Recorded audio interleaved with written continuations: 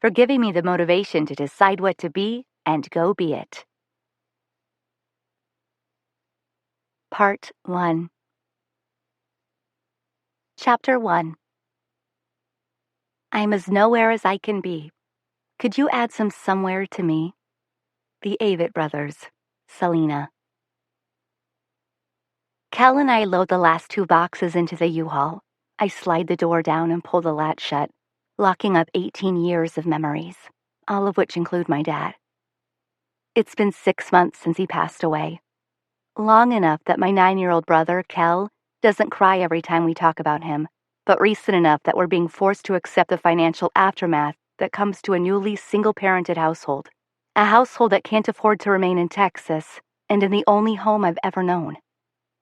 Lake, stop being such a downer, my mom says, handing me the keys to the house. I think you'll love Michigan. She never calls me by the name she legally gave me. She and my dad argued for 9 months over what I would be named. She loved the name Layla, after the Eric Clapton song. Dad loved the name Kennedy, after a Kennedy. It doesn't matter which Kennedy, he would say. I love them all. I was almost 3 days old before the hospital forced them to decide. They agreed to take the first 3 letters of both names and compromised on Layken, but neither of them has ever once referred to me as such. I mimic my mother's tone. Mom, stop being such an upper. I'm going to hate Michigan. My mother has always had an ability to deliver an entire lecture with a single glance. I get the glance. I walk up the porch steps and head inside the house to make a walkthrough before the final turn of the key. All of the rooms are eerily empty. It doesn't seem as though I'm walking through the house where I've lived since the day I was born. These last 6 months have been a whirlwind of emotions, all of them bad. Moving out of this home was inevitable. I realize that. I just expected it to happen after the end of my senior year. I'm standing in what is no longer our kitchen when I catch a glimpse of a purple plastic hair clip under the cabinet in the space where the refrigerator once stood. I pick it up, wipe the dust off of it, and run it back and forth between my fingers. It'll grow back, Dad said. I was 5 years old, and my mother had left her trimming scissors on the bathroom counter. Apparently, I had done what most kids of that age do. I cut my own hair. Mommy's going to be so mad at me, I cried. I thought that if I cut my hair, it would immediately grow back, and no one would notice. I cut a pretty wide chunk out of my bangs and sat in front of the mirror for probably an hour, waiting for the hair to grow back. I picked the straight brown strands up off the floor and held them in my hand, contemplating how I could secure them back to my head, when I began to cry. When Dad walked into the bathroom and saw what I had done, he just laughed and scooped me up, then positioned me on the countertop. Mommy's not going to notice, Lake, he promised as he removed something out of the bathroom cabinet. I just happen to have a piece of magic right here. He opened up his palm and revealed the purple clip. As long as you have this in your hair, Mommy will never know. He brushed the remaining strands of hair across and secured the clip in place. He then turned me around to face the mirror. See? Good as new. I looked at our reflection in the mirror and felt like the luckiest girl in the world. I didn't know of any other dad who had magic clips. I wore that clip in my hair every day for 2 months, and my mother never once mentioned it. Now that I look back on it, I realize he probably told her what I had done. But when I was 5, I believed in his magic. I look more like my mother than like him. Mom and I are both of average height. After having 2 kids, she can't really fit into my jeans, but we're pretty good at sharing everything else. We both have brown hair that, depending on the weather, is either straight or wavy. Her eyes are a deeper emerald than mine, although it could be that the paleness of her skin just makes them more prominent. I favor my dad in all the ways that count. We had the same dry sense of humor, the same personality, the same love of music, the same laugh. Kel is a different story. He takes after our dad physically with his dirty blonde hair and soft features. He's on the small side for 9 years old, but his personality makes up for what he lacks in size. I walk to the sink and turn it on, rubbing my thumb over the 13 years of grime collected on the hair clip. Kel walks backwards into the kitchen, just as I'm drying my hands on my jeans. He's a strange kid, but I couldn't love him more. He has a game he likes to play that he calls Backward Day, in which he spends most of the time walking everywhere backward, talking backward, and even requesting dessert first. I guess with such a big age difference between him and me, and no other siblings, he has to find a way to entertain himself somehow. "Hurry to says, Mom Layken," he says backward. I place the hair clip in the pocket of my jeans and head back out the door, locking up my home for the very last time. Over the next few days, my mother and I alternate driving my Jeep and the U-Haul, stopping only twice at hotels to sleep. Kel switches between Mom and me, riding the final day with me in the U-Haul. We complete the last exhausting 9-hour stretch through the night, only stopping once for a short break. As we close in on our new town of Ypsilanti, I take in my surroundings and the fact that it's September, but my heater is on.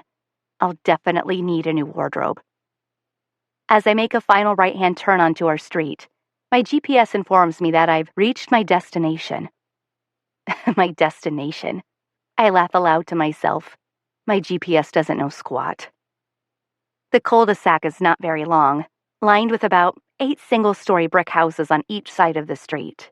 There's a basketball goal in one of the driveways, which gives me hope that Kel might have someone to play with. Honestly, it looks like a decent neighborhood. The lawns are manicured, the sidewalks are clean, but there's too much concrete. Way too much concrete. I already miss home. Our new landlord emailed us pictures of the house, so I immediately spot which one is ours. It's small. It's really small. We had a ranch-style home on several acres of land in Texas. The minuscule amount of land surrounding this home is almost nothing but concrete and garden gnomes. The front door is propped open, and I see an older man who I assume is our new landlord come outside and wave. I drive about 50 yards past the house so that I can back into the driveway where the rear of the U-Haul will face the front door. Before I put the gear shift in reverse, I reach over and shake Kel awake. He's been passed out since Indiana.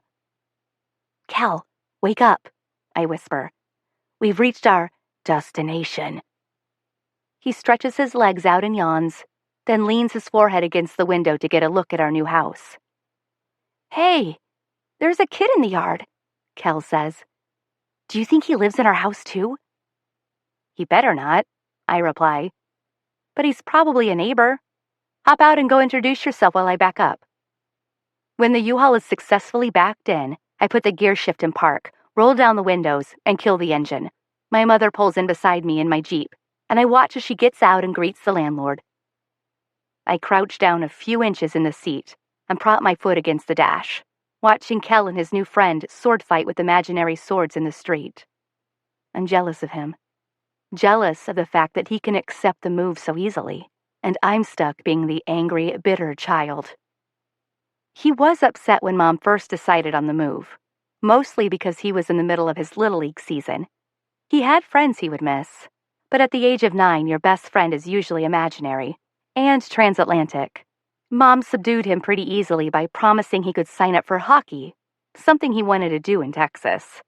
It was a hard sport to come by in the rural South. After she agreed to that, he was pretty upbeat, if not stoked, about Michigan. I understand why we had to move. Dad had made a respectable living managing a paint store. Mom worked PRN as a nurse when she needed to, but mostly tended to the house and to us. About a month after he died, she was able to find a full-time job. I could see the stress of my father's death taking its toll on her, along with being the new head of household. One night over dinner, she explained to us that she wasn't left with enough income to continue paying all the bills and the mortgage. She said there was a job that could pay her more, but we would have to move. She was offered a job by her old high school friend, Brenda. They grew up together in my mother's hometown of Ypsilanti, right outside of Detroit. It paid more than anything she could find in Texas, so she had no choice but to accept. I don't blame her for the move. My grandparents are deceased, and she has no one to help her. I understand why we had to do it, but understanding a situation doesn't always make it easier. "Layken, you're dead," Kel shouts through the open window, thrusting his imaginary sword into my neck. He waits for me to slump over, but I just roll my eyes at him. "I stabbed you. You're supposed to die," he says. "Believe me, I'm already dead," I mumble as I open the door and climb out. Kel's shoulders are slumped forward, and he's staring down at the concrete, his imaginary sword limp by his side. Kel's new friend stands behind him, looking just as defeated, causing me immediately to regret the transference of my bad mood. "I'm already dead," I say in my best monster voice. "Because I'm a zombie!" They start screaming as I stretch my arms out in front of me, cock my head to the side, and make a gurgling sound. "Brains!" I grumble, walking stiff-legged after them around the U-Haul. "Brains!" I slowly round the front of the U-Haul, holding my arms out in front of me, when I notice someone grasping my brother and his new friend by the collars of their shirts. "Get 'em!" the stranger yells as he holds the two screaming boys. He looks a couple of years older than me, and quite a bit taller. Hot would be how most girls would describe him, but I'm not most girls. The boys are flailing around, and his muscles flex under his shirt as he tries hard to maintain his grip on them. Unlike Kel and me, these two are unmistakably siblings. Aside from the obvious age difference, they're identical. They both have the same smooth olive skin, the same jet black hair, even the same cropped hairstyle. He's laughing as Kel breaks free and starts slicing at him with his sword. He looks up at me and mouths, "Help," when I realize I'm still frozen in my zombie pose. My first instinct is to crawl back inside the U-Haul and hide on the floorboard for the remainder of my life. Instead, I yell, "Brains!" once more and lunge forward, pretending to bite the younger boy on top of his head. I grab Kel and his new friend and start tickling them until they melt into heaps on the concrete driveway. As I straighten up, the older brother extends his hand. "Hey, I'm Will. We live across the street," he says, pointing to the house directly across from ours. I reciprocate his handshake. "I'm Layken. I guess I live here," I say, as I glance toward the house behind me. He smiles. Our handshake lingers, as neither one of us says anything. I hate awkward moments. "Well, welcome to Ypsilanti," he says. He pulls his hand from mine and puts it in his jacket pocket. "Where are you guys moving here from?" "Texas?" I reply. I'm not sure why the tail end of my reply comes out like a question. I'm not sure why I'm even analyzing why it came out like a question. I'm not sure why I'm analyzing the reason why I'm analyzing. I'm flustered. It must be the lack of sleep I've gotten over the past 3 days. "Texas, huh?" he says. He's rocking back and forth on his heels. The awkwardness intensifies when I fail to respond. He glances down at his brother and bends over, grabbing him by the ankles. "I've got to get this little guy to school," he says as he swings his brother up and over his shoulders. "There's a cold front coming through tonight. You should try to get as much unloaded today as you can. It's supposed to last a few days, so if you guys need help unloading this afternoon, let me know. We should be home around 4. "Sure, thanks," I say. They head across the street, and I'm still watching them when Kel stabs me in my lower back. I drop to my knees and clutch at my stomach, crouching forward as Kel climbs on top of me and finishes me off. I glance across the street again and see Will watching us. He shuts his brother's car door, walks around to the driver's side door, and waves goodbye. It takes us most of the day to unload all the boxes and furniture. Our landlord helps move the larger items that Mom and I can't lift on our own. We're too tired to get to the boxes inside the Jeep and agree to put it off until tomorrow. I'm a little disappointed when the U-Haul is finally empty. I no longer have an excuse to solicit Will's help. As soon as my bed is put together, I start grabbing boxes with my name on them from the hallway. I get most of them unpacked and my bed made when I notice the furniture in my bedroom casting shadows across the walls. I look out my window and the sun is setting. Either the days are a lot shorter here or I've lost track of time. In the kitchen, I find Mom and Kel unloading dishes into the cabinets. I climb into one of the 6 tall chairs at the bar, which also doubles as the dining room table because of the lack of dining room. There isn't much to this house. When you walk through the front door, there's a small entryway followed by the living room. The living room is separated from the kitchen by nothing more than a hallway to the left and a window to the right. The living room's beige carpet is edged by hardwood that leads throughout the rest of the house. Everything is so clean here, my mother says as she continues putting away dishes. I haven't seen a single insect.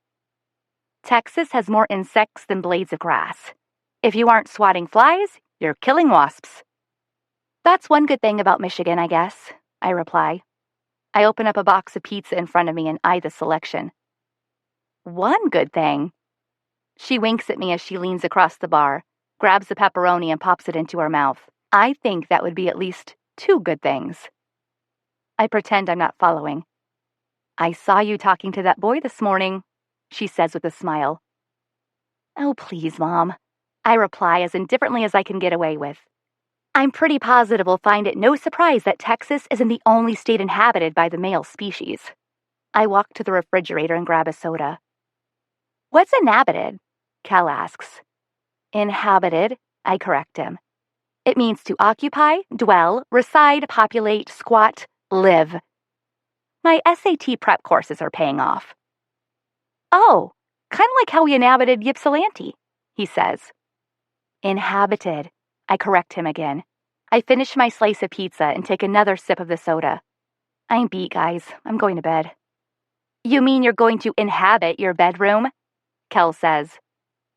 You're a quick learner, young grasshopper. I bend and kiss the top of his head and retreat to my room. It feels so good to crawl under the covers. At least my bed is familiar. I close my eyes and try to imagine that I'm in my old bedroom. My old, warm bedroom. My sheets and pillow are ice cold, so I pull the covers over my head to generate some heat. Note to self, locate the thermostat first thing in the morning.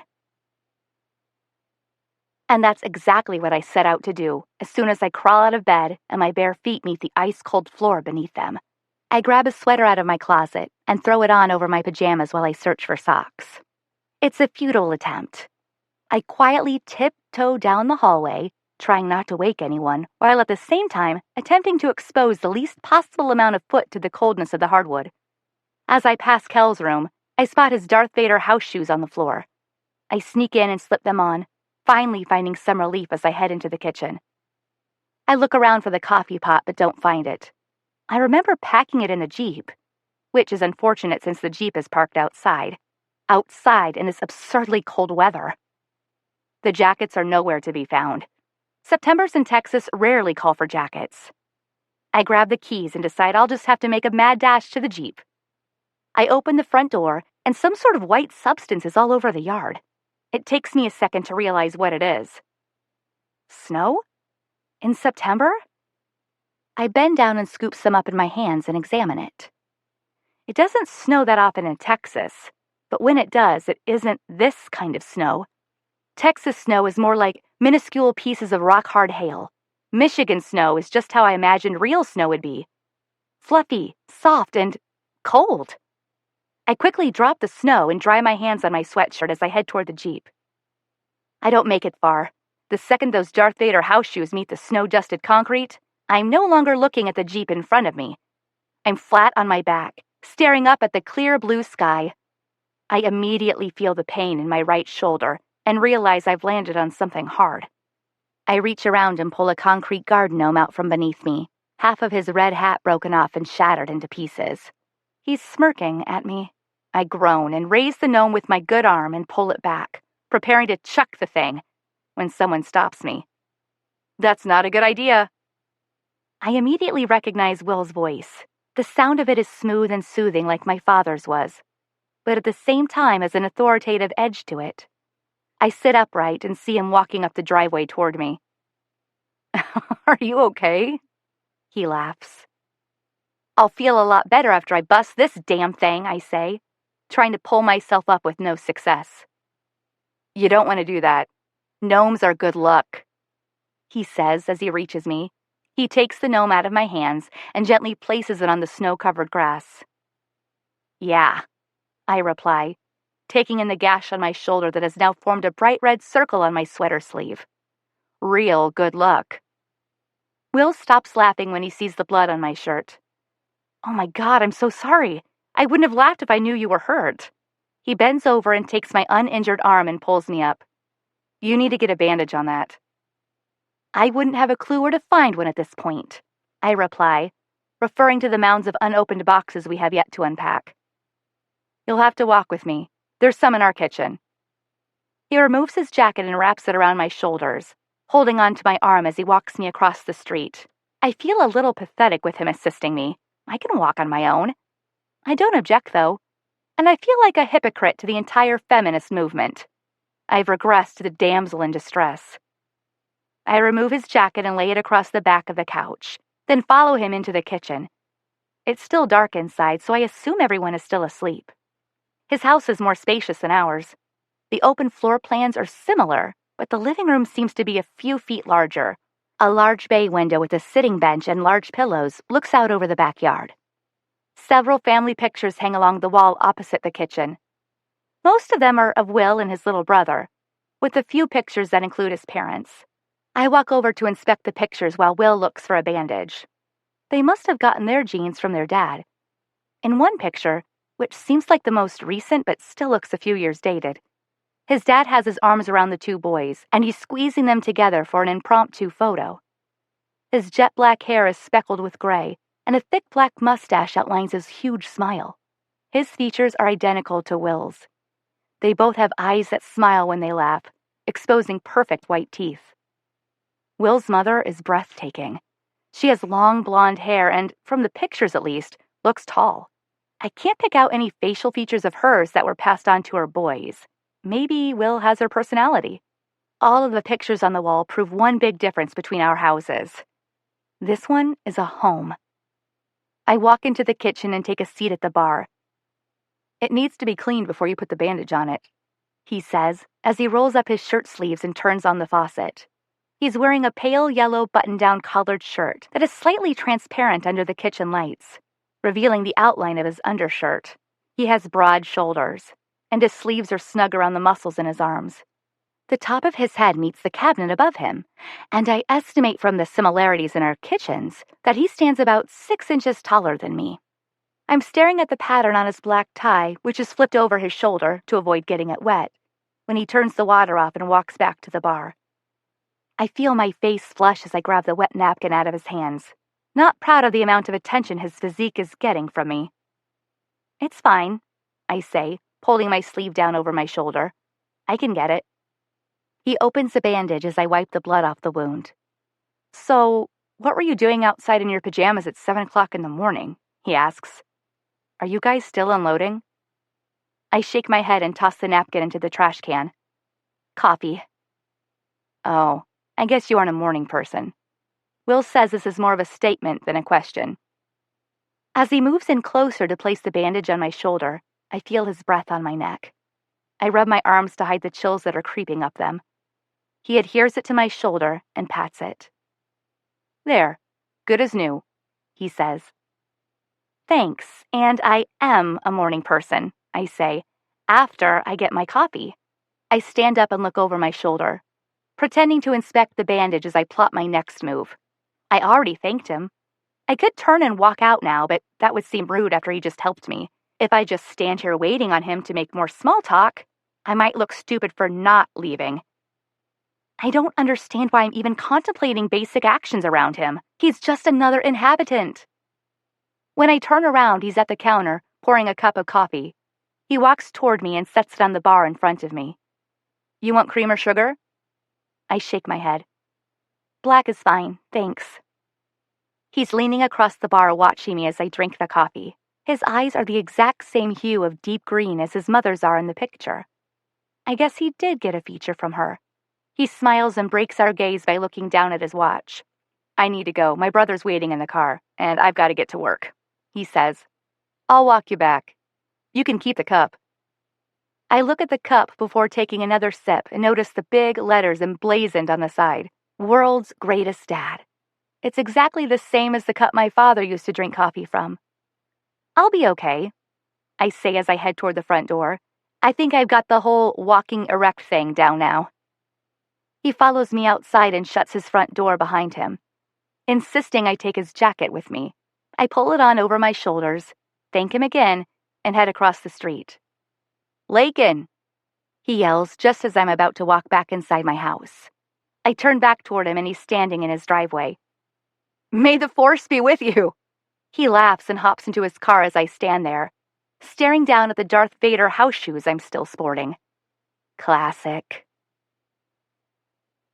The coffee helps. I locate the thermostat, and by lunch, the house has finally started to warm up. Mom and Kel have gone to the utility company to get everything switched into her name, and I'm left with the last of the boxes, if you don't count what's still in the Jeep.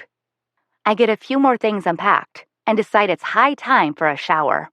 I'm pretty sure I'm closing in on day 3 of my granola girl look. I get out of the shower and wrap myself in a towel, flipping my hair forward as I brush it out and blow dry it. When it's dry, I point the blow dryer at the fogged-up mirror, forming a clear circular area so that I can apply a little makeup. I notice my tan has started to fade. There won't be much lying out here, so I might as well get used to a slightly paler complexion. I brush my hair and pull it back into a ponytail and put on some lip gloss and mascara. I forego the blush, since there no longer seems to be a need for it. Between the weather and my brief encounters with Will, my cheeks seem to stay red. Mom and Kel have already returned and gone again while I was in the shower. There is a note from her informing me she and Kel are following her friend Brenda into the city to return the U-Haul. 3 $20 bills are on the counter next to the car keys and a grocery list. I snatch them up and head to the Jeep, reaching it successfully this time. I realize as I'm putting the car into reverse that I have absolutely no idea where I'm going. I know nothing about this town, much less whether I need to turn left or right off my own street. Will's little brother is in their front yard, so I pull the car up, parallel to their curb, and roll down my passenger window. Hey, come here for a sec, I yell at him. He looks at me and hesitates. Maybe he thinks I'm going to bust out in zombie mode again. He walks towards the car but stops 3 feet short of the window. How do I get to the closest grocery store? I ask him. He rolls his eyes. Seriously, I'm 9. Okay, so the resemblance to his brother is only skin deep. Well, thanks for nothing, I say. What's your name, anyway? He smiles at me mischievously and yells, Darth Vader. He's laughing as he runs in the opposite direction of the car. Darth Vader? I realize the significance of his response. He's making a crack about the house shoes I had on this morning. Not a big deal. The big deal is that Will must have been talking about me to him. I can't help but try to imagine the conversation between them and what Will thinks about me, if he even thinks about me. For some reason, I've been thinking about him more than I'm comfortable with. I keep wondering how old he is, what his major is, whether he's single. Luckily, I didn't leave any boyfriends behind in Texas. I haven't dated anyone in almost a year. Between high school, my part-time job, and helping out with Kel's sports, I hadn't had much time for boys. I realize it's going to be an adjustment, going from a person with absolutely no free time to a person with absolutely nothing to do. I reach into the glove box to retrieve my GPS. That's not a good idea, Will says. I look up to see him walking toward the car. I make my best attempt to stifle the smile that's trying to take over my face. What's not a good idea? I say as I insert the GPS into its holder and power it on. He crosses his arms and leans in the window of the car. There's quite a bit of construction going on right now. That thing will get you lost. I'm about to respond when Brenda pulls up alongside me with my mother. Brenda rolls down her driver's side window, and my mother leans across the seat. Don't forget laundry detergent. I can't remember if I put it on the list. And cough syrup. I think I'm coming down with something, she says through the window. Kel jumps out of the back seat, runs to Will's brother, and invites him inside to look at our house. Can I? Will's brother asks him. Sure, Will says as he opens my passenger door. I'll be back in a little while, Calder. I'm riding with Layken to the store. He is? I shoot a look in his direction and he's buckling his seatbelt. I don't give very good verbal directions. Mind if I go with you? I guess not. I laugh. I look back toward Brenda and my mother, but they have already pulled forward into the driveway. I put the car in drive and listen as Will gives me directions out of the neighborhood. So, Calder is your little brother's name? I say, making a half-hearted attempt at small talk. One and only. My parents tried for years to have another baby after me. They eventually had Calder when names like Will weren't that cool anymore. I like your name, I say. I regret saying it as soon as it comes out of my mouth. It sounds like a lame attempt at flirting. He laughs. I like his laugh. I hate that I like his laugh. It startles me when I feel him brush the hair off my shoulder and touch my neck. His fingers slip under the collar of my shirt, and he pulls it slightly down over my shoulder. You're going to need a new bandage soon.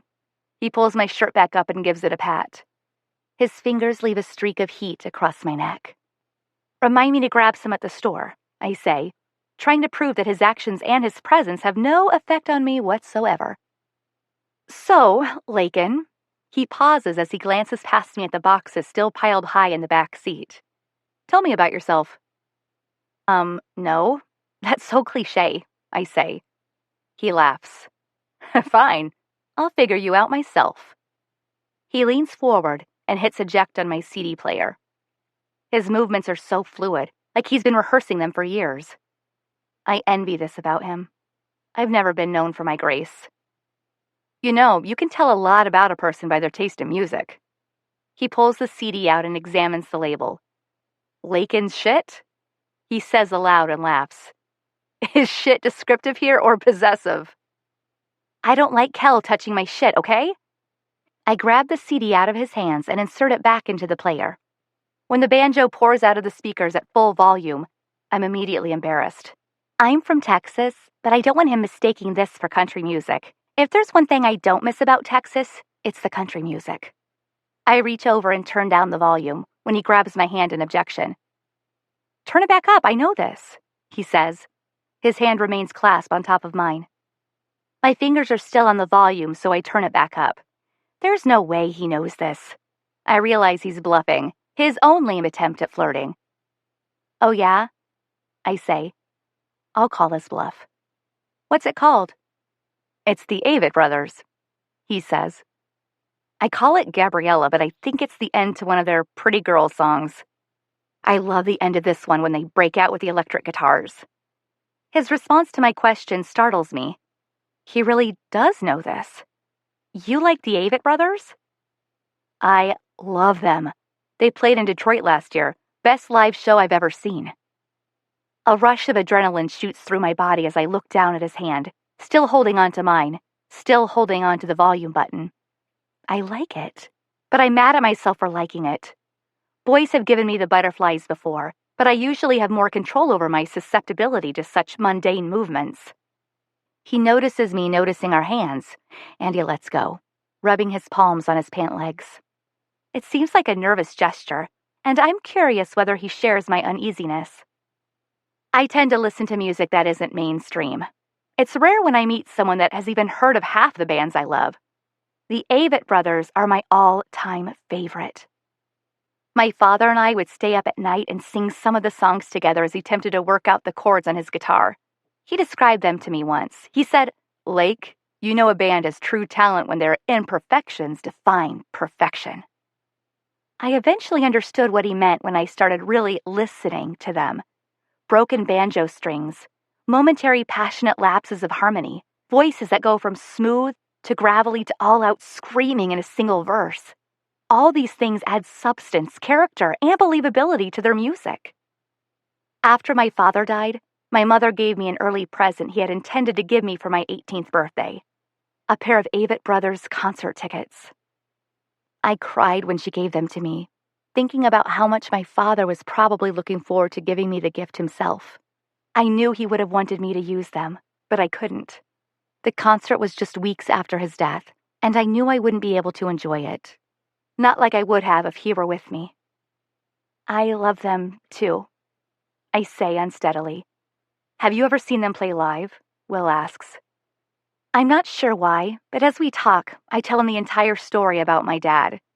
He listens intently, interrupting only to instruct me when and where to turn.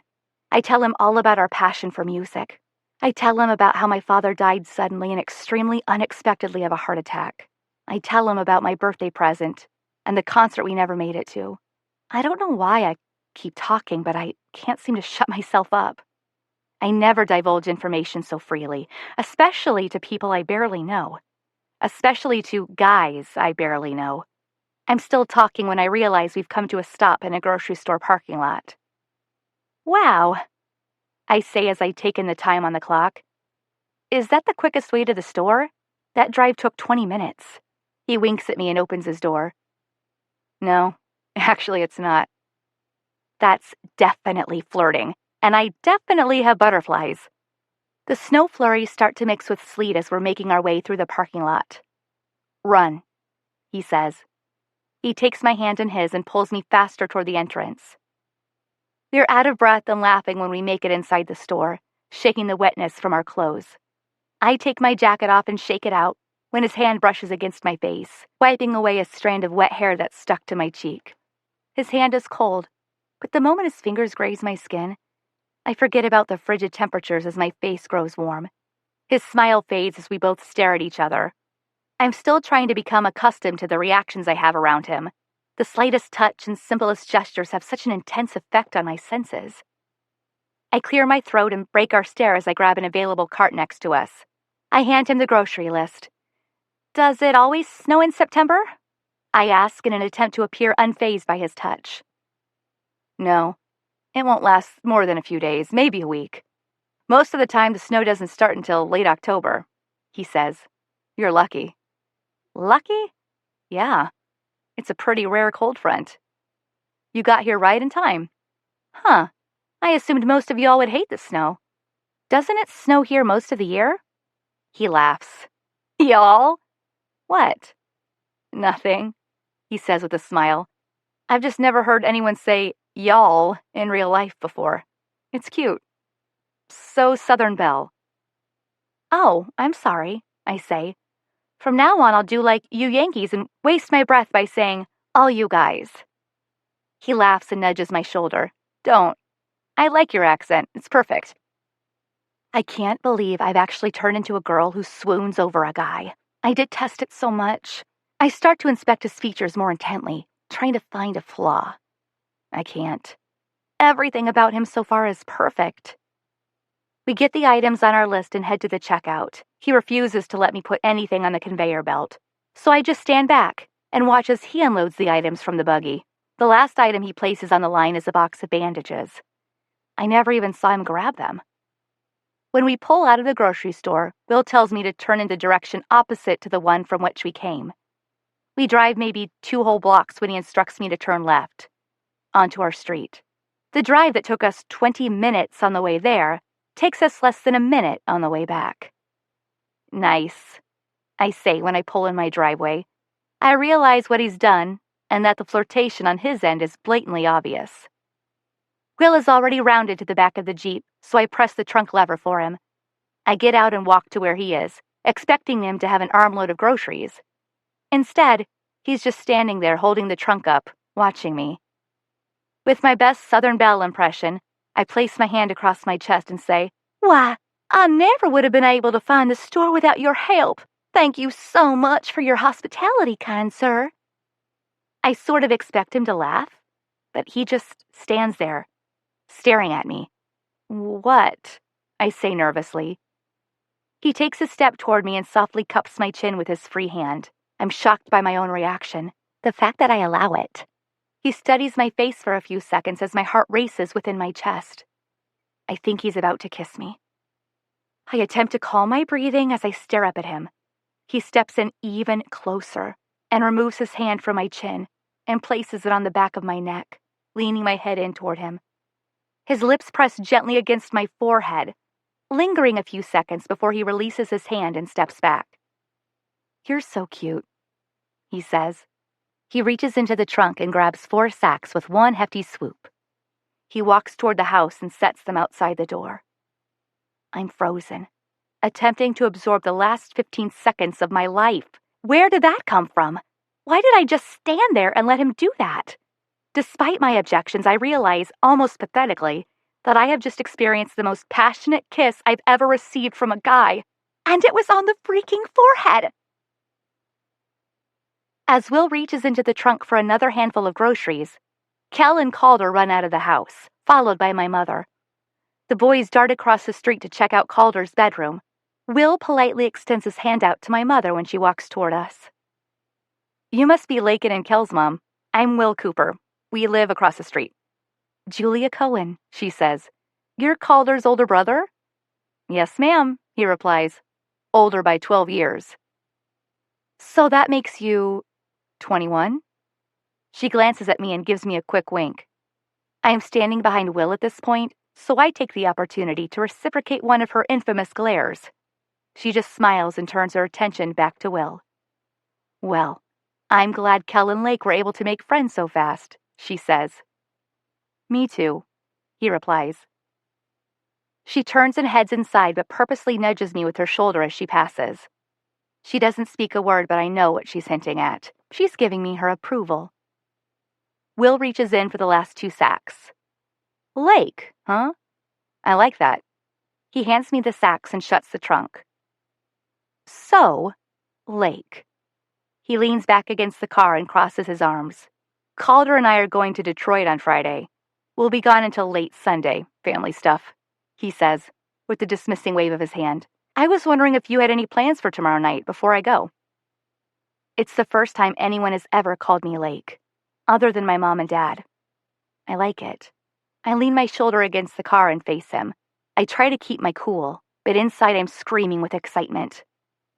Are you really going to make me admit that I have absolutely no life here? I say. Great. It's a date then. I'll pick you up at 7:30. He immediately turns and heads towards his house when I realize he never actually asked, and I never actually agreed. Chapter 2. It won't take long for me to tell you who I am. Well, you hear this voice right now. Well, that's pretty much all I am. The Avett brothers. Give me a kiss. The next afternoon, I'm picking out what to wear, but can't seem to locate any clean, weather-appropriate clothing. I don't own many winter shirts, besides what I've already worn this week. I choose a purple, long-sleeve shirt and smell it, deciding it's clean enough. I spray some perfume, though, just in case it isn't. I brush my teeth, touch up my makeup, brush my teeth again, and let down my ponytail. I curl a few sections of my hair and pull some silver earrings out of my drawer when I hear a knock on the bathroom door. My mother enters with a handful of towels. She opens the cabinet next to the shower and places them inside. Going somewhere? She says. She sits down on the edge of the bathtub while I continue to get ready. Yeah, somewhere. I try to hide my smile as I put in my earrings. Honestly, I'm not sure what we're doing. I really never even agreed to the date. She stands up and walks to the door, leaning up against the frame. She watches me in the mirror. She has aged so much in the short time since my dad's death. Her bright green eyes against her smooth porcelain skin used to be breathtaking. Now, her cheekbones stand out above the hollowed shadows in her cheeks. The dark circles under her eyes overpower their emerald hue. She looks tired and sad. Well, you're 18 now. You've had enough of my dating advice for a lifetime, she says. But I'll provide you with a quick recap just in case. Don't order anything with onion or garlic. Never leave your drink unattended. And always use protection. Ugh, Mom. I roll my eyes. You know I know the rules, and you know I don't have to worry about the last one. Please don't give Will a recap of your rules. Promise? I make her promise. So, tell me about Will. Does he work? Is he in college? What's his major? Is he a serial killer? She says this with such sincerity. I walk the short distance from the bathroom to my bedroom and bend down to search through my shoes. She follows me and sits on the bed. Honestly, Mom, I don't know anything about him. I didn't even know how old he was until he told you. That's good, she says. Good? I glance back at her. How is not knowing anything about him good? I'm about to be alone with him for hours. He could be a serial killer. I grab my boots and walk over to the bed to slip them on. It'll give you plenty to talk about. That's what first dates are for. Good point, I say. Growing up, my mother did give great advice. She always knew what I wanted to hear, but would tell me what I needed to hear. My dad was her first boyfriend, so I've always wondered how she knows so much about dating, boys, and relationships. She's only been with one person, and it seems most knowledge would have come from life experiences. She's the exception, I guess. Mom, I say as I slip on my boots, I know you were only 18 when you met Dad. I mean, that's really young to meet the person you spend the rest of your life with. Do you ever regret it? She doesn't answer immediately. Instead, she lies back on my bed and clasps her hands behind her head, pondering my question. I've never regretted it. Questioned it? Sure, but never regretted. Is there a difference? I ask. Absolutely. Regret is counterproductive. It's looking back on a past that you can't change. Questioning things as they occur can prevent regret in the future. I questioned a lot about my relationship with your father. People make spontaneous decisions based on their hearts all the time. There's so much more to relationships than just love. Is that why you always tell me to follow my head, not my heart? My mother sits up on the bed and takes my hands in hers. Lake, do you want some real advice that doesn't include a list of foods you should avoid? Has she been holding out on me? Of course, I reply. She's lost the authoritative parental edge to her voice, which makes me aware that this conversation is less mother-daughter and more woman-to-woman. She pulls her legs up Indian style on the bed and faces me.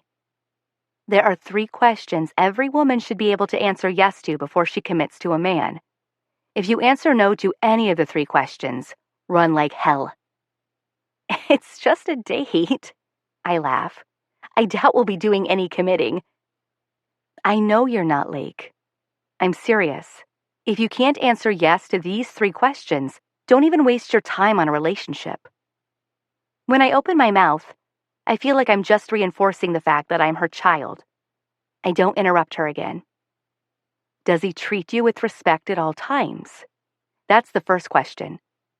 The second question is, if he is the exact same person 20 years from now that he is today, would you still want to marry him? And finally, does he inspire you to want to be a better person? You find someone you can answer yes about to all 3, then you found a good man. I take a deep breath as I soak in even more sage advice from her.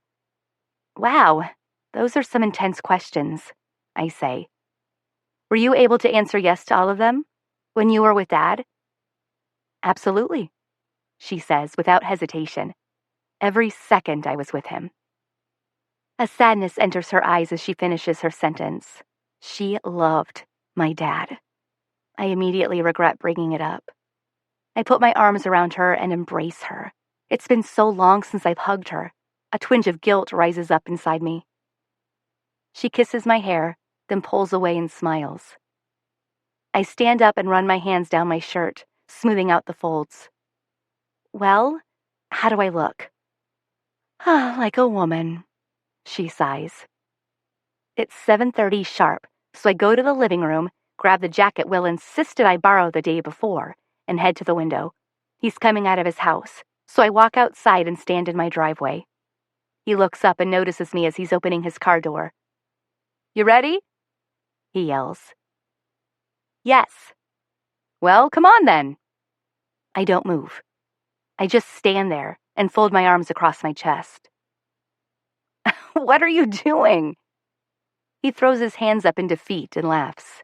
You said you would pick me up at 7:30. I'm waiting for you to pick me up. He grins and gets in the car. He backs straight out of his driveway and into mine, so that the passenger door is closest to me. He hops out of the car and runs around to open it. Before I get in, I give him the once-over. He's wearing loose-fitted jeans and a black long-sleeve shirt that outlines his arms. It's the defined arms that prompt me to return his jacket to him. That reminds me, I say, handing him his jacket. I bought this for you. He smiles when he takes it and slides his arm inside. Wow, thanks, he says. It even smells like me. He waits until I've buckled up before he shuts the door. As he's walking around to his side, I notice the car smells like cheese. Not old, stale cheese, but fresh cheese. Cheddar, maybe. My stomach growls. I'm curious where we're going to eat. When Will gets in, he reaches into the back seat and grabs a sack. We don't have time to eat, so I made us grilled cheese. He hands me a sandwich and a bottle of soda. Wow, this is a first, I say, staring at the items in my hands. And where exactly are we going in such a hurry? I twist open the lid. It's obviously not a restaurant. He unwraps his sandwich and takes a bite. It's a surprise, he says with a mouthful of bread. He navigates the steering wheel with his free hand as he simultaneously drives and eats. I know a lot more about you than you know about me, so tonight I want to show you what I'm all about. Well, I'm intrigued, I say. I really am intrigued. We both finish our sandwiches, and I put the trash back in the bag and place it in the back seat. I try to think of something to say to break the silence, so I ask him about his family. What are your parents like? He takes a deep breath and slowly exhales, almost like I've asked the wrong thing. I'm not big on small talk, Lake. We can figure all that out later. Let's make this drive interesting. He winks at me and relaxes further into his seat. Driving, not talking, keeping it interesting. I'm repeating what he said in my head and hope I'm misunderstanding his intent.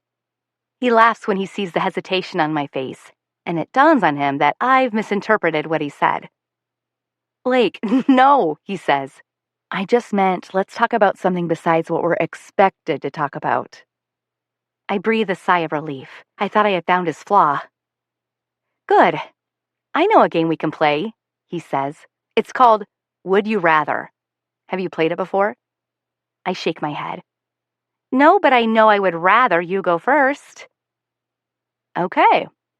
He clears his throat and pauses for a few seconds. Okay.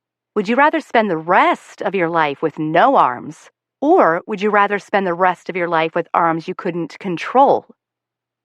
What the hell? I can honestly say this date is not going the way any of my previous dates have gone. It's pleasantly unexpected, though. Well, I hesitate. I guess I would rather spend the rest of my life with arms I couldn't control. What? Seriously?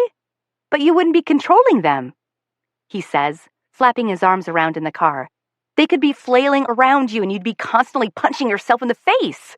Or worse, you might grab a knife and stab yourself. I laugh. I didn't realize there were right and wrong answers. You suck at this, he teases. Your turn. Okay, let me think. You have to have one ready, he says. Geez, Will, I barely heard of this game for the first time 30 seconds ago. Give me a second to think of one. He reaches over and squeezes my hand. I'm teasing. He repositions his hand underneath mine, and our fingers interlock. I like how easy the transition is, like we've been holding hands for years. So far, everything about this date has been easy. I like Will's sense of humor. I like that I find it so easy to laugh around him after having gone so many months without laughing. I like that we're holding hands. I really like that we're holding hands. Okay, I've got one, I say. Would you rather pee on yourself once a day at random, unknown times? Or would you rather have to pee on someone else? It depends on who I'd have to pee on. Can I pee on people I don't like? Or is it random people? Random people. Pee on myself, he says without hesitation. My turn now. Would you rather be 4 feet tall or 7 feet tall? 7 feet tall, I reply. Why? You aren't allowed to ask why, I say. Okay, let's see. Would you rather drink an entire gallon of bacon grease for breakfast every day? Or would you rather have to eat 5 pounds of popcorn for supper every night? 5 pounds of popcorn. I like the game we're playing. I like that he didn't worry about impressing me with dinner. I like that I have no idea where we're headed. I even like that he didn't compliment what I was wearing, which seems to be the standard opening line for dates. So far, I like everything about tonight. As far as I'm concerned, we could drive around for another 2 hours just playing Would You Rather, and it would be the most fun I've ever had on a date. But we don't. We eventually reach our destination, and I immediately tense up when I see the sign on the building. Club 9. Will, I don't dance. I'm hoping he'll be empathetic. Neither do I. We exit the vehicle and meet at the front of the car. I'm not sure who reaches out first, but once again, our fingers find each other in the dark, and he holds my hand and guides me towards the entrance. As we get closer, I notice a sign posted on the door. Closed for slam, Thursdays, 8 o'clock until whenever. Admission, free. Fee to slam, $3. Will opens the door without reading the sign. I start to inform him the club is closed, but he seems like he knows what he's doing. The silence is interrupted by the noise of a crowd as I follow him through the entryway and into the room. There is an empty stage to the right of us, and tables and chairs set up all over the dance floor. The place is packed. I see what looks like a group of younger kids, around age 14 or so, at a table toward the front. Will turns to the left and heads to an empty booth in the back of the room. It's quieter back here, he says. How old do you have to be to get into clubs here? I say, still observing the group of out-of-place children. Well, tonight it's not a club, he says as we scoot into the booth. It's a half-circle booth facing the stage, so I scoot all the way to the middle to get the best view. He moves in right beside me. It's slam night, he says. Every Thursday they shut the club down and people come here to compete in a slam. And what's a slam? I ask. It's poetry. He smiles at me. It's what I'm all about. Is he for real? A hot guy who makes me laugh and loves poetry? Someone pinch me. Or not. I'd rather not wake up. Poetry, huh? I say. Do people write their own or do they recite it from other authors? He leans back in the booth and looks up at the stage. I see the passion in his eyes when he talks about it. People get up there and pour their hearts out, just using their words and the movement of their bodies, he says. It's amazing. You aren't going to hear any Dickinson or Frost here. Is it like a competition? It's complicated, he says. It differs between every club. Normally during a slam, the judges are picked at random from the audience, and they assign points to each performance. The one with the most points at the end of the night wins. That's how they do it here anyway. So do you slam? Sometimes. Sometimes I judge. Sometimes I just watch. Are you performing tonight? Nah, just an observer tonight. I don't really have anything ready. I'm disappointed. It would be amazing to see him perform on stage. I still have no idea what slam poetry is, but I'm really curious to see him do anything that requires a performance. Bummer, I say. It's quiet for a moment while we both observe the crowd in front of us. Will nudges me with his elbow, and I turn to look at him. You want something to drink? He says. Sure, I'll take some chocolate milk. He cocks an eyebrow and grins. Chocolate milk? Really? I nod. With ice. Okay, he says as he slides out of the booth. One chocolate milk on the rocks coming right up. While he's gone, the MC comes to the stage and attempts to pump up the crowd. No one is in the back of the room where we're seated, so I feel a little silly when I yell, "Yeah!" with the rest of the crowd. I sink further into my seat and decide to just be a spectator for the remainder of the night. The MC announces it's time to pick the judges, and the entire crowd roars, almost everyone wanting to be chosen. They pick 5 people at random and move them to the judging table.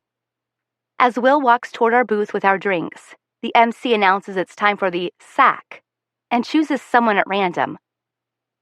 What's the sack? I ask him. Sacrifice. It's what they use to prepare the judges. He slides back into the booth. Somehow, he slides even closer this time. Someone performs something that isn't part of the competition so the judges can calibrate their scoring. So they can call on anyone? What if they had called on me? I ask, suddenly nervous. He smiles at me. Well, I guess you should have had something ready. He takes a sip from his drink, then leans back against the booth, finding my hand in the dark. Our fingers don't interlock this time, though. Instead, he places my hand on his leg. and his fingertips start to trace the outline of my wrist. He gently traces each of my fingers, following the lines and curves of my entire hand. His fingertips feel like electric pulses penetrating my skin. "Lake," he says quietly as he continues tracing up my wrist and back to my fingertips with a fluid motion. "I don't know what it is about you, but I like you." His fingers slide between mine, and he takes my hand in his, turning his attention back to the stage. I inhale and reach for my chocolate milk with my free hand, downing the entire glass. The ice feels good against my lips. It cools me off. They call in a young woman who looks to be around 25. She announces she is performing a piece she wrote titled "Blue Sweater." The lights are lowered as a spotlight is positioned on her. She raises the microphone and steps forward, staring down at the floor. A hush sweeps over the audience, and the only sound in the entire room is the sound of her breath, amplified through the speakers.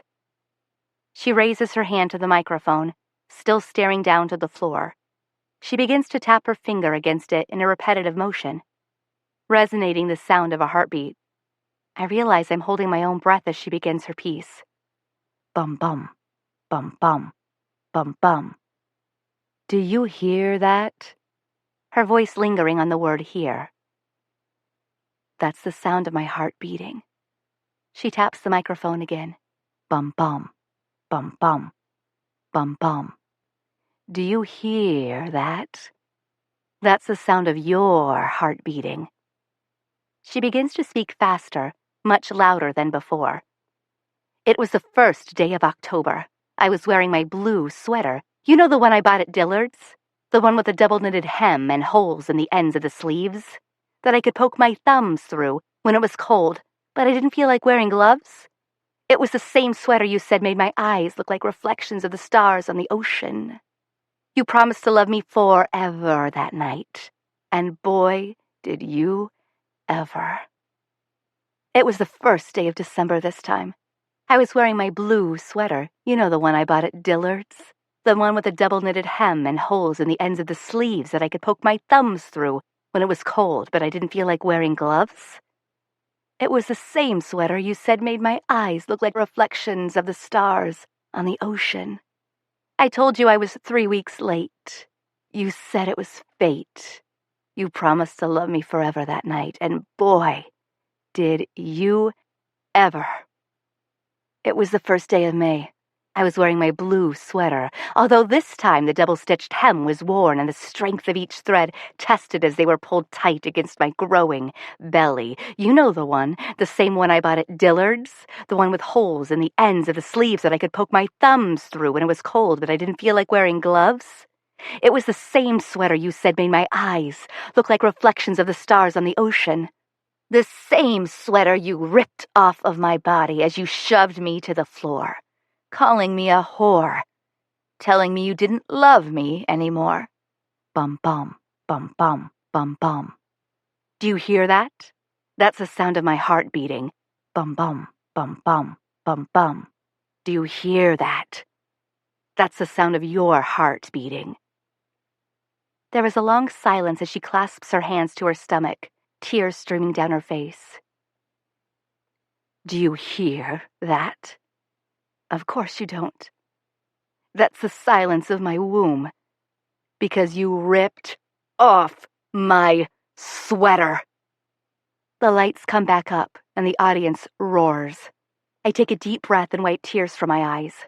I'm mesmerized by her ability to hypnotize an entire audience with such powerfully portrayed words. Just words. I'm immediately addicted and want to hear more. Will puts his arm around my shoulders and leans back into the seat with me, bringing me back to reality. Well, he says. I accept his embrace and move my head to his shoulders as we both stare out over the crowd. He rests his chin on top of my head. That was unbelievable, I whisper. His hand touches the side of my face, and he brushes his lips against my forehead. I close my eyes and wonder how much more my emotions can be tested. 3 days ago, I was devastated, bitter, hopeless. Today, I woke up feeling happy for the first time in months. I feel vulnerable. I try to mask my emotions, but I feel like everyone knows what I'm thinking and feeling, and I don't like it. I don't like being an open book. I feel like I'm up on the stage, pouring my heart out to him, and it scares the hell out of me. We sit in the same embrace as several more people perform their pieces. The poetry is as vast and electrifying as the audience. I have never laughed and cried so much. The way these poets are able to lure you into a whole new world, viewing things from a vantage point you've never seen before, making you feel like you are the mother who lost her baby, or the boy who killed his father, or even the man who got high for the first time and ate 5 plates of bacon. I feel a connection with these poets and their stories. What's more, I feel a deeper connection to Will. I can't imagine that he's brave enough to get up on the stage and bare his soul like these people are doing. I have to see it. I have to see him do this. The MC makes one last appeal for performers. I turn towards him. Will, you can't bring me here and not perform. Please do one. Please, please, please. He leans his head back against the booth. You're killing me, Lake. Like I said, I don't really have anything new. Do something old then, I suggest. Or do all these people make you nervous? He tilts his head towards me and smiles. Not all of them, just one of them. I suddenly have the urge to kiss him. I suppress the urge for now and continue to plead. I clasp my hands together under my chin. Don't make me beg, I say. You already are. He pauses for a few seconds, then removes his arm from around my shoulders and leans forward. All right, he says. He grins at me as he reaches into his pocket. But I'm warning you, you asked. He pulls his wallet out just as the MC announces the start of round 2. Will stands up, holding his $3 in the air. I'm in. The MC shields his eyes with his hand, squinting into the audience to see who spoke up. Ladies and gentlemen, it's one of our very own, Mr. Will Cooper. So nice of you to finally join us. He teases into the microphone. Will makes his way through the crowd and walks onto the stage and into the spotlight. What's the name of your piece tonight, Will? The MC asks. Death, Will replies, looking past the crowd and directly at me. The smile fades from his eyes and he begins his performance. Death, the only thing inevitable in life. People don't like to talk about death because it makes them sad. They don't want to imagine how life will go on without them. All the people they love will briefly grieve, but continue to breathe. They don't want to imagine how life will go on without them. Their children will still grow, get married, get old. They don't want to imagine how life will continue to go on without them. Their material things will be sold, their medical files stamped closed, their name becoming a memory to everyone they know. They don't want to imagine how life will go on without them, so instead of accepting it head on, they avoid the subject altogether, hoping and praying it will somehow pass them by, forget about them, moving on to the next one in line. No, they didn't want to imagine how life would continue to go on without them, but death didn't forget. Instead, they were met head-on by death, disguised as an 18-wheeler behind a cloud of fog. No, death didn't forget about them.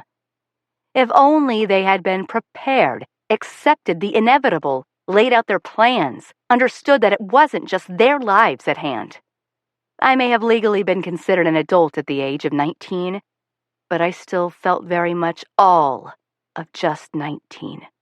Unprepared and overwhelmed to suddenly have the entire life of a 7-year-old in my realm. Death, the only thing inevitable in life. Will steps out of the spotlight and off of the stage before he even sees his scores. I find myself hoping he gets lost on his way back to our booth so that I have time to absorb this. I have no idea how to react. I had no idea that this was his life. That Calder was his whole life. I'm amazed by his performance, but devastated by his words. I wipe tears away with the back of my hand. I don't know if I'm crying for the loss of Will's parents, the responsibilities brought by that loss, or the simple fact that he spoke the truth. He spoke about a side of death and loss that never seems to be considered until it's too late, a side that I'm unfortunately all too familiar with. The Will I watched walk up to the stage is not the same Will I'm watching walk toward me. I'm conflicted. I'm confused. And most of all, I'm taken aback. He was beautiful. He notices me wiping tears from my eyes. I warned you, he says, sliding back into the booth. He reaches for his drink and takes a sip, stirring the ice cubes with a straw. I have no idea what to say to him. He put it all out there, right in front of me. My emotions take control over my actions. I reach forward and take his hand in mine, and he sets his drink back down on the table. He turns toward me and gives me a half smile, like he's waiting for me to say something. When I don't say anything, he pulls his hand up to my face and wipes away a tear, then traces the side of my cheek with the back of his hand. I don't understand the connection I feel with him. It all seems so fast. I put my hand on top of his and pull it to my mouth, then gently kiss the inside of his palm as we hold each other's stare. We suddenly become the only two people in the entire room. All the external noise fades into the distance. He brings his other hand to my cheek and slowly leans forward. I close my eyes and feel his breath draw closer as he pulls me toward him. His lips touch my lips, but barely. He slowly kisses my bottom lip, then my top lip. His lips are cold, still wet from his drink. I lean in further to return his kiss, but he pulls away when my mouth responds. I open my eyes and he's smiling at me, still holding my face in his hands. Patience, he whispers. He closes his eyes and leans in, kissing me softly on the cheek. I close my eyes and inhale, trying to calm the overwhelming impulse I have to wrap my arms around him and kiss him back. I don't know how he has so much self-control. He presses his forehead against mine and slides his hands down my arms. Our eyes lock when we open them. It's during this moment that I finally understand why my mother accepted her fate at the age of 18. Wow, I exhale. Yeah, he agrees. Wow. We hold each other's stare for a few more seconds until the audience starts to roar again. They are announcing the qualifiers for round 2 when Will grabs my hand and whispers, "Let's go." As I make my way out of the booth, my entire body feels like it's about to give out on me. I've never experienced anything like what just happened. Ever. We exit the booth and our hands remain locked as he navigates me through the ever-growing crowd and into the parking lot. I don't realize how warm I am until the cold Michigan air touches my skin. It feels exhilarating. Or I feel exhilarated. I can't tell which. All I know is that I wish the last 2 hours of my life could repeat for eternity. You don't want to stay? I ask him.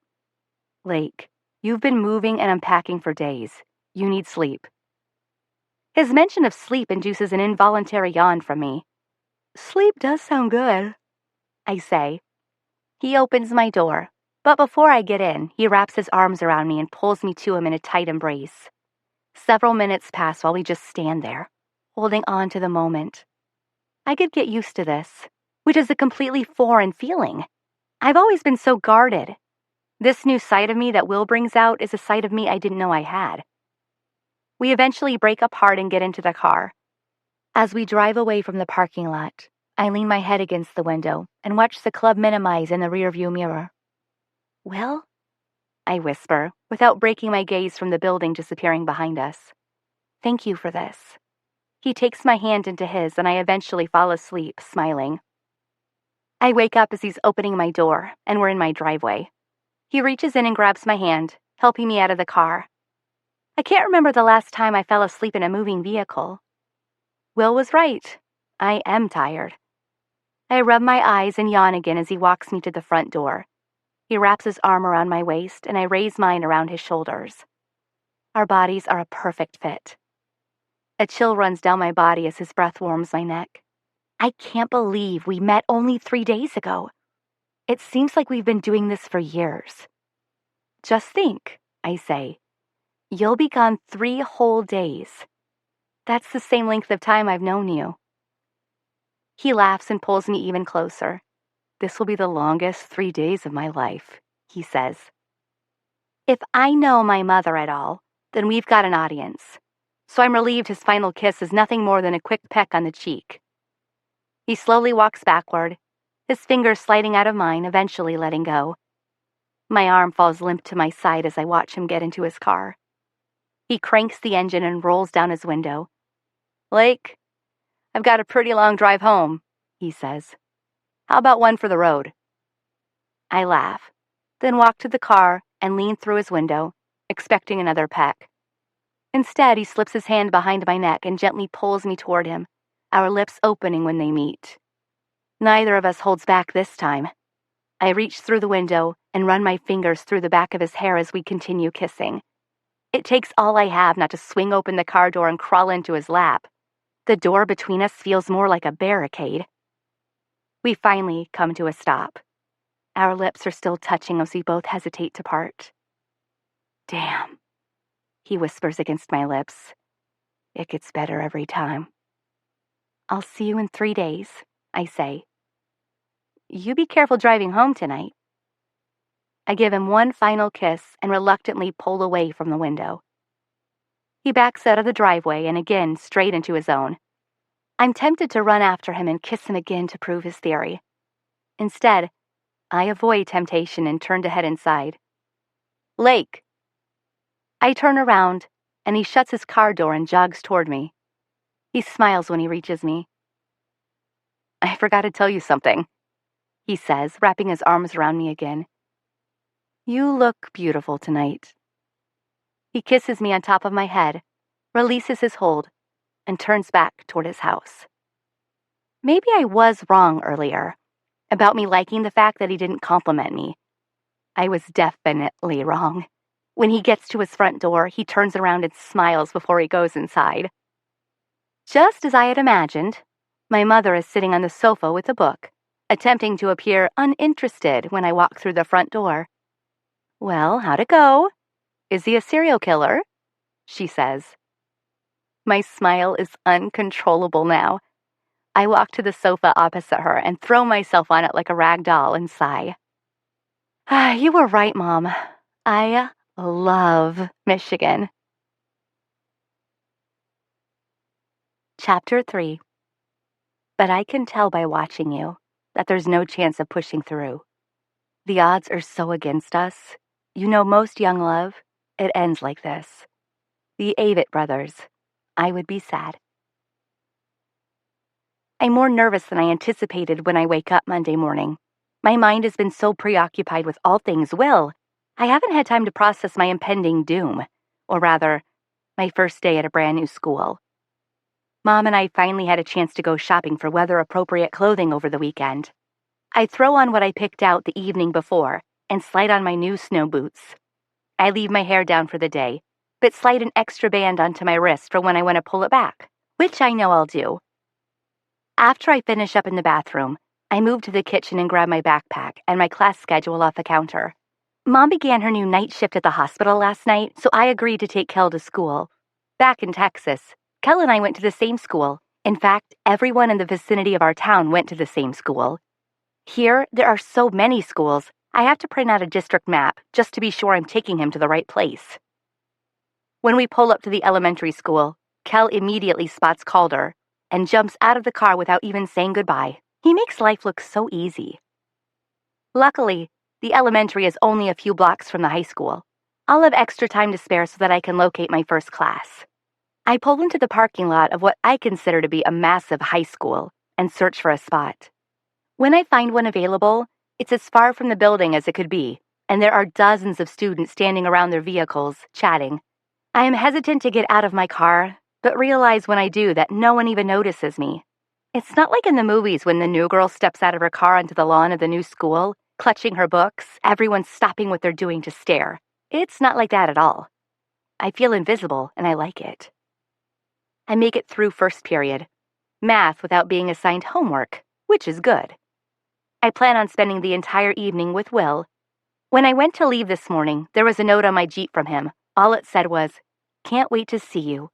I'll be back home by 4." 7 hours and 3 minutes to go. History isn't any harder.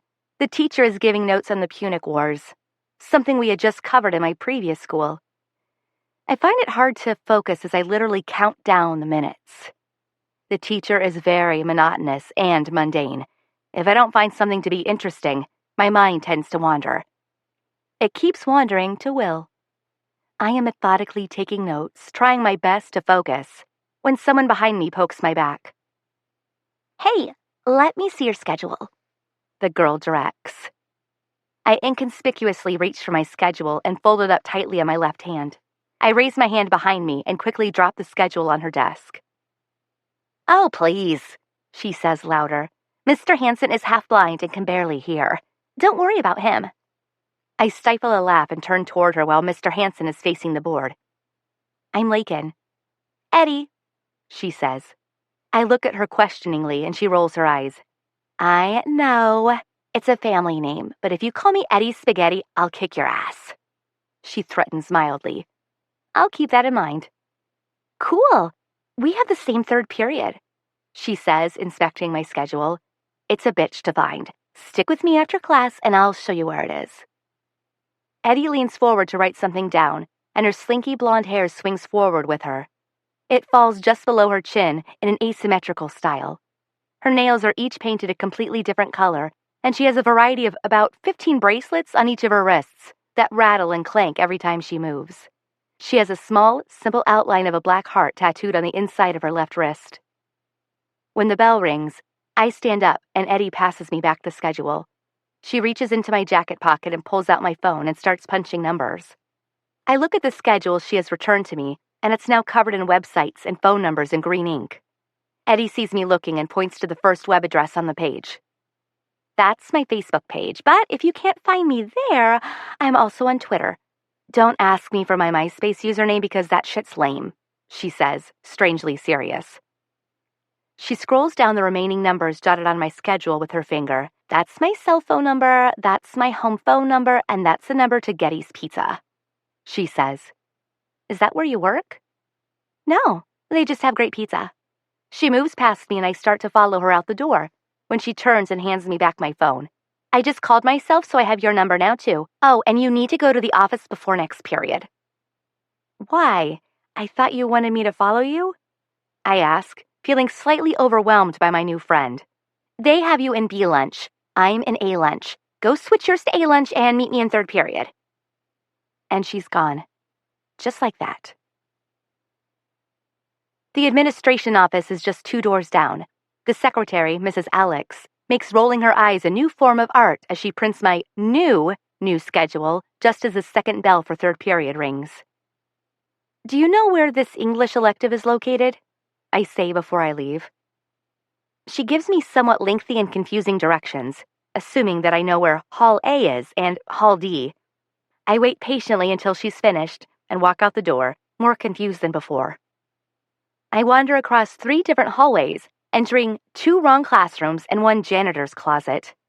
I round the corner when I finally see Hall D and feel some relief.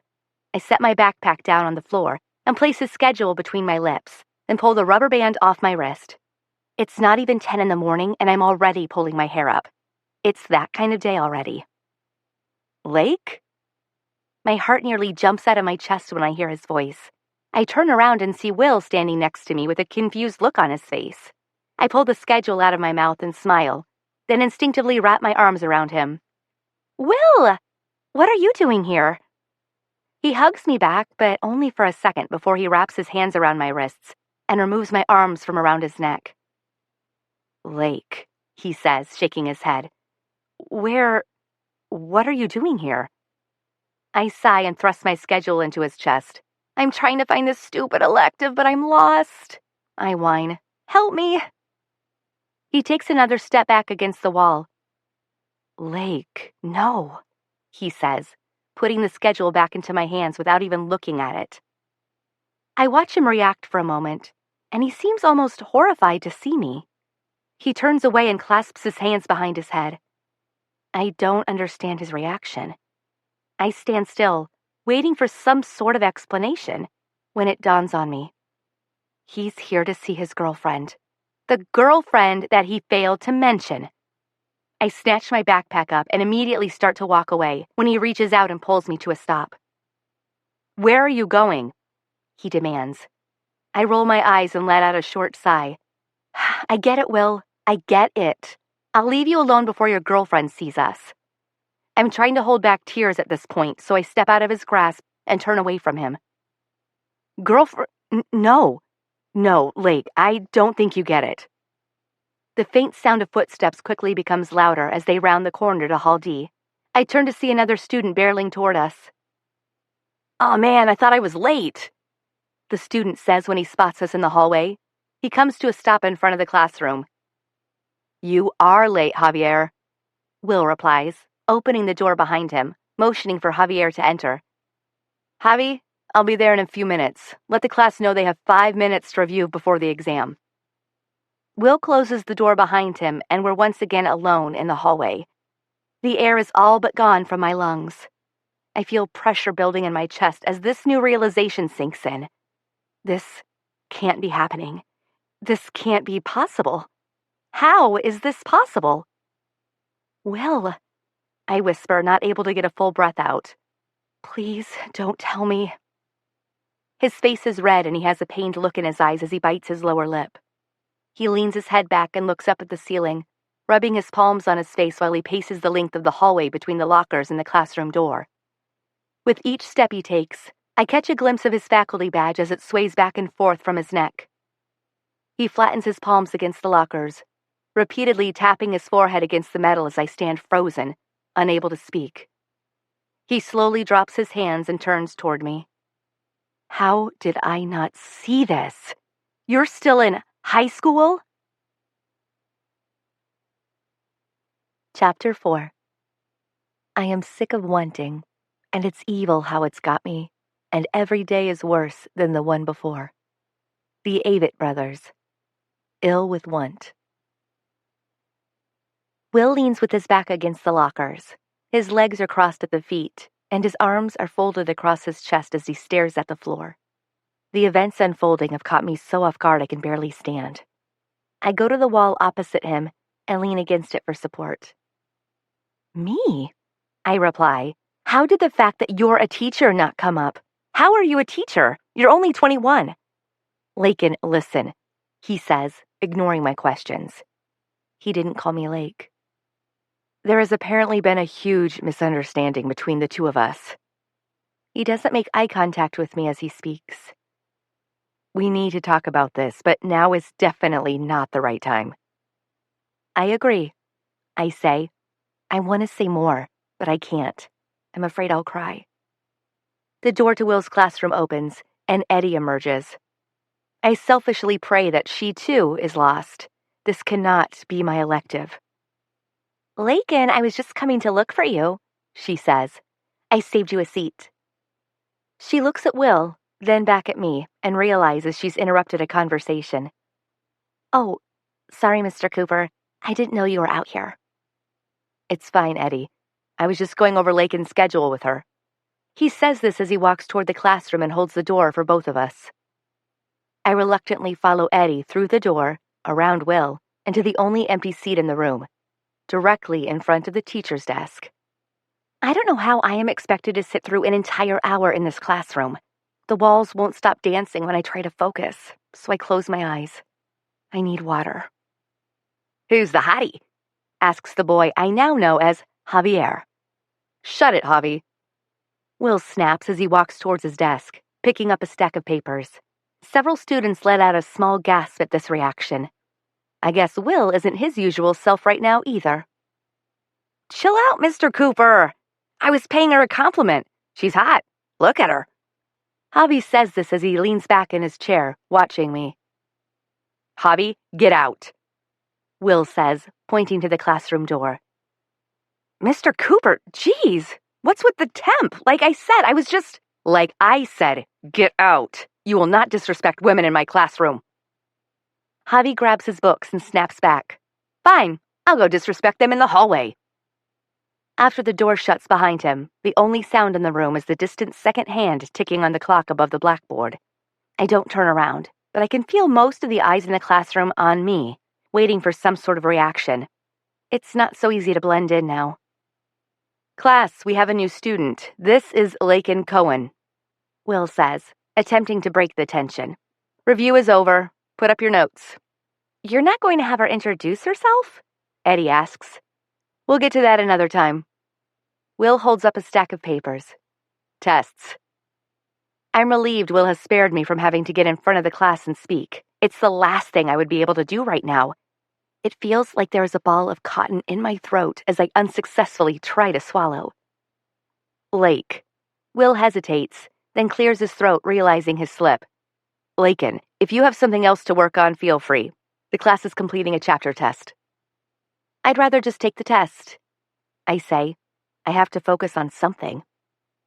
Will hands me a test, and in the time it takes to complete it, I do my best to focus entirely on the questions at hand, hoping I'll find momentary respite from my new reality. I finish fairly quickly, though, but keep erasing and rewriting answers just to avoid having to deal with the obvious. The fact that the boy I'm falling for is now my teacher. When the dismissal bell rings, I watch as the rest of the class files toward Will's desk, laying their papers face down in a pile. Eddie lays hers down and walks to my desk. Hey, did you get your lunch switched? Yeah, I did, I tell her. Sweet, I'll save you a seat, she says. She stops at Will's desk and he looks up at her. She removes a red tin from her purse and pulls out a small handful of mints and sets them on his desk. Altoids, she says. Will stares questioningly at the mints. I'm just making assumptions here, she whispers loud enough that I hear her, but I've heard Altoids work wonders on hangovers. She pushes the mints toward him. And again, just like that, she's gone. Will and I are the only ones left in the classroom at this point. I need to talk to him so bad. I have so many questions, but I know it's still not a good time. I grab my paper and walk over to his desk, placing it on top of the stack. Is my mood that obvious? He asks. He continues to stare at the mints on his desk. I grab 2 of the Altoids and walk out of the room without responding. As I navigate the halls, searching for my 4th period class, I see a bathroom and quickly duck inside. I decide to spend the remainder of 4th period and my entire lunch in the bathroom stall. I feel guilty knowing Eddie's waiting for me, but I can't face anyone right now. Instead, I spend the entire time reading and rereading the writing on the walls of the stall, hoping to somehow make it through the rest of the day without bursting into tears. My last 2 classes are a blur. Luckily, neither of those teachers seem interested in my about me either. I don't speak to anyone, and no one speaks to me. I have no idea if I was ever even assigned homework. My mind is consumed by this whole situation. I walk to my car as I search in my bag for my keys. I pull them out and fidget with the lock, but my hands are shaking so bad that I drop them. When I climb inside, I don't give myself time to reflect as I throw the car in reverse and head home. The only thing I want to think about right now is my bed. When I pull into my driveway, I kill the engine and pause. I don't want to face Kel or my mother yet, so I kick my seat back and shield my eyes with my arms and begin to cry. I replay everything over and over in my head. How did I spend an entire evening with him and not know he was a teacher? How can something as big as an occupation not come up in conversation? Or better yet, how did I do so much talking and fail to mention the fact that I was still in high school? I told him so much about myself. I feel like it's what I deserve for finally letting down my walls. I wipe at my eyes with my sleeve, trying hard to conceal my tears. I've been getting pretty good at it. Up until 6 months ago, I hardly had a reason to cry. My life back in Texas was simple. I had a routine, a great group of friends, a school I loved, and even a home I loved. I cried a lot in the weeks following my father's death, until I realized Kel and my mother wouldn't be able to move on until I did. I started making a conscious effort to be more involved in Kel's life. Our father was also his best friend at the time, and I feel Kel lost more than any of us. I got involved in youth baseball, his karate lessons, and even Cub Scouts. All the things my dad used to do with him.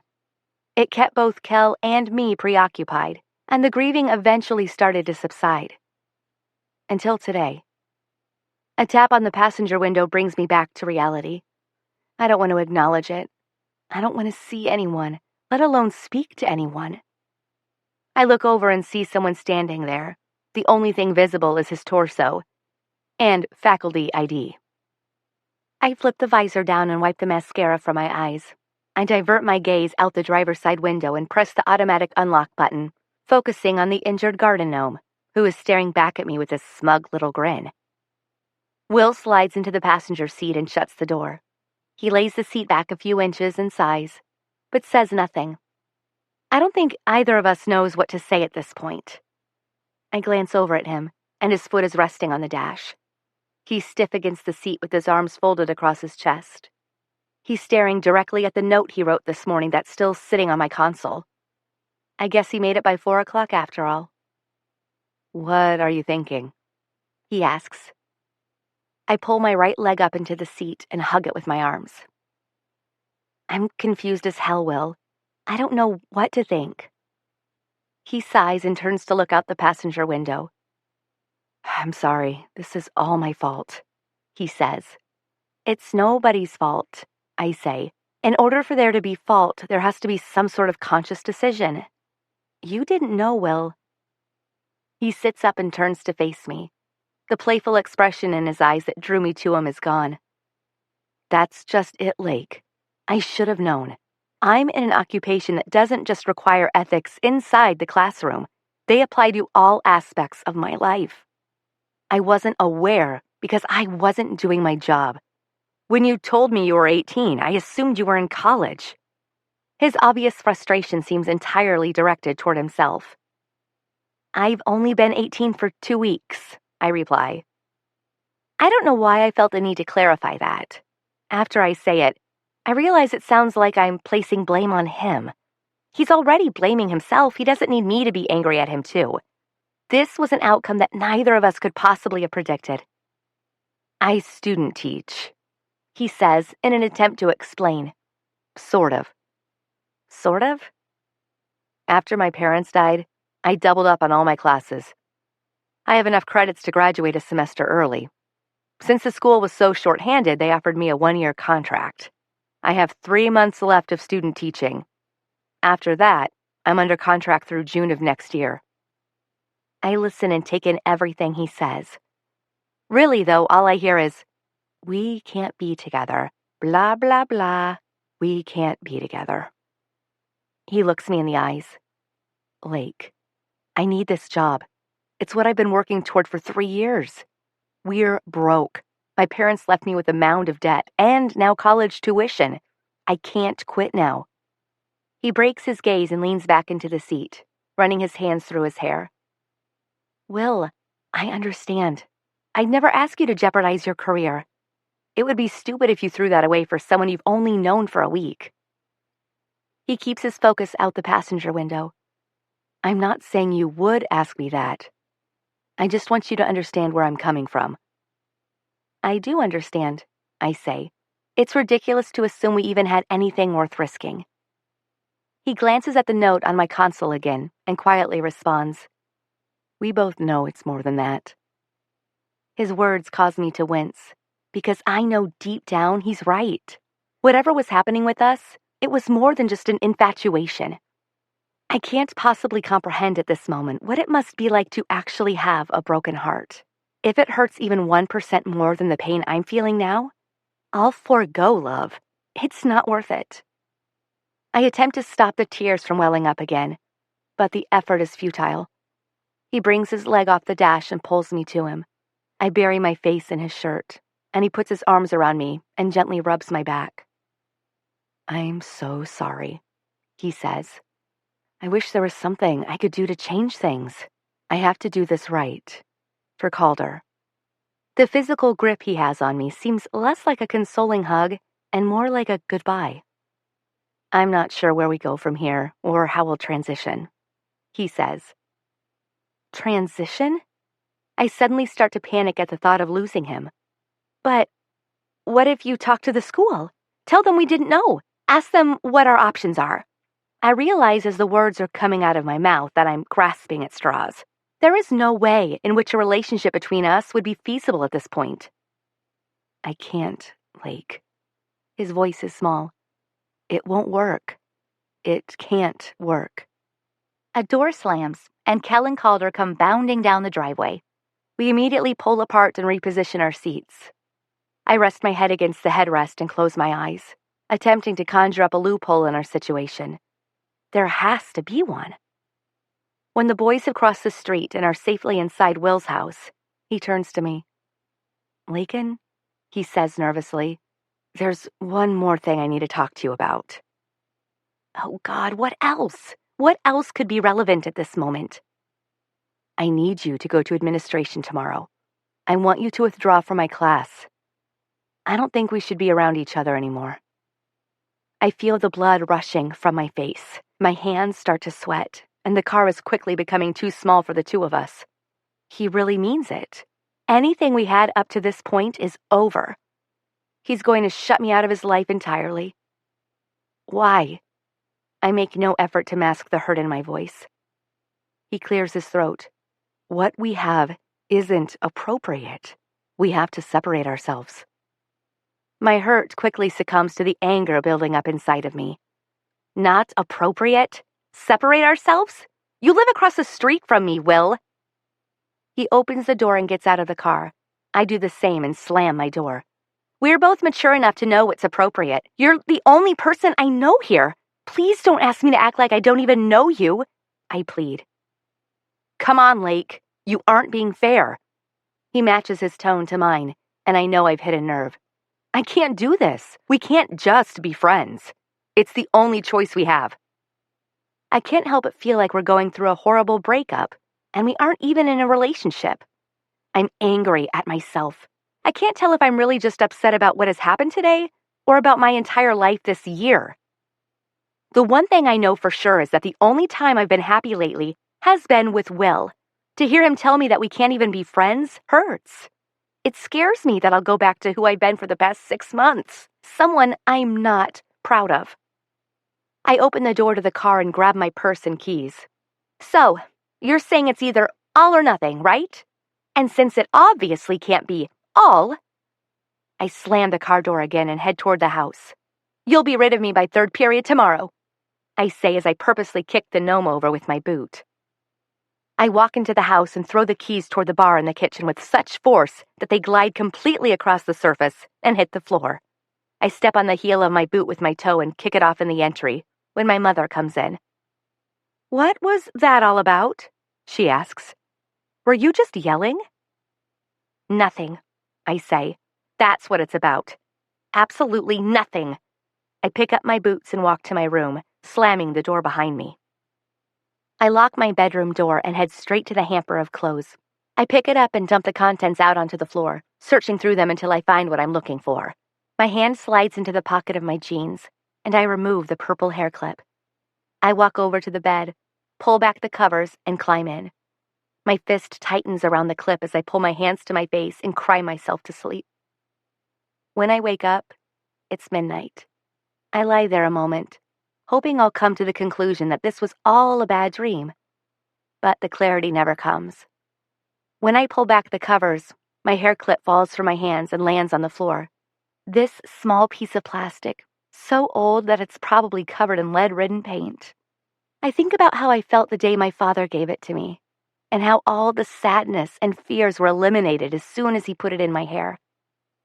I lean forward and retrieve it from the floor, pressing down in the center so that it snaps open.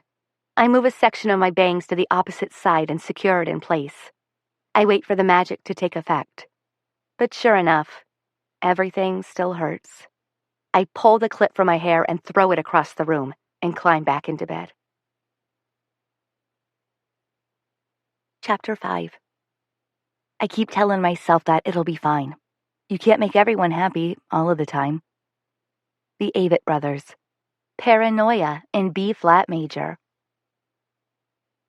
My pulse is pounding against my temples as I climb out of bed. I'm in dire need of my own box of Altoids. My entire body is dragging from hours of alternating between crying and inadequate sleep. I make a quick pot of coffee and sit down at the bar and drink it in silence, dreading the day that lies ahead of me.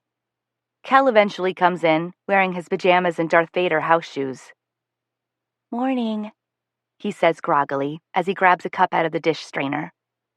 He walks over to the coffee pot and proceeds to pour coffee into the world's greatest dad cup. "What do you think you're doing?" I ask him. "Hey, you aren't the only one who had a bad night." Kel climbs onto a stool on the opposite side of the bar. "Fourth grade is rough.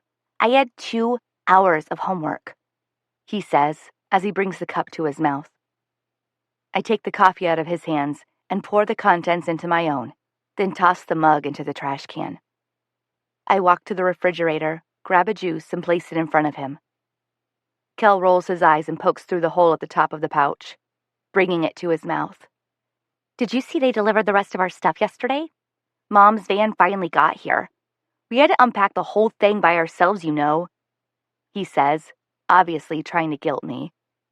"Go get dressed," I say. "We're leaving in half an hour." It begins to snow again after I drop Kel off at school. I hope Will is right about it being gone soon. I hate the snow. I hate Michigan.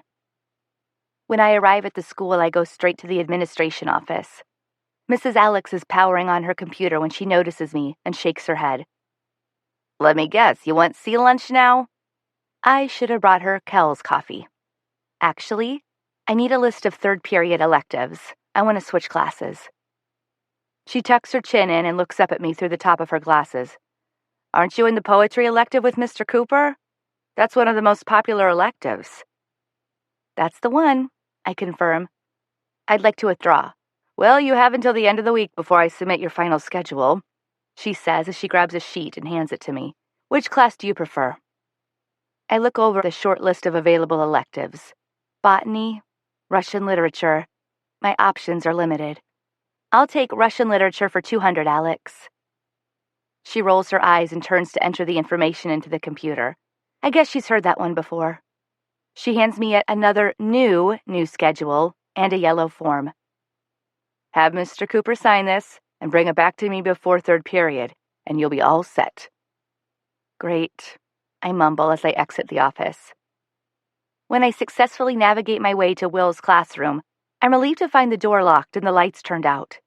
Seeing him again was not on my to-do list for the day, so I decide to take matters into my own hands. I reach into my backpack and retrieve a pen, press the yellow form up against the door to the classroom, and begin to forge Will's name. That's not a good idea. I spin around and Will is standing behind me with a black satchel slung across his shoulder, key in hand. My stomach flips when I look at him. He's wearing khaki slacks and a black shirt tucked in at the waist. The color of his tie matches his green eyes perfectly, making them hard to look away from. He looks so professional. I step back as he moves past me and inserts his key into the door. He enters the room and flips the light switch on, then places his satchel on the desk. I'm still standing in the doorway when he motions for me to come in. I smack the form face up on his desk. "Well, you weren't here yet, so I thought I'd spare you the trouble," I say, defending my actions with a defensive tone. Will picks up the form and grimaces. "Russian lit? That's what you chose?" "It was either that or botany," I reply evenly. Will pulls his chair out and sits. He grabs a pen and lays the paper flat, pressing the tip of the pen on the line. He hesitates, though, and lays the pen down on the paper without signing his name. "I thought a lot last night about what you said yesterday," he says. "It's not fair of me to ask you to transfer just because it makes me uneasy. We live 100 yards apart. Our brothers are becoming best friends. If anything, this class will be good for us. Help us figure out how to navigate when we're around each other. We're going to have to get used to this one way or another. Besides," he says as he pulls the paper from his satchel and shoves it forward on the desk, "you'll obviously breeze through." I look at the test I had completed the day before, and it's marked with a 100. "I don't mind switching," I say, even though I really do mind. I understand where you're coming from. Thanks, but it can only get easier from here, right? I look up at him and nod. Right, I lie. He's completely wrong. Being around him every day is definitely not going to make it easier. I could move back to Texas today, and I'd still feel too close to him. However, my conscience still can't come up with a good enough argument to convince me to switch classes. He crumples up my transfer form and chucks it toward the trash can. It misses by about 2 feet. I pick it up as I walk to the door and toss it in.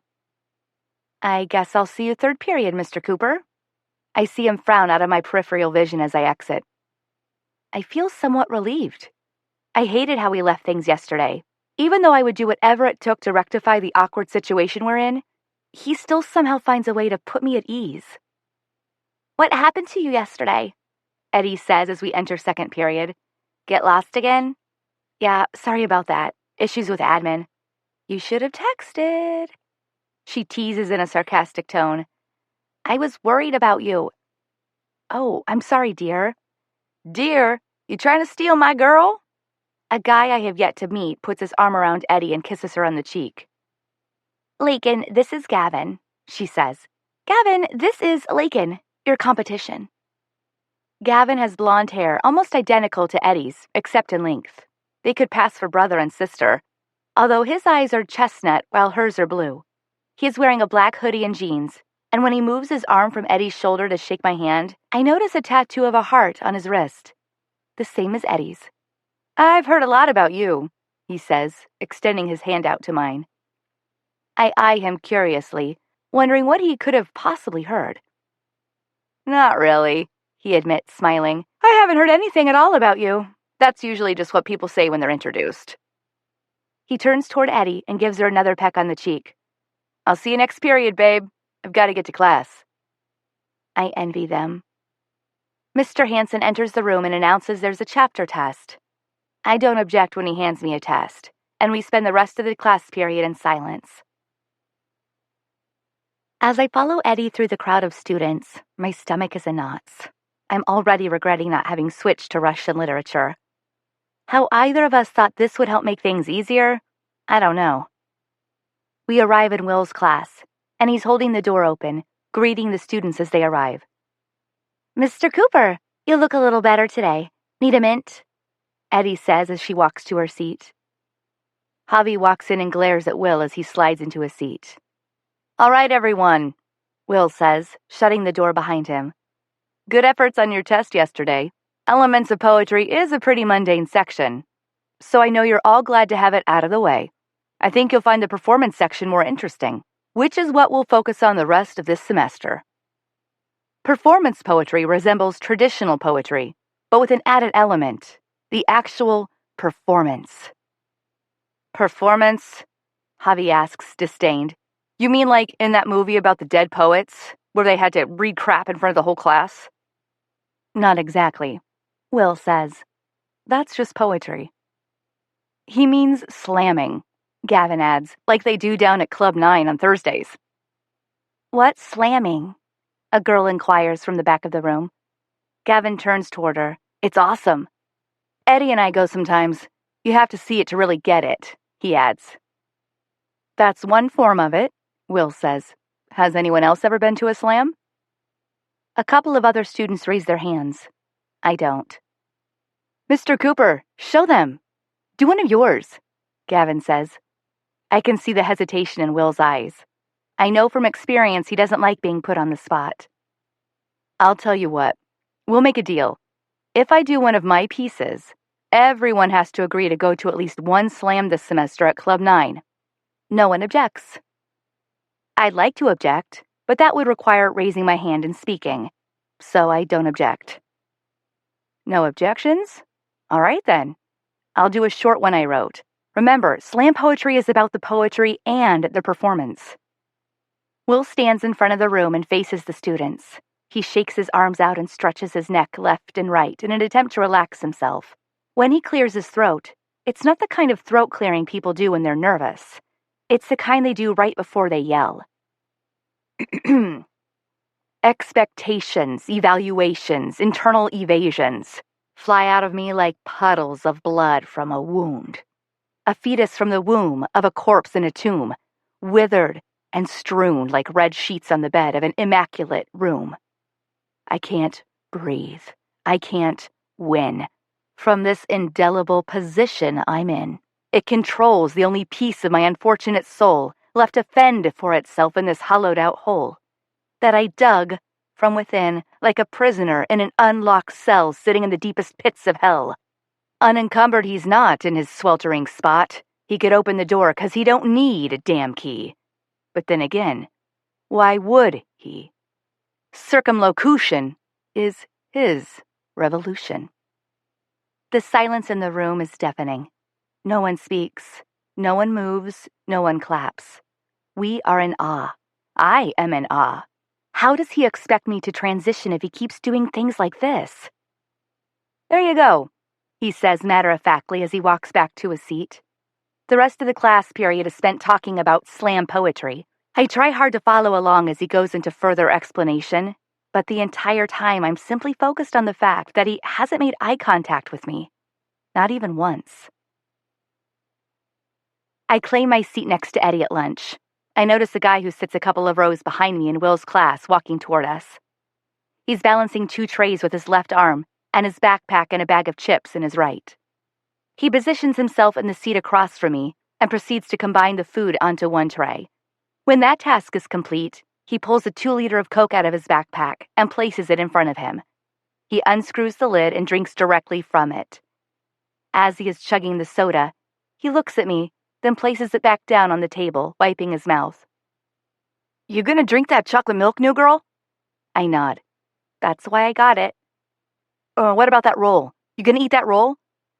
Got the roll for a reason, too. He shrugs and reaches across to Gavin's tray and takes his roll just as Gavin turns around and swipes at his hand, a moment too late.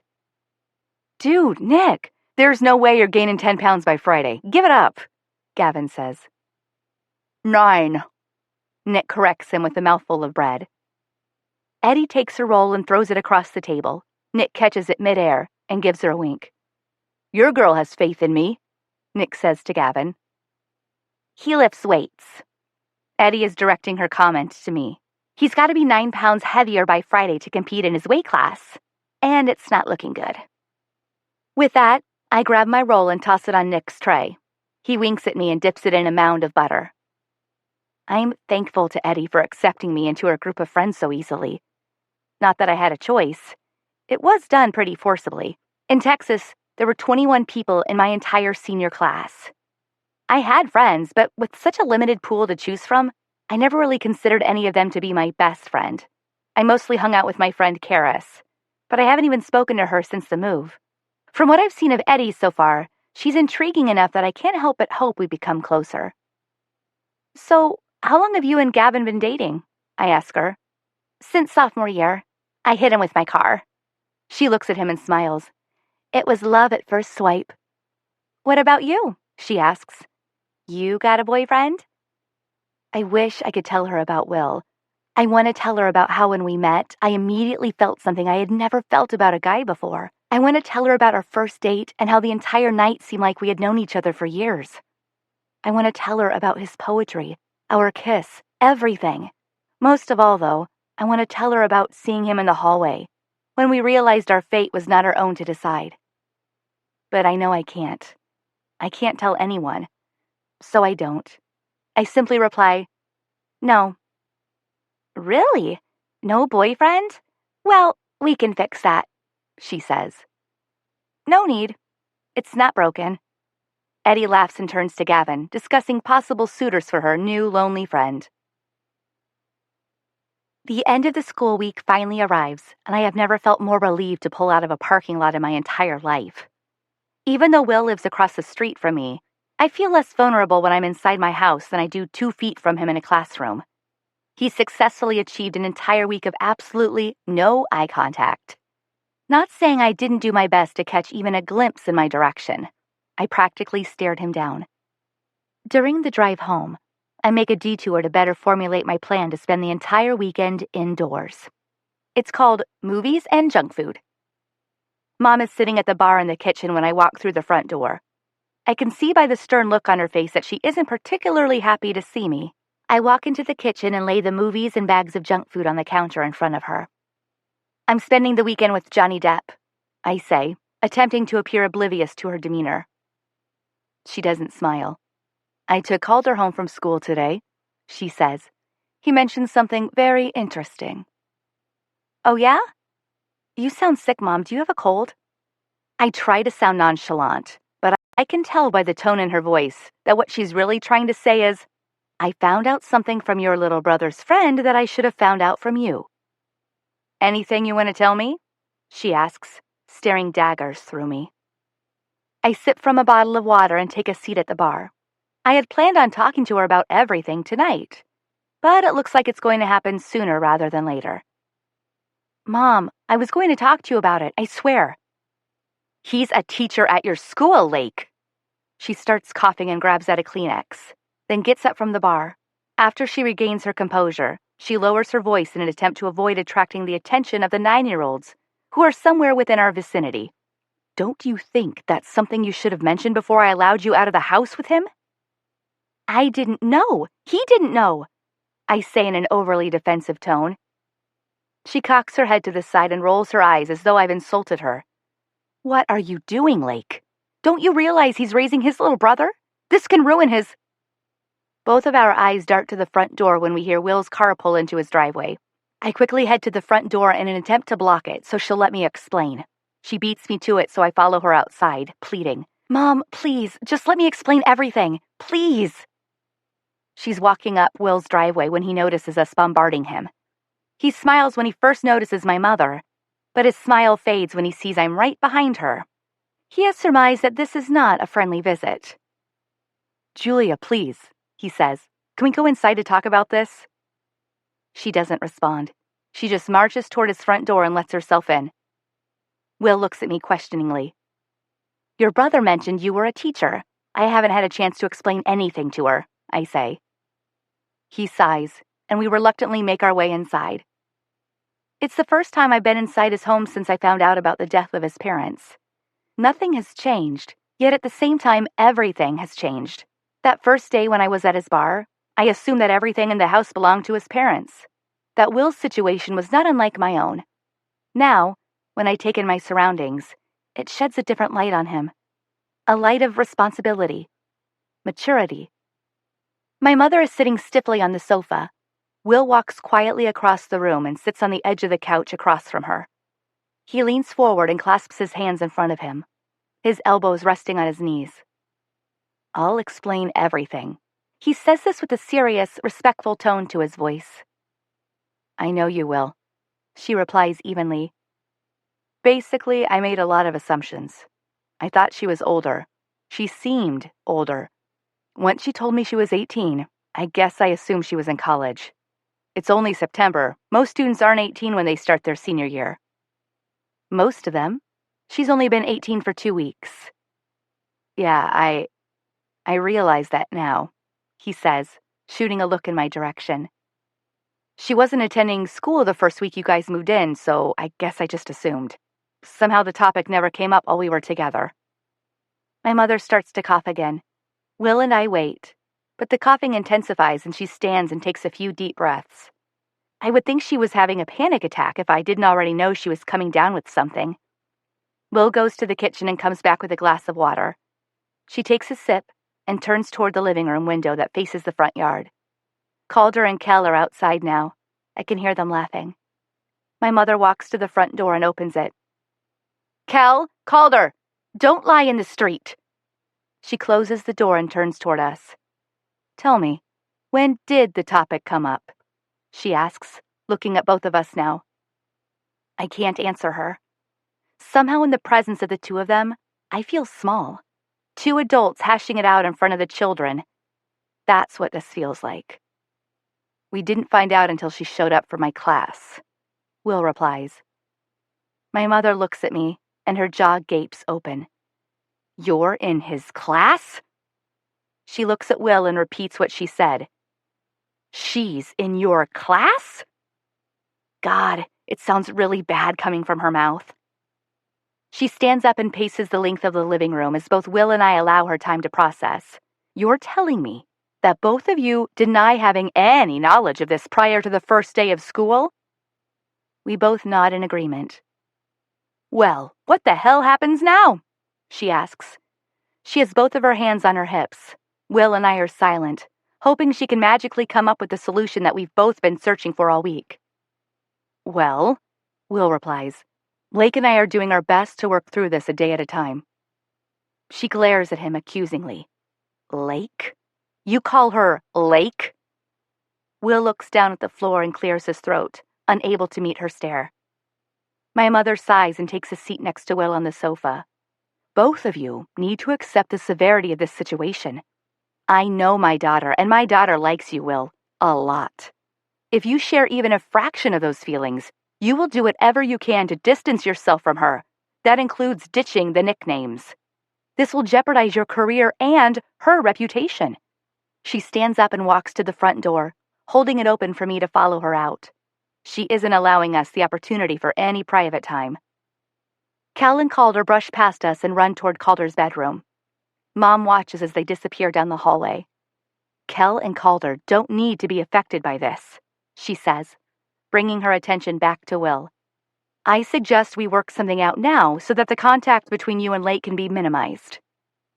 Absolutely. I completely agree, he says. I work nights and sleep in the mornings.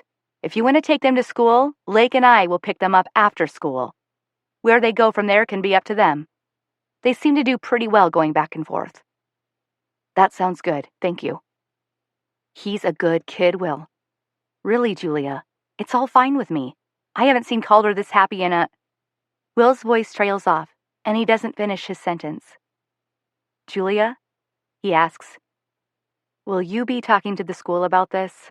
I mean, I completely understand if that's what you need to do. I would just like to be prepared. She looks at him, then at me, and holds her stare when she speaks. There's nothing currently going on that I would need to inform them about, is there? Not at all, I swear, I quickly reply. I want Will to look at me so he can see the apology in my eyes, but he doesn't. As soon as he shuts his front door behind us, I can't hold my tongue any longer. Why would you do that? I yell. You didn't even give me the opportunity to explain. I dart across the street and don't look back. I run into the house and into the solitude of my bedroom, where I will remain until she's left for work. Layken, do we have any packets of Kool-Aid? Cal is standing in the entryway, covered in slush. It's not the oddest thing he's ever asked me for, so I don't question him as I grab a package of grape out of the kitchen cabinet and take it to him. Not purple, we need red, he says. I grab the purple package from his hands and return with a red one. Thanks. I close the door behind him and grab a towel and lay it down on the tile of the entryway. It's not even 9 in the morning, and already Cal and Calder have been outside in the snow for over 2 hours. I take a seat at the bar and finish my cup of coffee, staring at the pile of junk food that I'm no longer excited about eating.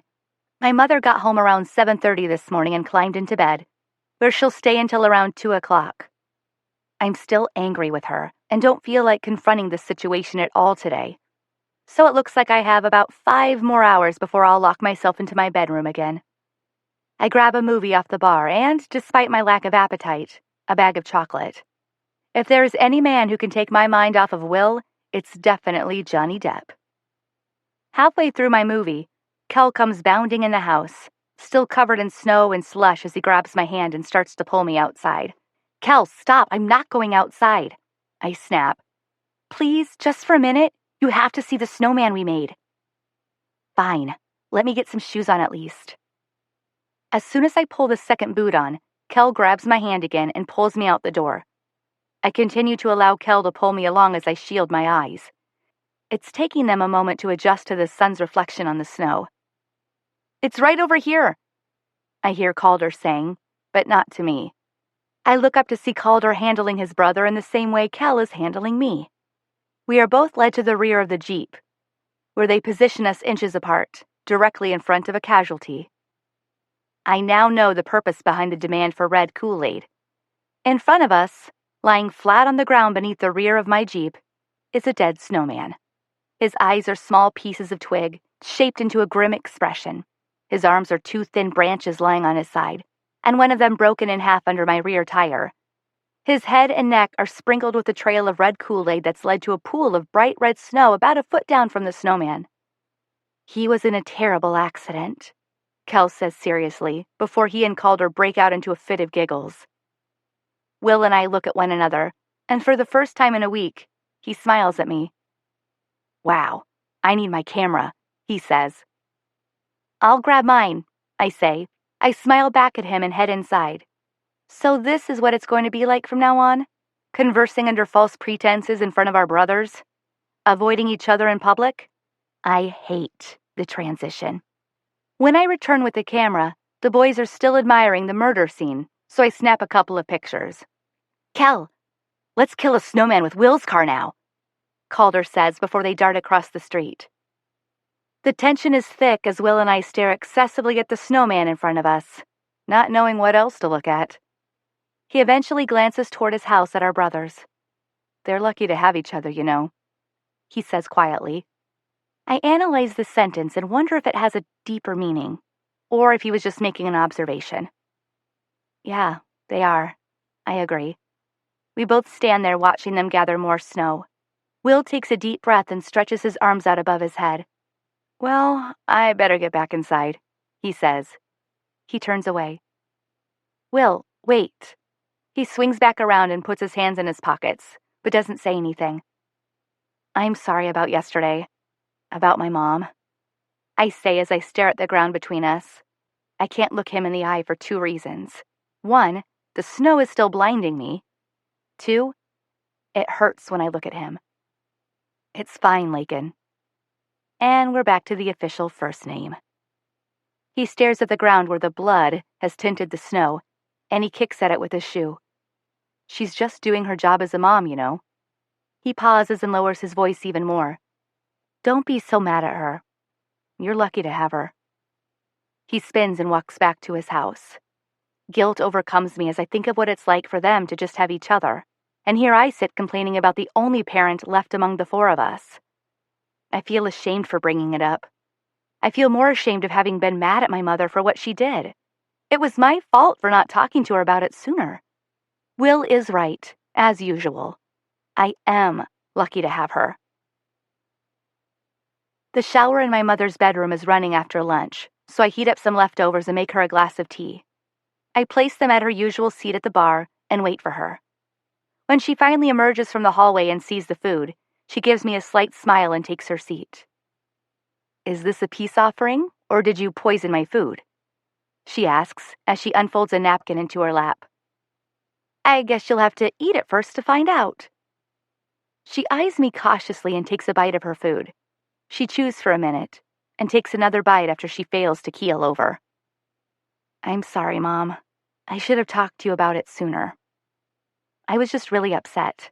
She looks at me with pity in her eyes, so I turn away from her and busy my hands with the dishes. Lake, I know how much you like him. I do. I like him too. But like I said yesterday, this can't happen. You have to promise me you won't do anything stupid. I swear, Mom. He's made it clear he wants nothing to do with me, so you don't have anything to worry about. I hope not, she says as she continues to eat. I finish up the dishes and return to the living room to continue my affair with Johnny. Chapter 6. Your heart says not again. What kind of mess have you got me in? But when the feeling's there, it can lift you up and take you anywhere. The Avett Brothers. Living of Love. The next few weeks fly by as my homework gets more intense, along with the isolation in Will's classroom. We haven't spoken since the day the snowman was murdered. We haven't had eye contact since then either. He avoids me like the plague. I haven't been adjusting very well to Michigan. Maybe everything that happened with Will ended up making the move even harder. All I ever feel like doing is sleeping.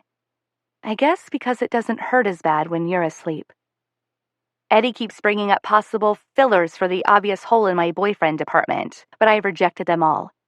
She has finally resorted to switching places in Will's class with Nick in the hopes that something will bloom there. It won't. Hey, Layken. Nick smiles as he sits in his new spot nearest me. Got another one for you. Wanna hear it? In the past week alone, I've had to endure at least 3 Chuck Norris jokes a day from Nick. He incorrectly assumes that since I'm from Texas, I must be obsessed with Walker, Texas Ranger. Sure. I don't try to deny him this privilege anymore. It doesn't work. Chuck Norris got a Gmail account today. It's gmail@chucknorris.com. It takes me a second to process. I'm normally quick with jokes, but my mind has been sluggish lately, and for good reason. Funny, I reply flatly in order to appease him. Chuck Norris counted to infinity. Twice. As much as I didn't feel like laughing, I did. Nick did annoy me quite a bit, but his ignorance was enduring. When Will walks into the classroom, his eyes dart to Nick. Although he still doesn't look at me, I like to imagine a twinge of jealousy building up inside of him. I've been making it a point recently to become more attentive toward Nick once Will comes into the room. I hate this new desire that has overcome me, the desire to make Will jealous. I know I need to stop before Nick starts to get the wrong idea, but I can't. I feel like this is the only aspect of this entire situation that I have any control over. Get out your notebooks, we're making poetry today, Will says as he takes a seat at his desk. Half the class groans. I hear Eddie clapping. Can we have partners? Nick asks. He starts inching his desk toward mine. Will glares at him. No. Nick shrugs and scoots his desk back into place. Each of you needs to write a short poem, which you will perform in front of the class tomorrow. I start taking notes on the assignment, not willing to watch him as he speaks. Remaining in his class was a very bad idea. I can't focus on anything he's saying. I'm constantly wondering what's going on inside his head, whether he's thinking about us, what he does inside his house at night. Even at home, he's been the only thing I can think about. I find myself stealing glances across the street any chance I get. Honestly, if I had switched classes, it probably wouldn't have made a difference. I would just rush to get home first so I could watch from the window when he pulls up to the house. This game I'm playing with myself is so exhausting. I wish I could find a way to break the hold he has on me. He seems to have done a pretty good job of moving on. You just need to start out with about 10 sentences for tomorrow's presentation. We can expand over the next couple of weeks, giving you something to prepare for the slam, Will says. And don't think I've forgotten. So far, no one in here has shown up at the slam. We made a deal. The entire class starts to protest. That wasn't the deal. You said we just had to observe. Now we have to perform? Says Gavin. No. Well, technically not. Everyone in here is required to attend one slam. You aren't required to perform. I just want you to observe. However, there's a chance you could be chosen to be the sacrifice, so it wouldn't hurt to have something prepared. Several students ask what the sacrifice is in unison. Will explains the term and how it can be anyone chosen at random. Therefore, he wants everyone to have a piece ready before the night they are to attend, just in case. What if we want to perform? Eddie asks. I'll tell you what. We'll make one more deal. Whoever willingly slam will be exempt from the final. Sweet, I'm in, Eddie says. What if we don't go? Javi asks. Then you're missing out on something amazing.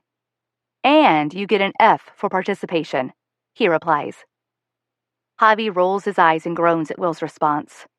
So what kinds of things can we write about? Eddie asks. Will moves to the front of the desk and sits, only inches from me. There are no rules. You can write about anything. You can write about love, food, your hobby, something significant that happened in your life. You can write about how much you hate your poetry teacher. Write about anything, as long as it's something you're passionate about. If the audience doesn't feel your passion, they won't feel you. And that's never fun, believe me. He says this as though he speaks from experience. What about sex? Can we write about that? Javi asks. It's obvious he's trying to push Will's buttons. Will remains cool. Anything, as long as it doesn't get you in hot water with your parents. What if they don't let us go? I mean, it is a club. A student asks from the back of the room. I understand if they have hesitations. If there are any parents that don't feel comfortable, I'll talk to them about it. I also don't want transportation to be an issue. This club is somewhat of a drive, so if it is an issue, I'll take a school vehicle. Whatever the obstacle, we'll work through it. I'm very passionate about slam poetry and don't feel like I'll be doing you justice as your teacher if I don't allow you the opportunity to experience this in person. I'll answer questions throughout the week regarding the semester requirement, but for now, let's get back to today's assignment. You have the entire class period to complete the poem. We'll start presenting them tomorrow. Get to it. I open my notebook and lay it flat on my desk. I stare at it, not having the first clue as what to write about. The only thing that's been on my mind lately is Will, and there's no way I'm doing a poem about him. By the end of the class period, the only thing that's written on my paper is my name. I glance up to Will, who is seated at his desk, biting the corner of his bottom lip. His eyes are focused on my desk, down on the poem that I've yet to write. He glances up and sees me watching him. It's the first eye contact we've had in 3 weeks. Surprisingly, he doesn't immediately look away. If he had any idea how this lip-biting quirk affects me, he'd stop. The intensity in his eyes causes me to flush, and the room suddenly becomes warm. His stare is unwavering until the class dismissal bell rings. He stands and walks to the door and holds it open for the students exiting. I immediately put away my notebook and throw my bag over my shoulder. I don't make eye contact when I leave the classroom, but I can feel him watching me. Just when I think he's forgotten about me, he goes and does something like this. The entire rest of the day, I'm extremely quiet as I attempt to analyze his actions. I eventually come up with just one conclusion. He is just as confused as I am. I'm relieved to feel the warm sun beating down on my face as I walk toward my Jeep. The weather was insanely cold going into October. The predictions are that the next 2 weeks will be a nice respite from the snow before winter begins. I insert the key into the ignition and turn it. Nothing happens. Great, my Jeep is shot. I have no idea what I'm doing, but I pop the hood on the Jeep and take a look. There's a bunch of wires and metal. That's about all I can comprehend from a mechanical standpoint. I do know what the battery looks like, so I grab a crowbar from the trunk and tap it against the battery. After another failed attempt at getting the ignition to turn on, I resort to pounding a little harder until I'm pretty much bludgeoning the battery out of sheer frustration. That's not a good idea. Will walks up beside me, satchel across his chest, looking very much like a teacher and less like Will. You've made it clear that you don't think a lot of what I do is a very good idea, I say as I return my focus back under the hood. What's wrong, it won't crank? He bends forward under the hood and starts to mess with wires. I don't understand what he's doing. 1 minute he tells me he doesn't want to speak to me in public. The next minute, he's staring me down in class. And now he's under my hood, trying to help me. I'm not a fan of inconsistency. What are you doing, Will? He rises out from under the hood and cocks his head at me. What does it look like I'm doing? I'm trying to figure out what's wrong with your Jeep. He walks around to the driver's side and attempts to turn the ignition. I follow him to the door. I mean, why are you doing this? You've made it pretty clear you don't want me to speak to you. Layken, you're a student stranded in the parking lot. I'm not going to get in my car and just drive away. I know his reference to me as a student isn't meant as an insult, but it sure feels like one. He realizes his poor choice of words and sighs as he gets out of the car and looks back under the hood. Look, that's not how I meant it, he says, fidgeting with more wires. I lean under the hood next to him in an attempt to look natural as I continue my point. It's just been really hard, Will. It was so easy for you to accept this and move past it. It hasn't been that easy for me. It's all I think about. Will grips the edge of the hood with his hands and turns his head toward me.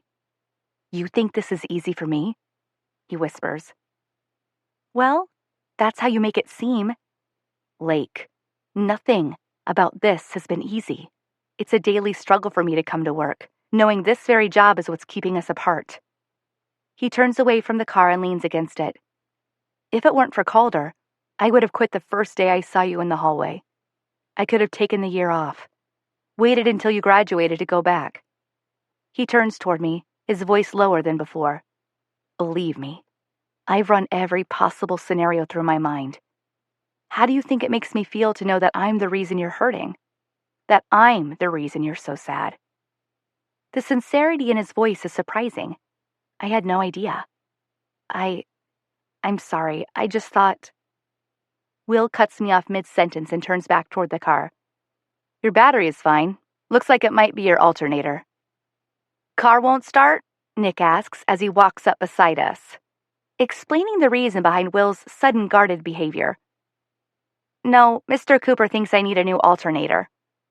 That sucks, Nick says as he glances under the hood. I'll give you a ride home if you need one. I start to decline when Will interrupts.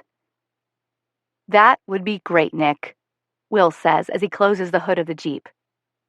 I shoot Will a glance, and he ignores my silent protest. Will walks away and leaves me with Nick, and no other option for a ride home. I'm parked over here, Nick says, heading to his car. Let me grab my stuff first.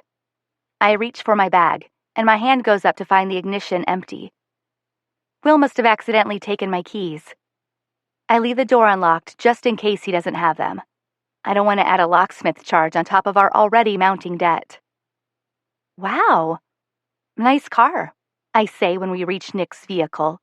It's a small black sports car, not sure what kind, but there isn't a speck of dirt on it. It's not mine, he says as we climb inside. It's my dad's.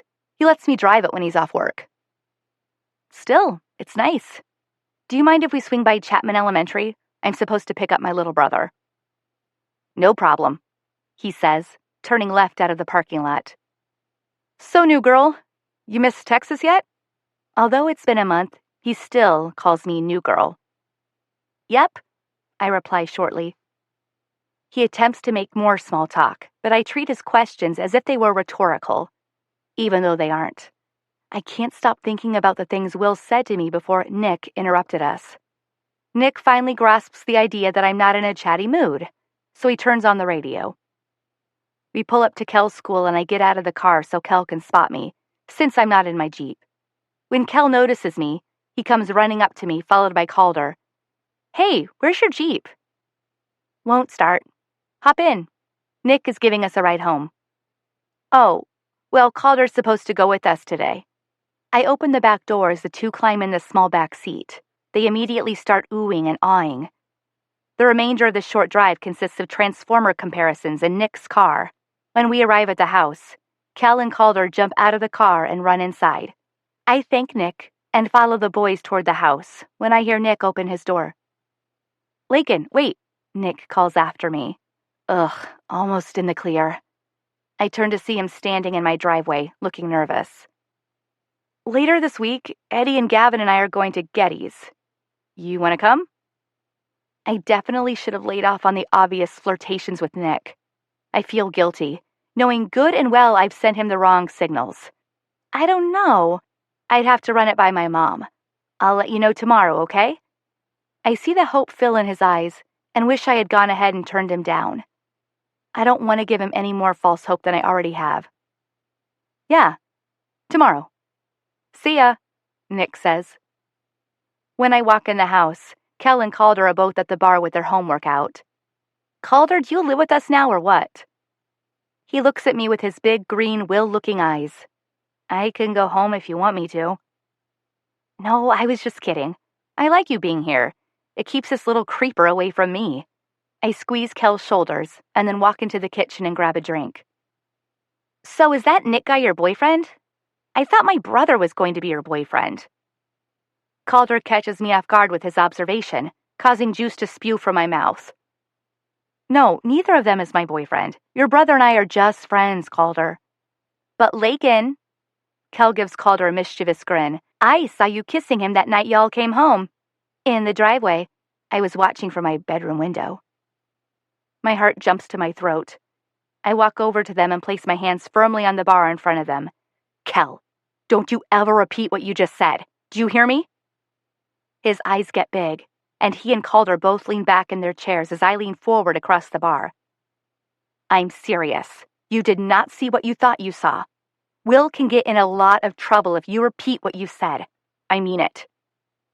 They both nod as I back away and turn toward my room. I pull my notebook out of my bag and plop down on the bed next to it to start on my homework, but I can't. The thought of anything getting out about Will and me distracts me. As much as I hate the fact that we can't be together, I hate the thought of him getting fired even more. He needs this job. Will was only 1 year older than I am now when his parents died, and he essentially became a parent himself. The more I think about it, the guiltier I feel for being so hard on him and the decision he's made. The pain I'm feeling as a result of us not being together pales in comparison to what Will must be going through. I feel less like Will's peer every day and more like his student. I've decided to work on the poem I've yet to start, but after half an hour I'm still staring at a blank page when my mother walks in. "Where's your Jeep?" "Oh, I forgot to tell you. It won't crank. Alternator or something. It's parked at school." "How can you forget to mention that?" she says, obviously frustrated. "I'm sorry. You were sleeping when I got home. I know you've been sick this week, so I didn't want to wake you up." She sighs and sits on my bed. "I don't know when I'll be able to get it fixed. I work the next few days. Do you mind just keeping it at school for a couple days until I can work it out?" "I'll ask tomorrow. I doubt they would even notice it's there." "Okay. Well, I've got to get to work." She stands up to leave. "Wait, your shift doesn't start for a few more hours." "I need to run errands," she quickly replies. She shuts the door, leaving me to question the validity of her response. I'm drying my hair after my shower when I think I hear the doorbell. I turn the dryer off and listen for a moment, and it eventually rings again. "Kel, get the door!" I yell as I pull on my sweats. I pile my still wet hair into a band and double it up on top of my head as I throw on a tank top. The doorbell rings again. I make my way to the front door and check the peephole. Will is standing outside with his arms crossed, staring at the ground. My heart skips a beat at the sight of him, and I turn to check my reflection in the entryway mirror. Sure enough, I look like I just got out of the shower. At least I'm not wearing Kel's house shoes. Ugh, why do I even care? I open the door and motion for him to come inside. He steps in far enough for me to shut the door behind him, but doesn't come any further inside. I just need Calder. Bath time. His arms are still crossed, and his speech is curt. I take this as a sign that I'm not getting any more confessions out of him right now. So I tell him to give me a sec, as I go fetch Calder. I check Kel's room, my mother's room, and eventually my room, when I run out of rooms to check. "They aren't here, Will," I say as I walk back into the living room. "Well, they have to be. They aren't at my house." He makes his way down the hallway and checks the rooms as he calls for them. I open the patio door, flick on the outdoor lights, and make a quick scan of the small backyard. "They aren't out back," I say when we meet back in the living room. "I'll check my house again," he says. Will makes his way across the street and I follow behind him. It's dark outside, and the temperature has dropped since earlier in the day. I become increasingly concerned as we make our way to Will's house. I know Kel and Calder wouldn't be outside this time of night. If they aren't in one of the houses, I don't know where they could be. Will makes a quick run of his house. I don't feel comfortable walking through it, since I've never really been further than the hallway. So I stand in the doorway and wait. "They aren't here," he says, unable to hide the uncertainty in his voice. My hands go to my mouth as I gasp, fully realizing the seriousness of the situation. Will can see the fear in my eyes, and he puts his arms around me. "We'll find them. They're just off playing somewhere." His reassurance is brief as he lets go and heads back out the front door. "Check the backyard. I'll meet you out front," he says. We're both calling the boys' names when the panic rises up in my chest. It reminds me of the time I was babysitting Kel when he was 4, and I thought I had lost him. I searched the entire house for 20 minutes before finally breaking down and calling my mother. She immediately called the police, who arrived within minutes. They were still searching when she finally made it home. The panic in her eyes when she walked through the door cut through me, and we both started to cry. After searching for over 15 minutes, an officer found Kel passed out on the folded towels in the bathroom cabinet. Apparently, he had been hiding from me when he fell asleep. I'm hoping to find the same sense of relief when I look through Will's backyard, but they aren't here. I make my way around the side of the house and see Will standing in the driveway, staring inside his car. When he sees me running toward him, his finger goes up to his mouth, instructing me to be quiet. I peer into the back seat, where Kel and Calder are both crouched on the floorboard, their fingers and hands clamped together in the shape of guns. They're both passed out. I breathe a sigh of relief. They would make horrible guards, he whispers. Yeah, they sure would. We both stand there, staring at our little brothers. Will's arm goes around me, and he gives my shoulders a quick squeeze. His hug doesn't linger at all, though, so I know it's nothing more than a gesture expressing relief that our brothers are safe. Hey, before you wake them up, I've got something of yours inside. He walks toward his house, so I follow him inside and into the kitchen. My heart is still pounding against my chest, although I can't distinguish if it's the aftermath of the search for our brothers or if it's just being in Will's presence. He pulls something out of his satchel and hands it to me. Your keys, he says, dropping them into my hand. Oh, thanks, I say, somewhat disappointed. I don't know what I expected him to have, but I was fantasizing that maybe it was his resignation letter. It's running fine now. You should be able to drive it home tomorrow. He makes his way to his couch and sits. What? You fixed it? I say. Well, I didn't fix it. I know a guy who was able to put an alternator on it this afternoon. His reference in the parking lot comes back to mind. Somehow I doubt he would have had an alternator put on any other student's vehicle. Will, you didn't have to do that, I say as I sit down beside him on the couch. Thanks, though. I'll pay you back. Don't worry about it. You guys have helped me a lot with Calder lately. It's the least I can do. And yet again, I'm at a loss for what to say next. It feels like the first day I was standing in his kitchen, contemplating my next move after he helped me with my bandage. I know I should get up and leave, but I like being here next to him. Even if I am finding myself in his debt again, I somehow find the confidence to speak again. So, can we finish our conversation from earlier? I say. He adjusts himself on the couch and props his feet on the coffee table in front of us. That depends, he says. Did you come up with a solution?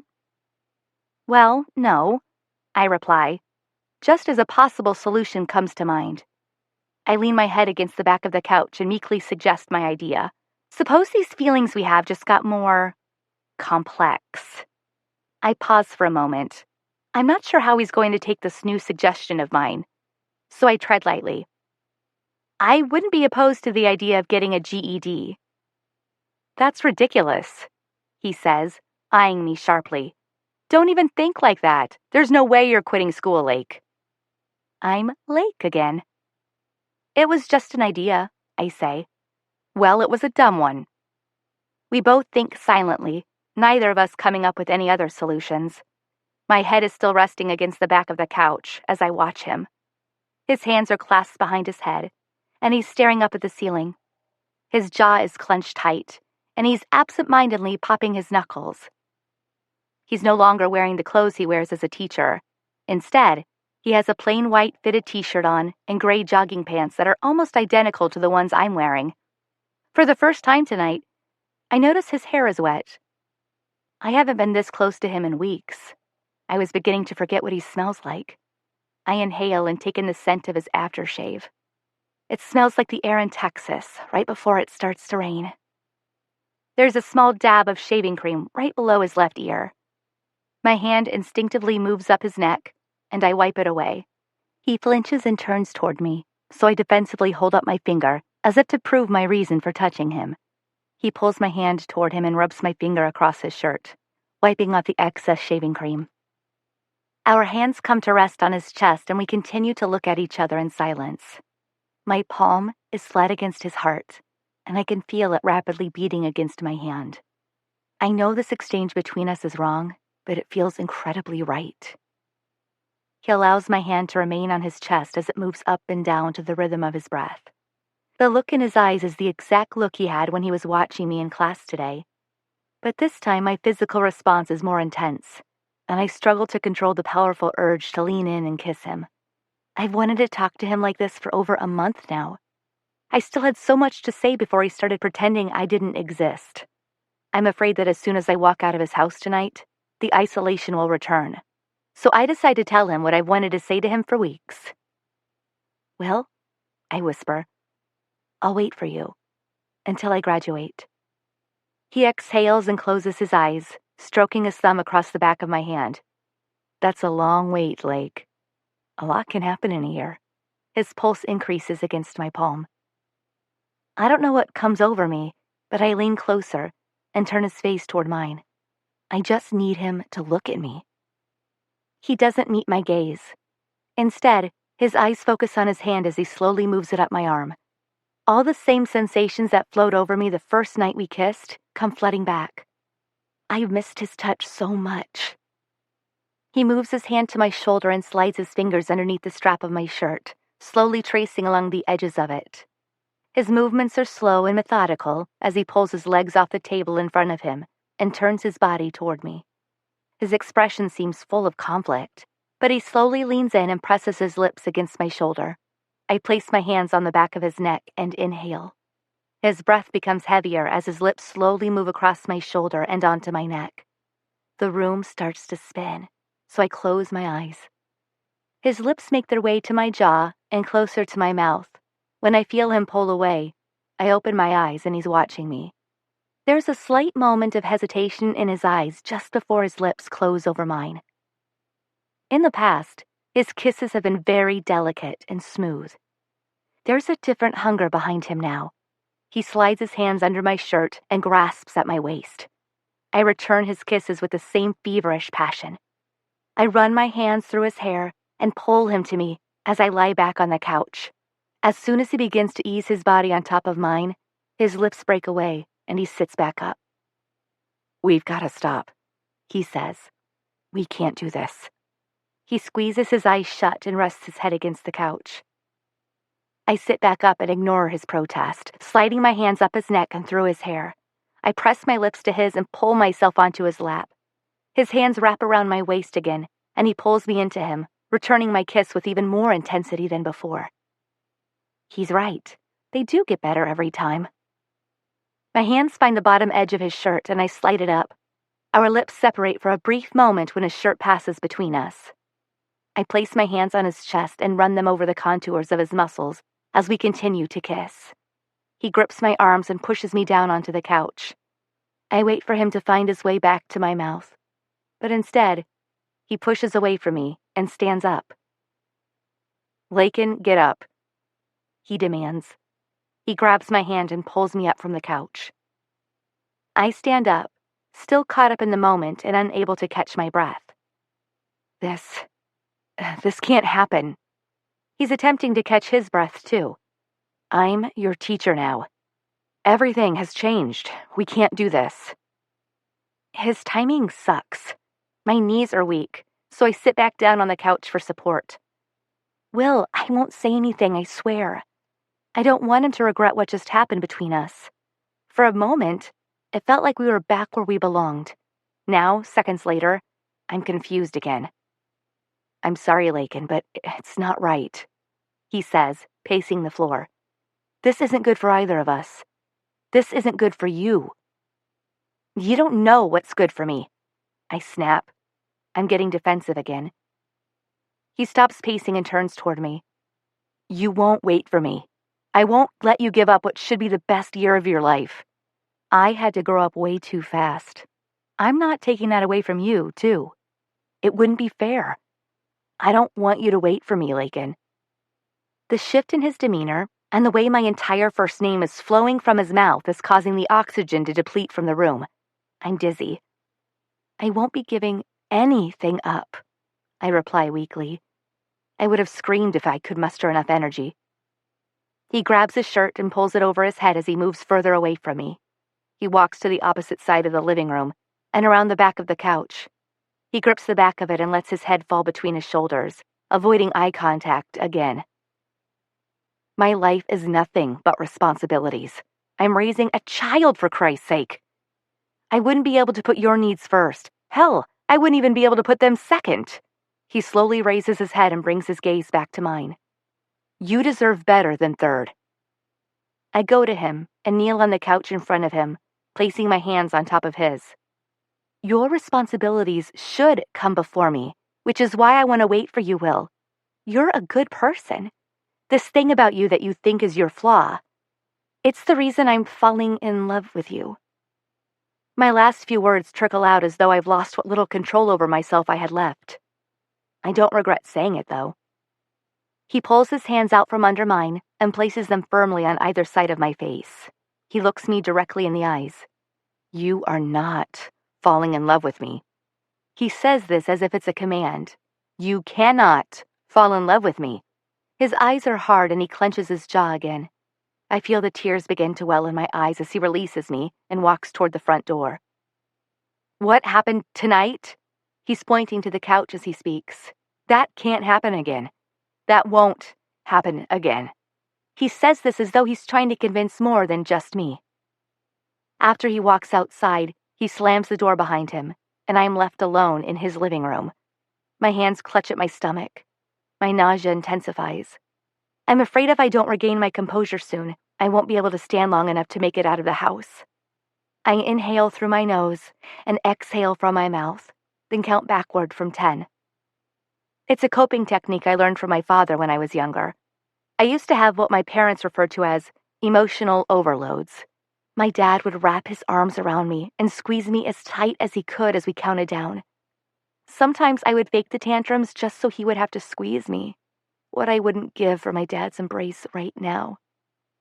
The front door opens and Will re-enters, carrying a sleeping Calder in his arms. Kel woke up. He's walking home now. You should go too, he says quietly. I feel completely embarrassed. Embarrassed by what just happened between us, and the fact that he's making me feel desperate, weaker than him. I snatch my keys off the coffee table and turn toward the door, stopping in front of him. You're an asshole, I say. I turn and leave, slamming the door behind me. As soon as I get to my bedroom, I collapse onto the bed and cry. Although it's negative, I finally have inspiration for my poem. I grab a pen and start writing as I wipe smudged tears off the paper. Chapter 7. You can't be like me, but be happy that you can't. I see pain, but I don't feel it. I am like the old Tin Man. The Avett Brothers. Tin Man. According to Elizabeth Kubler-Ross, there are 5 stages of grief a person passes through after the death of a loved one. Denial, anger, bargaining, depression, and acceptance. I took a psychology class during the last semester of my junior year when we lived in Texas. We were discussing stage 4 when the principal walked into the room, pale as a ghost. Layken, can I see you in the hallway, please? Principal Bass was a pleasant man, plump in the belly, plump in the hands, plump in places you didn't know could be plump. It was an unusual cold spring day in Texas, but you wouldn't know it from the rings of sweat underneath his arms. He was the type of principal who hung out in his office rather than the halls. He never went looking for trouble, just waited for it to come to him. So why was he here? I had a sinking feeling deep in the pit of my stomach as I stood up and walked as slowly as I could to the classroom door. He wouldn't make eye contact with me.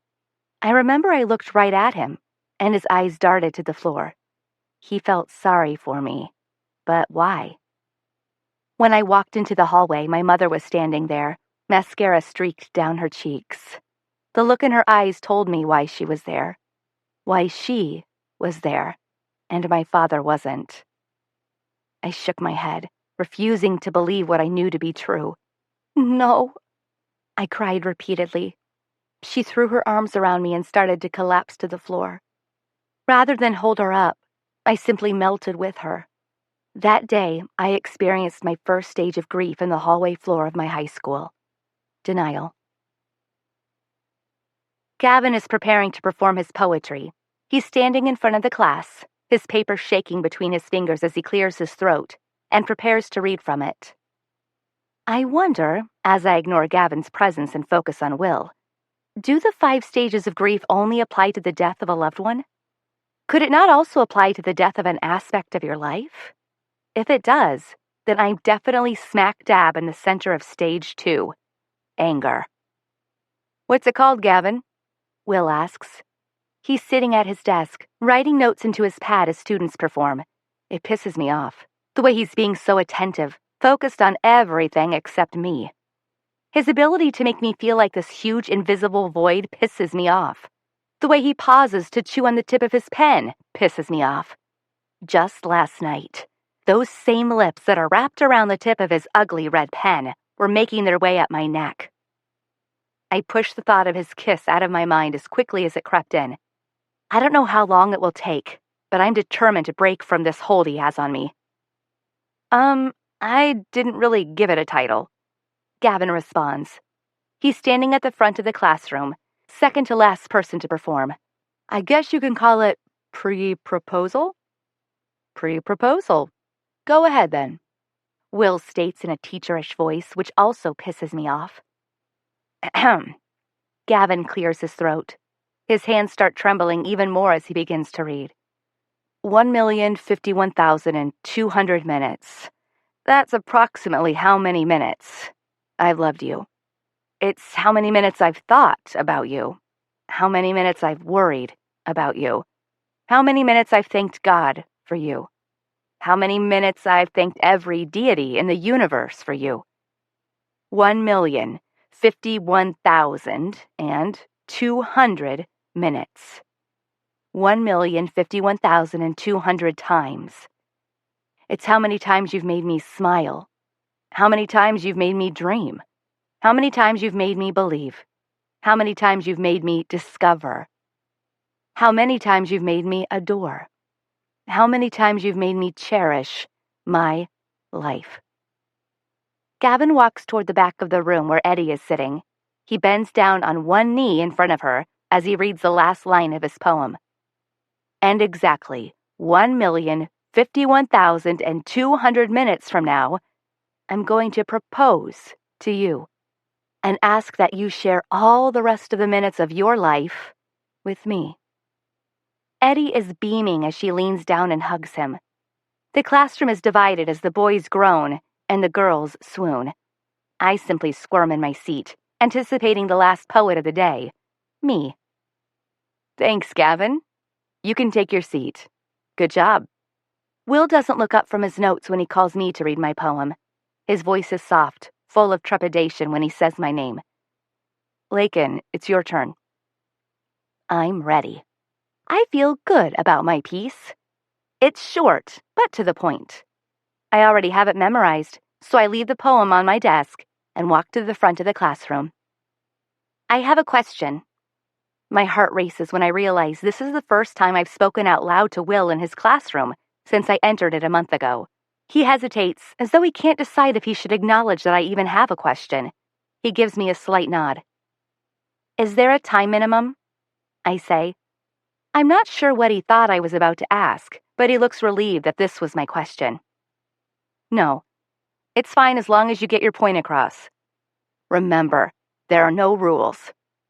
His voice cracks slightly when he replies. I can see on his face that what happened between us last night is fresh on his mind. All the better. Good. Okay, then. I stammer. My poem is called Mean. I face the front of the classroom and proudly recite my poem by heart. According to the thesaurus, and according to me, there are over 30 different meanings and substitutions for the word mean. I quickly yell the following words. The entire class flinches, including Will. Jackass, jerk, cruel, dickhead, unkind, harsh, wicked, hateful, heartless, vicious, virulent, unrelenting, tyrannical, malevolent, atrocious, bastard, barbarous, bitter, brutal, callous, degenerate, brutish, depraved, evil, fierce, hard, implacable, rancorous, pernicious, inhumane, monstrous, merciless, inexorable. And my personal favorite, asshole. I glance at Will as I return to my seat, and his face is red, his teeth clenched. Eddie is the first to clap. followed by the rest of the girls in the class. I fold my arms across my chest and focus my eyes solely on my desk. Man, Hobby says, who pissed you off? The bell rings and the students begin to file out. Will never utters a word. I begin to pack my things into my bag when Eddie runs up to me. Have you talked to your mom yet? She asks. My mom? About what? I have no clue what she's referring to. The date? Nick asked you out yesterday? You said you'd have to ask your mom? Oh, that, I respond. That was yesterday? It seems like a lifetime ago.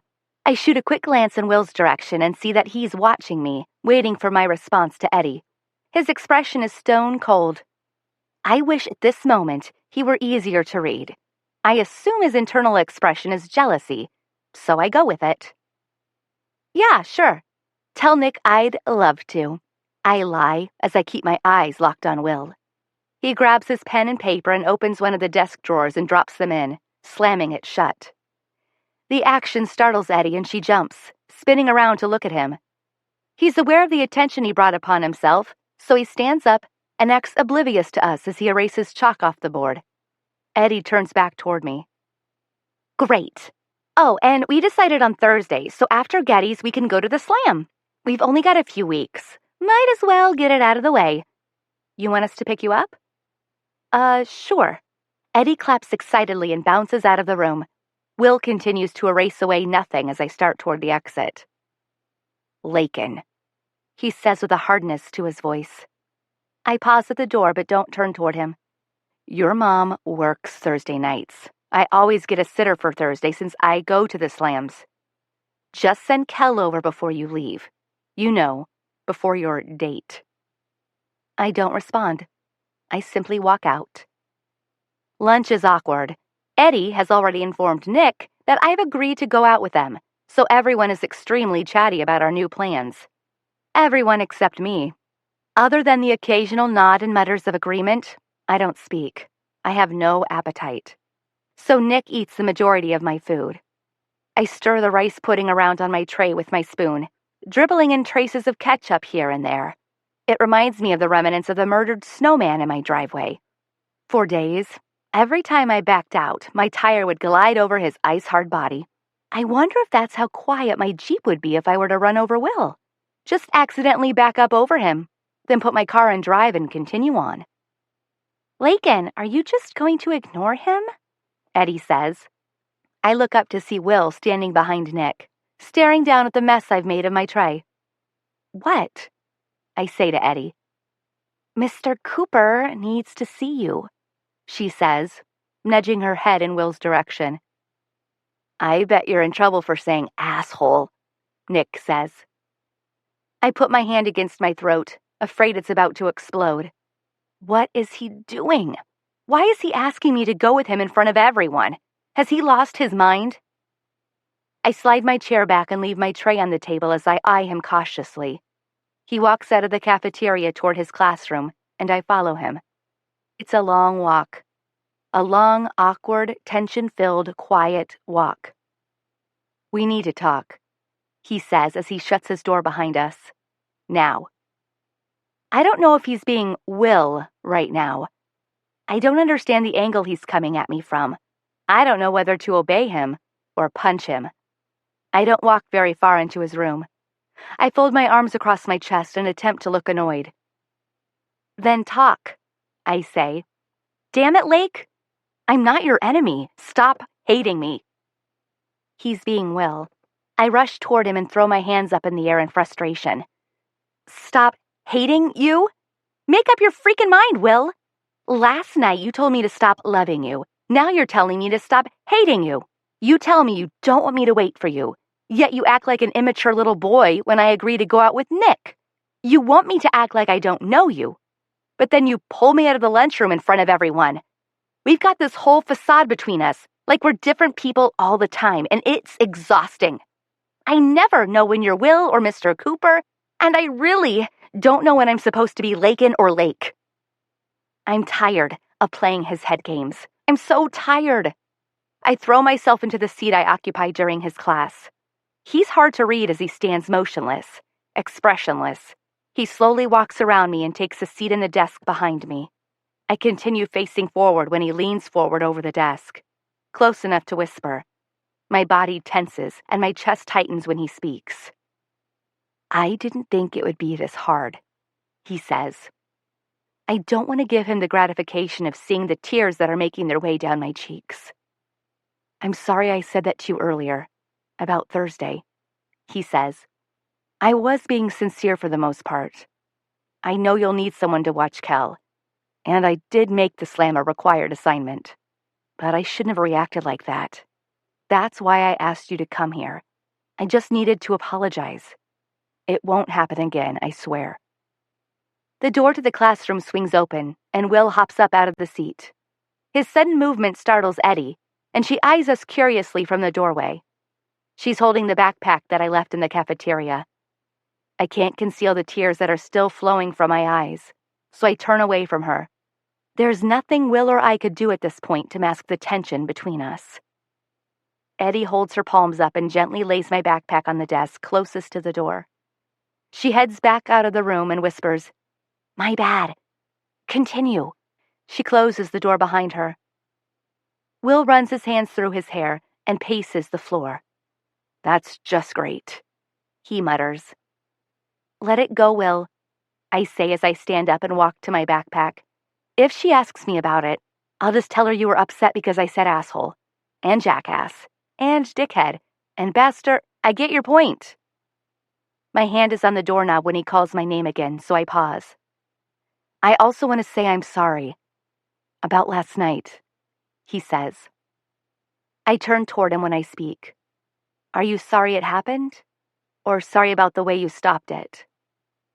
He cocks his head and shrugs his shoulders as if he doesn't understand my question. "All of it. It never should have happened." "Bastard," I finish. The engine of my Jeep purrs its familiar sound when I crank it, and that pisses me off too. I slam my fist against the steering wheel, wishing so many things. I wish I hadn't met Will the first week I was here. It would have been so much easier if I'd met him in class first. Or better yet, I wish we had never even moved to Ypsilanti. I wish my dad were alive. I wish my mother weren't being so vague about her errands. I wish Calder weren't at our house every day. Seeing him just makes me think of Will. I wish Will had never fixed my Jeep. I hate that he does considerate things like that. It would make it so much easier to hate him if he really were all those things I called him. Oh my God, I can't believe I called him all those names. Wait, no regrets. I pick the boys up from school and drive home. I beat Will home today, but I won't be waiting at the window. I'm done waiting at the window. "We'll be at Calder's," Kel yells as they slam the Jeep door. Good. When I walk down the hallway, I hear my mother talking to someone in her bedroom, so I pause outside her door. It's a one-sided conversation, so she must be on the phone. Normally, I would never eavesdrop on one of her conversations. However, her behavior lately warrants a little nosiness. Or maybe my behavior warrants a little rebellion. Either way, I cut my ear to the door. I know. I'll tell them soon," she says. "No, I think it will go over better if I tell them alone." "Of course I will. I love you too, babe." She's signing off. I quietly tiptoe to my bedroom and slip inside. I shut the door behind me and slide to the floor. 7 months. It took her all of 7 months to move on. She can't be seeing someone else already, but her words on the phone couldn't have been more clear. I'm in stage 1 again. Denial. How could she? And whoever he is, he already wants her to introduce us to him? I already don't like him. And her nerve! How could she accost Will like she did, when what she's doing is just as deplorable, if not worse? Stage 1 is extremely brief. I'm back in stage 2 again. Anger. I decide not to bring it up right away. I want to find out more before I confront her about it. I want the upper hand in this situation, and it's going to take some thought. "Blake, are you back?" She's knocking on my door. I have to roll forward and hop up to get out of the way when she opens it. She sees me jump up and she eyes me curiously. "What are you doing?" she asks. "Stretching. My back hurts." She doesn't buy it. So I clasp my hands behind me and stretch my arms upward, bending forward. "Take some aspirin," she says. "Okay." I'm off tonight, but I have a lot of sleep to catch up on. I didn't get any at all today, so I'm going to lie down. Can you make sure Kel gets a bath before he goes to bed? Sure. We both start down the hallway. Wait, Mom? She turns back to me, her lids dragging over her bloodshot eyes. I'm going out Thursday night. Is that okay? She eyes me suspiciously. With who? Eddie, Gavin, and Nick. 3 guys? You aren't going anywhere with 3 guys. No, Eddie's a girl. She's my friend. Her boyfriend is Gavin, and we're double dating. I'm going with Nick. Her eyes brighten a little. Oh, well, good. She smiles and opens the door to her bedroom. Wait, she says. I work Thursday. What about Kel? Will has a sitter on Thursdays. He already said Kel could stay there. She looks pleased, but only for a second. Will agreed to pay a sitter? To watch Kel? So you could go on a date? Crap. I didn't realize how this would look. Mom, it's been weeks. We went on 1 date. We're over it. She stares at me for several seconds. She returns to her room, still unappeased. Her suspicion brings me a small sense of gratification. She thinks I'm lying about something. Now we're even. I'm not going to 3rd period, I say to Eddie as we exit history. Why not? I just don't feel like it. Headache. I think I'll go sit in the courtyard and get some fresh air. I turn and start to head to the courtyard when she grabs my arm. Layken, does this have anything to do with what happened at lunch yesterday with Mr. Cooper? Is everything okay? I smile at her reassuringly. No, it's fine. He just wants me to refrain from my colorful choice of words in his class. She purses her lips together and walks away with the same unappeased look my mother had last night. The courtyard is empty. I guess none of the other students need a breather from the teacher they're secretly in love with. I sit at a bench and pull my phone out of my pocket. Nothing. I've only spoken to Karis once since I moved. She was the friend in Texas I was closest to, but she was actually best friends with another girl. It's odd when your best friend has an even better best friend. I chalked it up to the fact that I was too busy for best friends, but maybe it was more than that. Maybe I'm not a good listener.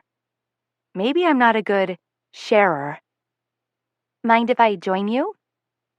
I look up and Eddie is taking a seat on the bench across from me. Misery loves company, I say. Misery? And why are we miserable? You have a date to look forward to tomorrow night, and your best friend is me, she says. Best friend. Maybe. Hopefully. You don't think Will is going to come looking for us? I say. She cocks her head at me. Will? You mean Mr. Cooper? Oh, God, I just called him Will. She's already suspicious. I smile and come up with the first excuse that pops into my head. Yeah, Mr. Cooper. We call teachers by their first names at my last school. She doesn't respond. She's picking at the paint on the bench with her blue fingernail. 9 of her fingernails are green. Just the one is blue. I'm just going to say something here, she says. Her voice is calm. Maybe I'm way off base. Maybe I'm not, but whatever I say, I don't want you to interject. I nod.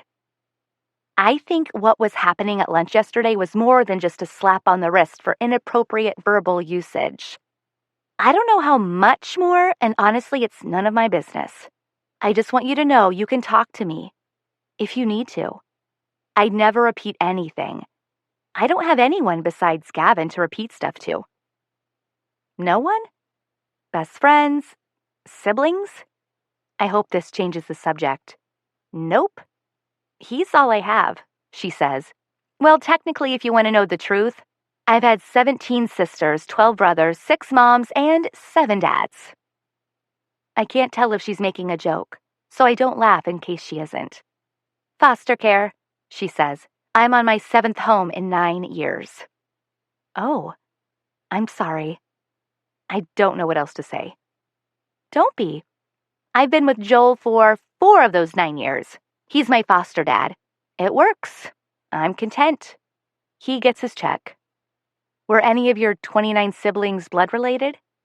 She laughs. Man, you pay attention. And no, I'm an only child, born to a mother with a yen for cheap crack and pricey babies. She can see I'm not following. She tried to sell me. Don't worry, nobody wanted me. Or she was just asking too much. When I was 9, she offered me to a lady in a Walmart parking lot. She gave her a sob story about how she couldn't take care of me, yada yada. Offered a lady a deal. $100 was my going rate. It wasn't the first time she tried this right in front of me. I was getting bored with it, so I looked right at the lady and said, "You got a husband? I bet he's hot." My mother backhanded me for ruining the sale. Left me in the parking lot. The lady took me to the police station and dropped me off. That's the last time I ever saw my mom. God, Eddie, that's unreal. Yeah, it is. But it's my real. I lie down on the bench and look up at the sky. She does the same. You said Eddie was a family name, I say. Which family? Don't laugh. But what if I think it's funny? She rolls her eyes. There was a comedy DVD my first foster family owned, Eddie Izzard. I thought I had his nose. I watched that DVD a million times, pretending he was my dad. I had people refer to me as Eddie after that. I tried Izzard for a while, but it never stuck. We both laugh. I pull my jacket off and pull it on top of me, sliding my arms through it backwards so that it warms the parts of me that have been exposed to the cold for too long. I close my eyes. I had amazing parents. I sigh. Had? My dad died 7 months ago. My mother moved us up here, claimed it was for financial reasons. But now I'm not so sure she was being honest. She's seeing someone else already. So yes, amazing is past tense at the moment. Suck. We both lie there pondering the hands we were dealt. Mine pales in comparison to hers, the things she must have seen. Kel is the same age now that Eddie was when she was put into foster care. I don't know how she walks around so happy, so full of life. We're quiet. Everything is comfortably quiet. I silently wonder if this is what it feels like to have a best friend. She sits up on the bench after a while, hands stretched out in front of her as she yawns. Earlier, the thing I said about Joel and me being a check to him, it's not like that. He's really been a great guy. Sometimes when things get too real, my sarcasm takes over. I smile at her in understanding. Thanks for skipping with me. I really needed it. Thanks for needing it. Apparently I did too. And about Nick. He's a good guy, just not for you. I'll drop it. But you still have to go with us tomorrow. I know I do. If I don't, Chuck Norris will hunt me down and kick my ass. I flip my jacket around and ease my arms in as we walk through the door and back into the hallway. So, if Eddie is something you made up, what's your real name? I ask her before we part ways. She smiles and shrugs her shoulders. Right now, it's Eddie. Chapter 8. I want to have friends that will let me be all alone when being alone is all that I need. The Avett Brothers. The perfect space. Where's Mom? I ask Kel. He's sitting at the bar with his homework out. She just dropped me and called her off. Said she would be back in a couple of hours. She wants you to order pizza. If I'd been home a few minutes sooner, I would have followed her. Did she say where she was going? I ask him. Can you ask them to put the pepperonis under the sauce this time? Where'd she say she was going? No, wait. Tell them to put the pepperonis on first, then the cheese, then the sauce on top. Damn it, Kel! Where did she go? His eyes grow wide as he climbs off the stool and walks backward toward the front door. He slumps his shoulders and slips his shoes on. I've never cussed at him before. No, don't I. Calder's to going, I'm. Be back by 6, I'll have your pizza. I decide to knock my homework out first. Mr. Hanson may be half deaf and half blind, but he makes up for that in the sheer volume of homework he assigns. I finish within an hour. It's just 4:30. I take this opportunity to play detective. Whatever she's up to and whomever she's with, I'm determined to find out. I rummage through kitchen drawers, cabinets, hallway closets. Nothing. I've never snooped in my parents' room before. Ever. This is definitely a year of firsts, though, so I let myself in and close the door behind me. Everything is the same as it was in their old bedroom. Same furniture, same beige carpet. If it weren't for the lack of space, I would hardly be able to tell the difference between this room and the one she shared with my father. I check the obvious first, the underwear drawer. I don't find anything. I move to the edge of the bed and slide open the drawer to her nightstand. Eye mask, pen, lotion, book, note. Note. I slip it out of the drawer and open it. It's written in black ink, centered down the page. It's a poem. Julia, I'll paint you a world one day, a world where smiles don't fade, a world where laughter is played in the background, like a PSA. I'll paint it when the sun goes down, while you're lying there in your gown. The moment your smile turns around, I'll paint right over your frown. I'll be finished when the sun breaks in. You'll wake with a still wet grin. You'll see that I finish when I begin. The world I've painted on your chin.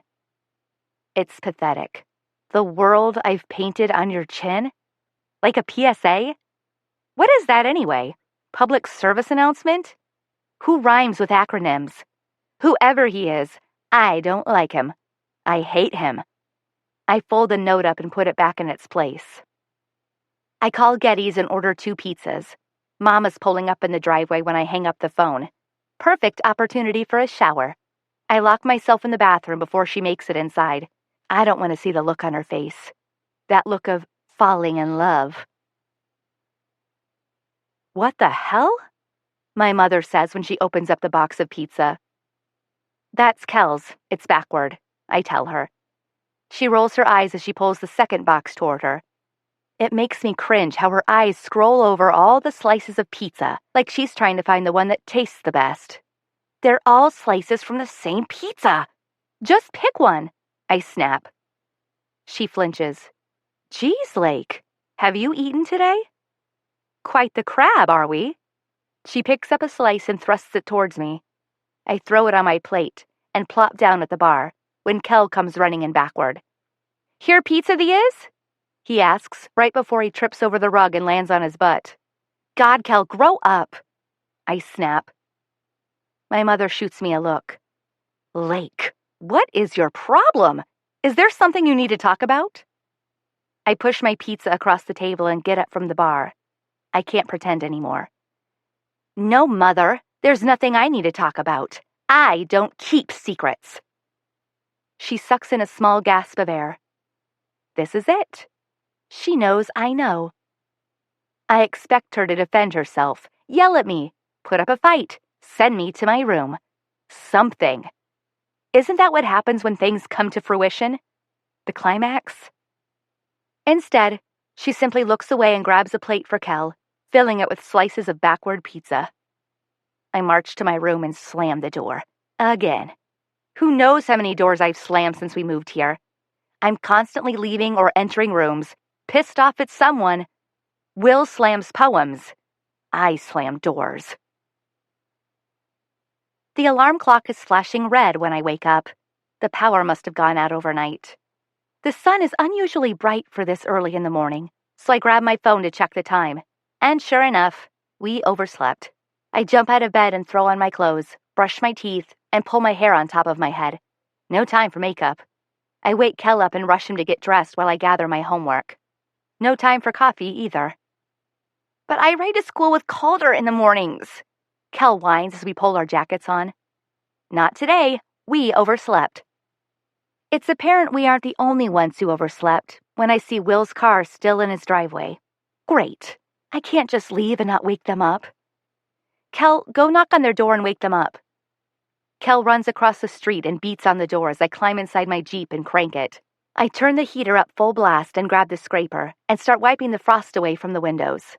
I get the final window cleared when Kel returns. No one answered the door. I think they're still asleep.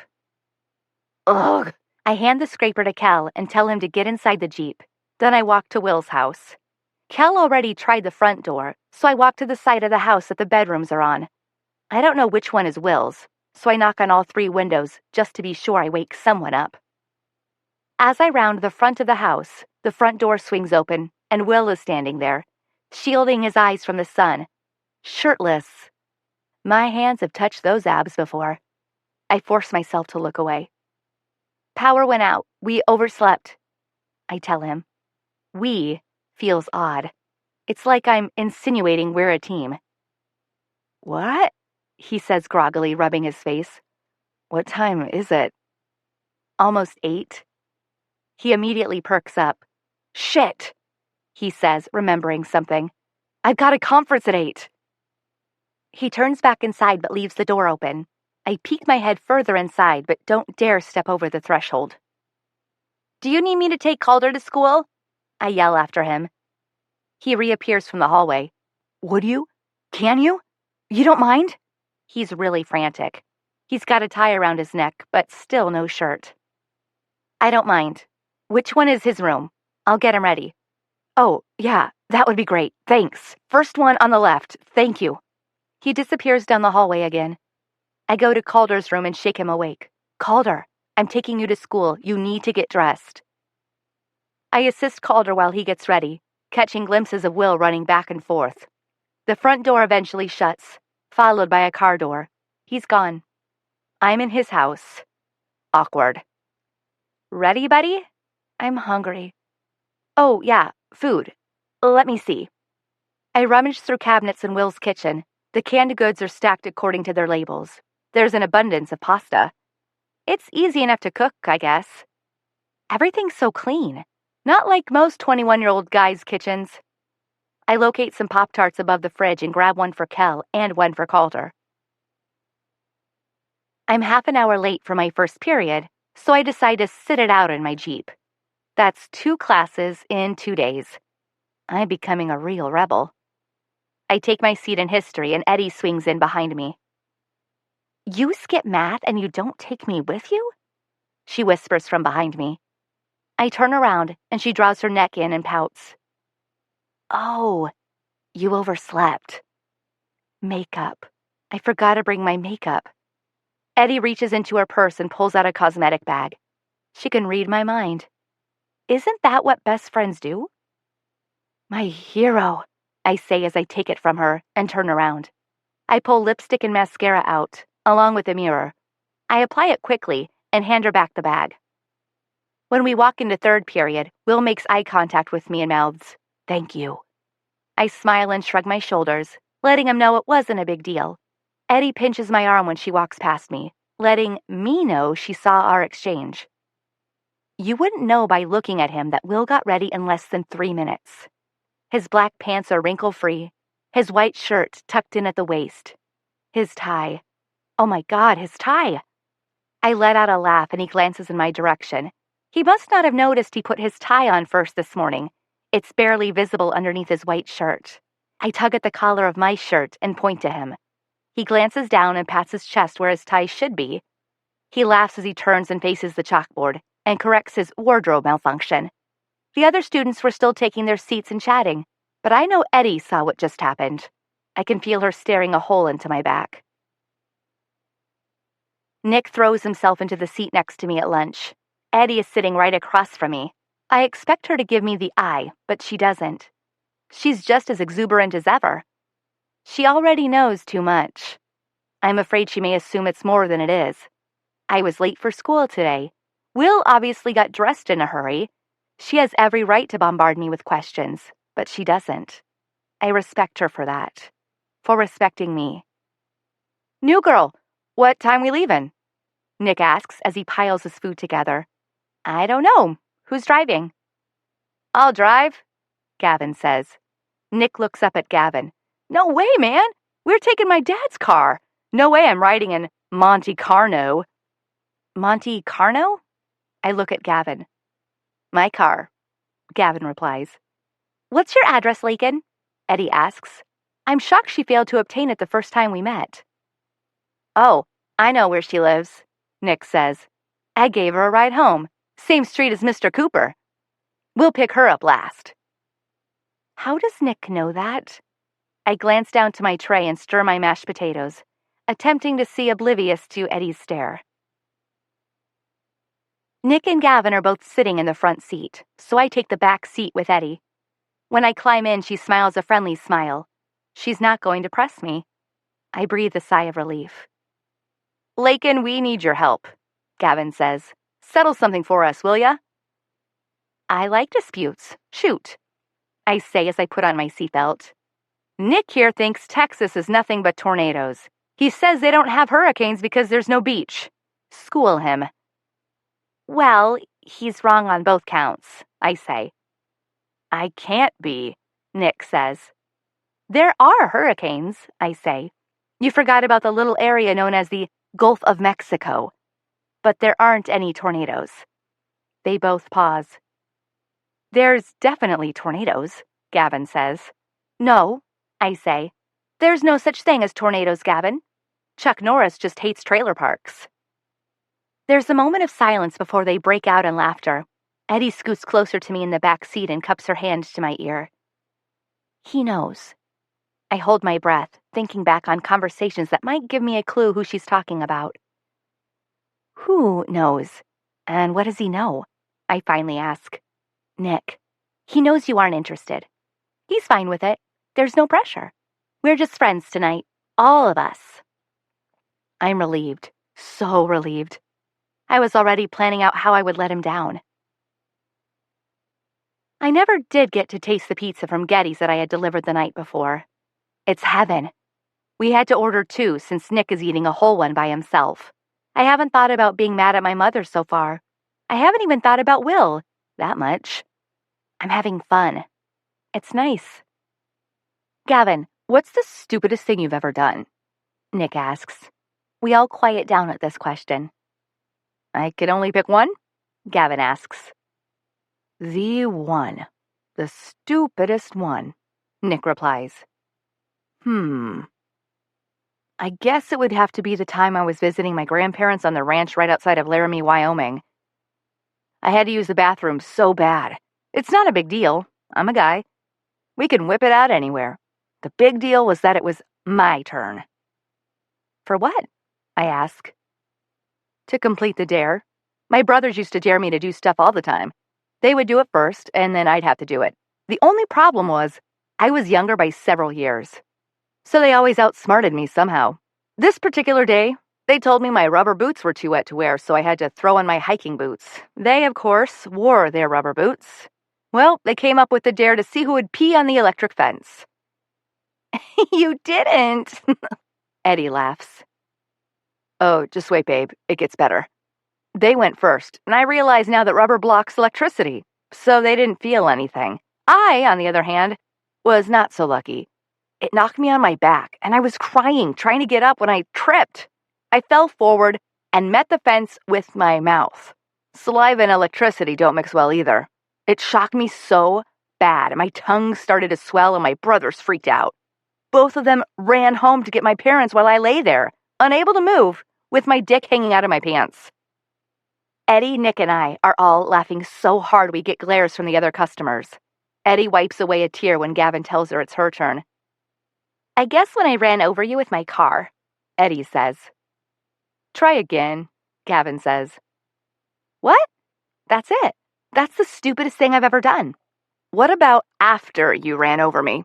Tell them about that. He laughs. We fell in love. The end.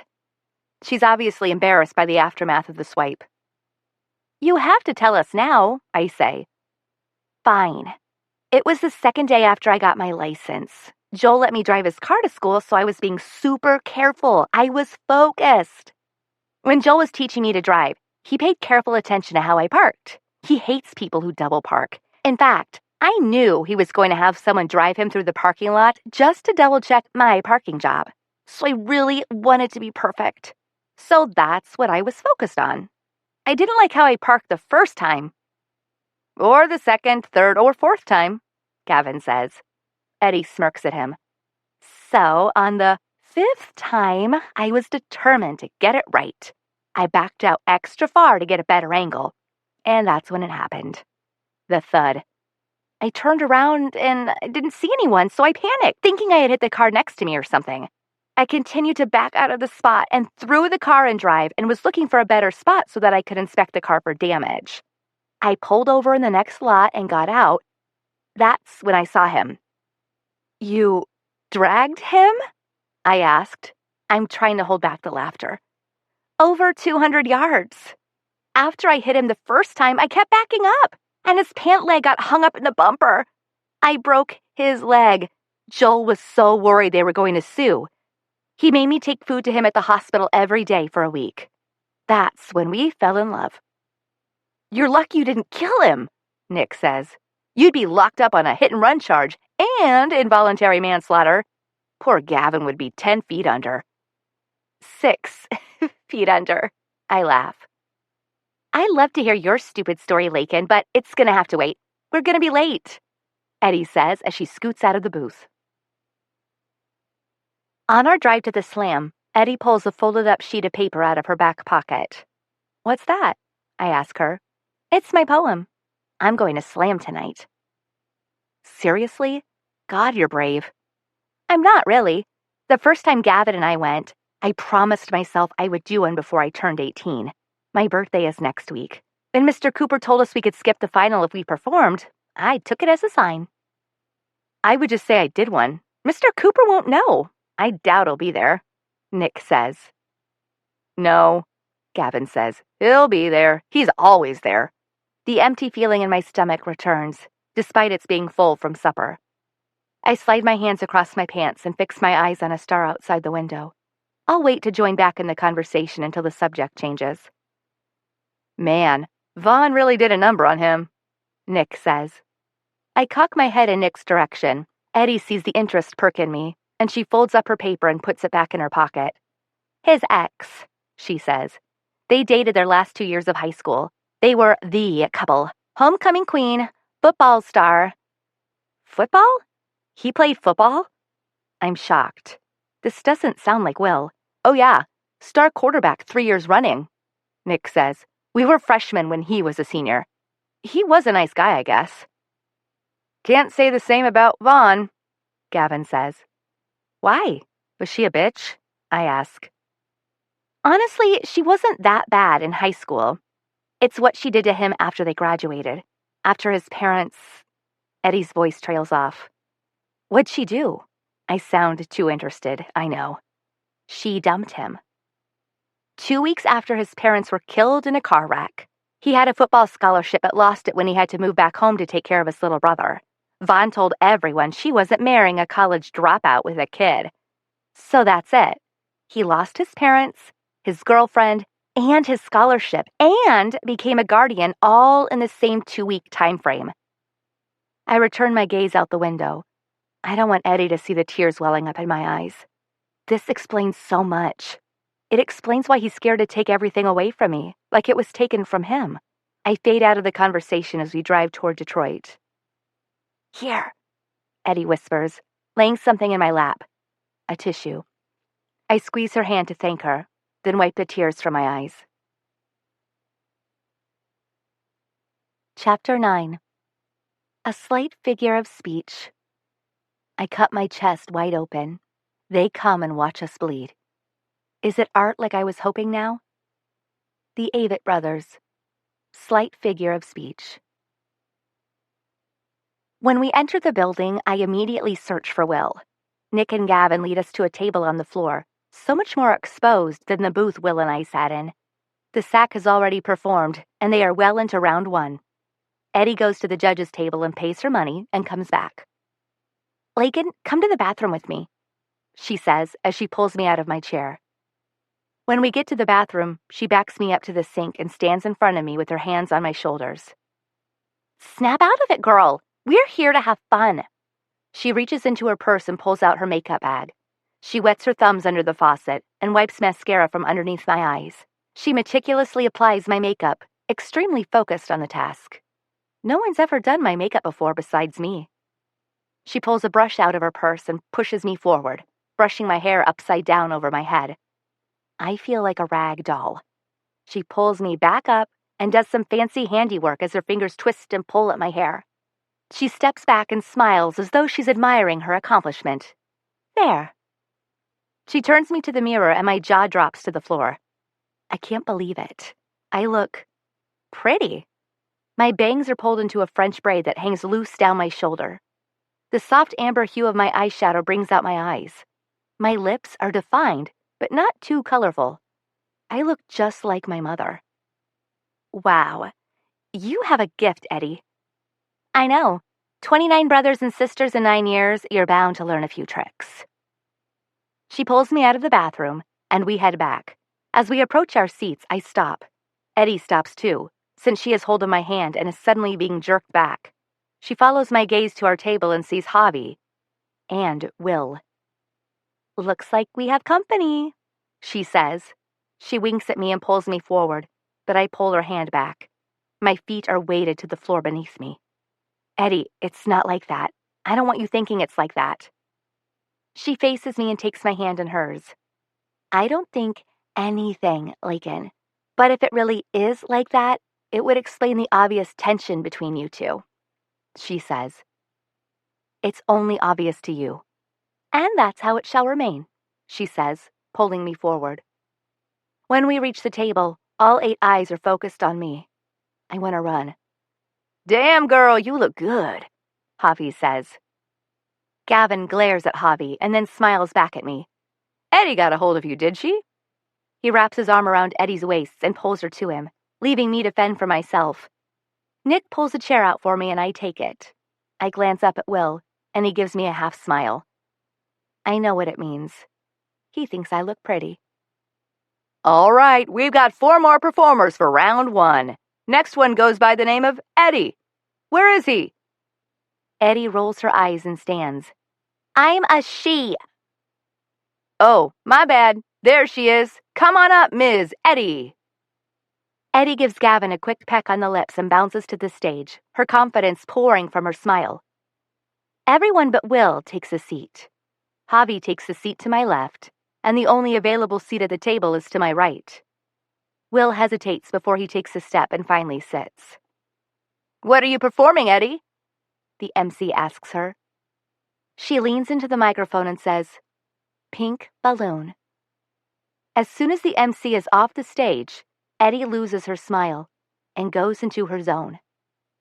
My name is Olivia King. I am 5 years old. My mother bought me a balloon. I remember the day she walked through the front door with it, the curly hot pink ribbon trickling down her arm, wrapped around her wrist. She was smiling at me as she untied the ribbon and wrapped it around my hand. Here, Livy, I bought this for you. She called me Livy. I was so happy. I'd never had a balloon before. I mean, I always saw balloons wrapped around other kids' wrists in the parking lot of Walmart, but I never dreamed I would have my very own pink balloon.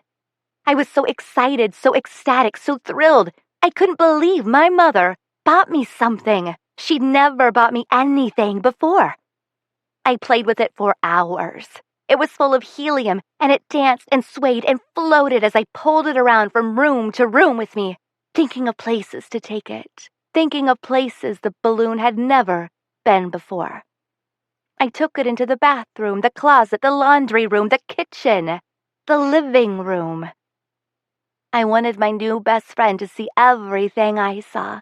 I took it to my mother's bedroom, my mother's bedroom? Where I wasn't supposed to be? With my pink balloon. I covered my ears as she screamed at me, wiping the evidence off her nose. She slapped me across the face and reminded me of how bad I was, how much I misbehaved, how I never listened. She shoved me into the hallway and slammed the door. locking my pink balloon inside with her. I wanted him back. He was my best friend, not hers.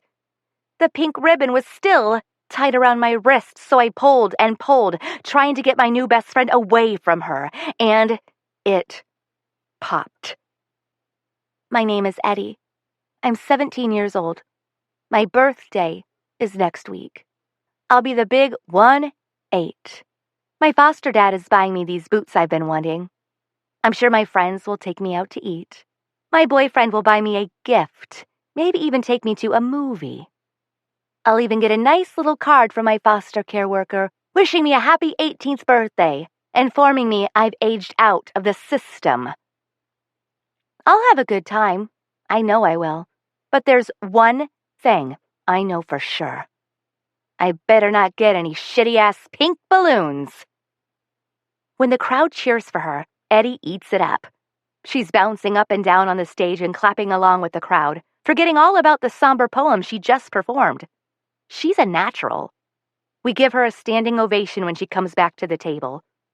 That felt so awesome, she squeals. Gavin throws his arms around her and picks her up off the ground and kisses her cheek. That's my girl, he says as they sit back down in their seats. That was great, Eddie. Guess you're exempt, Will says. That was so easy. Layken, you really need to do one next week. You've never had one of Mr. Cooper's finals before. They aren't fun, believe me. I'll think about it, I say. She did make it look easy. Will laughs and leans forward. Eddie, you haven't had one of my finals either. I've only been teaching 2 months. Well, I'm sure they suck. She laughs. They call another performer to the stage and the table grows quiet. Javi's leg keeps brushing against mine. Something about him gives me the creeps. Maybe it's the obvious creep factor. Throughout the performance, I keep drawing myself in more and more until I have nowhere else to go, but he somehow keeps getting closer. Just when I'm on the verge of punching him, Will moves in and whispers in my ear, "Trade me seats." I hop up and he slides over as I take his seat. I silently thank him with a look. Javi straightens back up and glares at Will. It's obviously there is no love lost between the two of them. By the start of the second round, everyone at our table is dispersing among the crowd. I spot Nick at the bar chatting up a girl. Javi eventually sulks off, leaving just Will and me at the table with Gavin and Eddie. Mr. Cooper, did you see... Gavin? Will interrupts. You don't have to call me Mr. Cooper here. We went to high school together. A mischievous grin crosses Gavin's face. He nudges Eddie, and they both smile at Will. Can we call you... No, you can't. Will interrupts again. He's blushing. I'm missing something here, I say, looking from Will to Gavin. Gavin leans forward in his chair and puts his elbows on his knees. You see, Layken, about 3 years ago... Gavin, I'll fail you. I'll fail your little girlfriend, too, Will says. Everyone's laughing now, but I'm still lost. 3 years ago, Ducky here decided to start a prank war with the freshmen. Ducky? I say. I look at Will and his face is buried in his hands. It became apparent that Will, I mean Ducky, was the one behind all the pranks. We suffered at the hands of this man. Gavin laughs as he gestures towards Will. So, we decided we'd had enough. We came up with a little plan of our own, now known as Revenge on Ducky. Damn it, Gavin, I knew it was you. I knew it, Will says. Gavin laughs. Will was known for his daily naps in his car, particularly during Mr. Hansen's history class. So we followed him to the parking lot one day and waited until he was off in La La Land. We got about 25 rolls of duct tape and wrapped him inside the car. There had to be 6 layers of duct tape around his car already before he finally woke up. We could hear him screaming and kicking at the door all the way back to the school. Oh my God, how long were you in there? I ask Will. I don't even hesitate when I speak to him. I like that we're interacting again, even if it is just as friends. This is good. He cocks an eyebrow at me when he responds. Now that's the kicker. Mr. Hansen's history class was second period. I wasn't cut out of the car until my dad called the school trying to find me. I don't remember what time it was, but it was dark. You were in there almost 12 hours? He nods. How'd you use the bathroom? Eddie asks. I'll never tell. He laughs. We can do this. I watch Will as he interacts with Eddie and Gavin. They're all laughing. I didn't think it would be possible before, a friendship between us. But here, right now, I do. Nick walks back up to the table with a sour look on his face. I don't feel so hot. Can we go? How much did you eat, Nick? Gavin says, standing. Eddie looks at me and tilts her head to the front door, insinuating it's time to go. See you tomorrow, Mr. Cooper, she says. Are you sure about that, Eddie? Will asks her. You and your friends here aren't taking another courtyard nap tomorrow. Eddie looks back at me and clasps her hands to her mouth, exaggerating a gasp. Will and I stand up as they all file out. Just leave Kel at my house tonight, he says after everyone is out of earshot. I'll get him to school tomorrow. They're probably asleep by now anyway. You sure? Yeah, it's fine. Okay, thanks. We both stand there, not certain how to part. He steps out of my way. See you tomorrow, he says. I smile and shuffle my way past him, then catch up to Eddie. Please, Mom, please, Kel says. Kel, y'all spent the night with each other last night. I'm sure his brother wants some time with him. No, he doesn't, Calder says. See, we'll stay in our room, I swear, Kel says. Fine, but Calder, I'll need you to be at your house tomorrow night. I'm taking Lake and Kel to dinner. Yes, ma'am. I'll go tell my brother and get my clothes. Kel and Calder run out of the front door. I squirm in my seat on the couch as I unzip my boots. This dinner she's referring to must be it. The big introduction. I decide to press her a little further. Where are we going to dinner? I ask. She comes to the couch and sits, grabbing the remote to flip on the TV. Wherever. Maybe we'll just eat here. I don't know. I just want some alone time, just the three of us. I pull my boots off and snatch them up. The three of us. I mumble as I walk to my room. I think about that as I throw my boots in my closet and lie on the bed.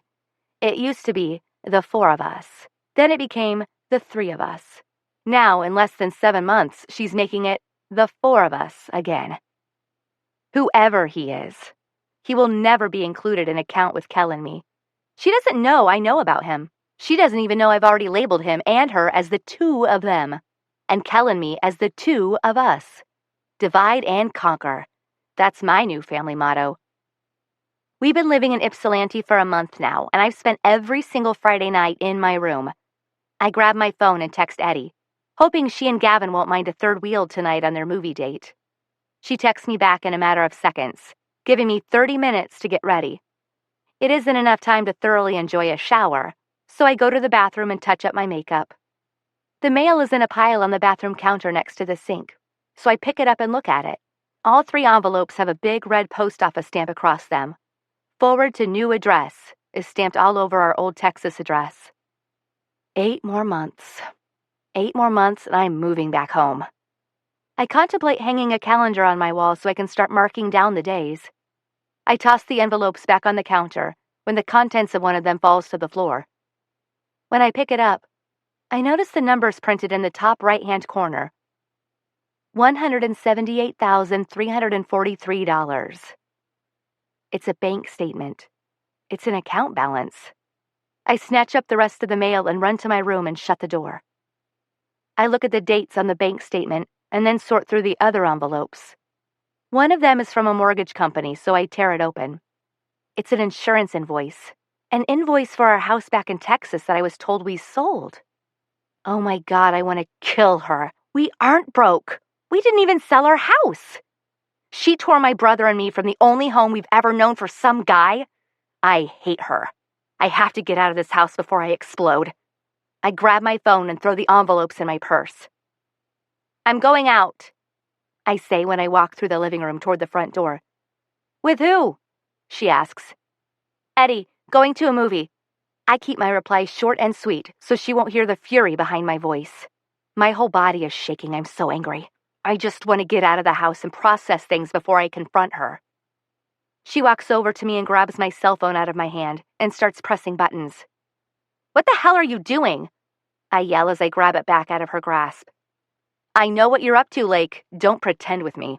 What am I up to? I'd really like to know. Last night, you and Will were both gone. He conveniently had a babysitter. Tonight, his brother says he's spending the night. And half an hour later, you're going out? You aren't going anywhere.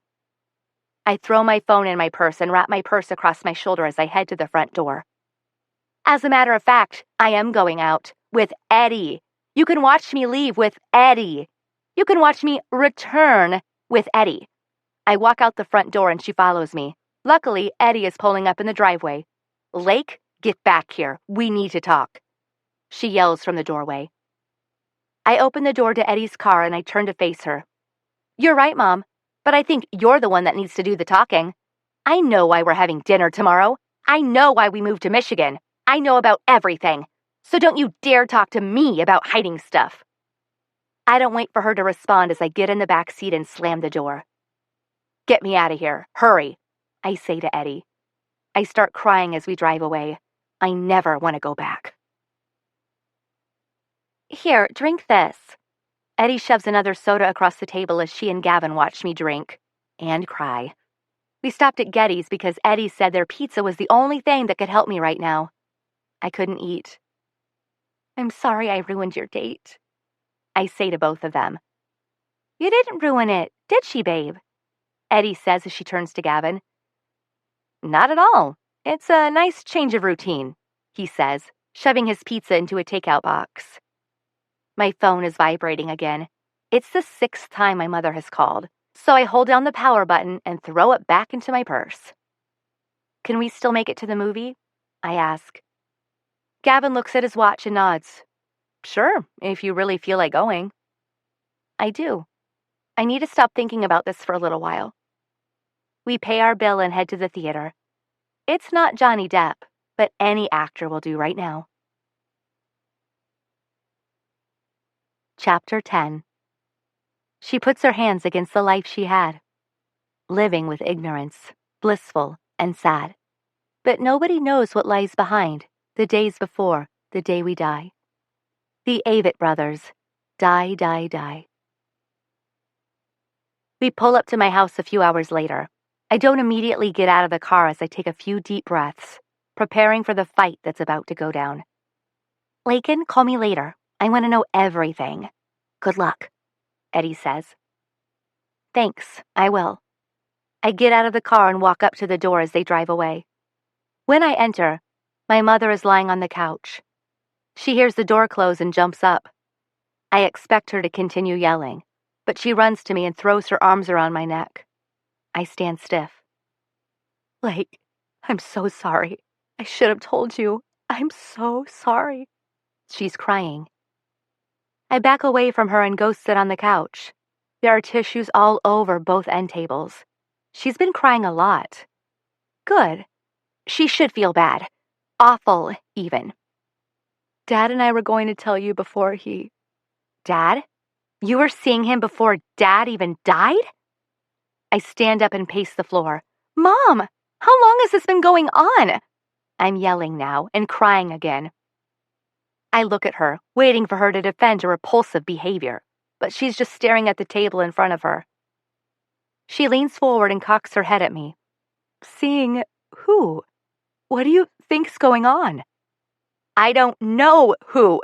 Whoever wrote you that poem in your nightstand. Whoever you've been going to see every time you run errands. Whoever you've been saying I love you to on the phone. I don't know who, and I really don't care who. She stands up and places her hands on my shoulders. Lake, I'm not seeing anyone. You've misunderstood everything. All of it. I can tell she's being honest, but I still don't have any answers. What about the note? And the bank statements? We aren't broke, Mom, and you never even sold the house. You lied to us to drag us here. If it wasn't for some guy, then why? Why are we here? She removes her hands from my shoulders and looks down at the floor, shaking her head. Oh, God, Lake, I thought you knew. I thought you figured it out. She takes a seat on the couch again and looks down at her hands. Apparently not, I say. This is so frustrating. I don't understand what could possibly be so important about Michigan that she would drag us away from our entire lives. So tell me. She looks up at me and places her hand on the couch cushion beside her. Sit down. Please, sit down. I sit back down on the couch and wait for her to explain everything. She pauses for a long time as she gathers her thoughts. The note? It's just something your dad wrote. He was being silly. He drew on my face one night and left the note on my pillow. I kept it. I loved your dad, Lake. I miss him so much. I would never do anything like that to him. There's no one else. She's being sincere. Then why did we move here, Mom? Why did you make us move here? She takes a deep breath and turns to face me, placing her hands on top of mine. The look in her eyes makes my heart sink. It's the same look she had in the hallway earlier this year, when she came to tell me the news about my dad. She takes another deep breath and squeezes my hands. Lake, I have cancer. Denial. I'm definitely in denial. And anger. Bargaining? Yes, that too. I'm in all three. All five, maybe. I can't breathe. Your father and I were going to tell you. After he died, y'all were so devastated. I couldn't bring myself to talk to you about it. When I started getting worse, I wanted to move back here. Brenda begged me to. She said she'd help take care of me. She's the one I've been talking to on the phone. There's a doctor in Detroit that specializes in lung cancer. That's where I've been going. Lung cancer. It has a name. That makes it even more real. I was planning to tell you and Kel tomorrow. It's time you guys know, so we can all prepare. I pull my hands away from her. Prepare? For what, Mom? She wraps her arms around me and starts crying again. I push her back. Prepare for what, Mom? Just like plump Principal Bass, she can't look at me in the eyes. She feels sorry for me. I don't remember walking out of the house, and I don't remember going across the street. The only thing I know is that it's midnight and I'm beating on Will's door. When he opens it, he doesn't ask any questions. He can see on my face that I just need him to be Will, just for a little while. He puts his arm around my shoulders and ushers me inside as he shuts the door behind him. Lake, what's wrong? I can't respond. I can't breathe. He wraps his arms around me as I start to collapse to the floor and cry. And just like in the school hallway with my mother, he melts to the floor with me. He puts my head under his chin and rubs my hair and just lets me cry. Tell me what happened, he finally whispers. I don't want to say it. If I say it out loud, that means it's real. It is real. She's dying, Will, I say between sobs. She has cancer. He squeezes me tighter, then picks me up and carries me to his bedroom. He lays me on the bed and pulls the covers over me when the doorbell rings. He kisses me on the forehead, then leaves the room. I can hear her speak when he answers the door, but I can't hear what she says. Will's voice is low, but I'm able to make out what she says. Let her stay, Julia. She needs me right now.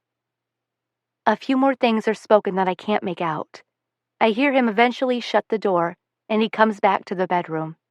He crawls into the bed, puts his arms around me, and holds me while I cry. Part 2. Chapter 11. Who cares about tomorrow? What more is tomorrow than another day? The Avett Brothers, Swept Away. The window is on the wrong side of the room. What time is it? I throw my arm across the bed and reach for the phone on my nightstand. My phone's not there. Neither is the nightstand. I sit up in the bed and rub my eyes. This isn't my room. When it all comes flooding back to me, I lie back down and pull the blanket over my head, wishing it all away. Lake. I wake up again.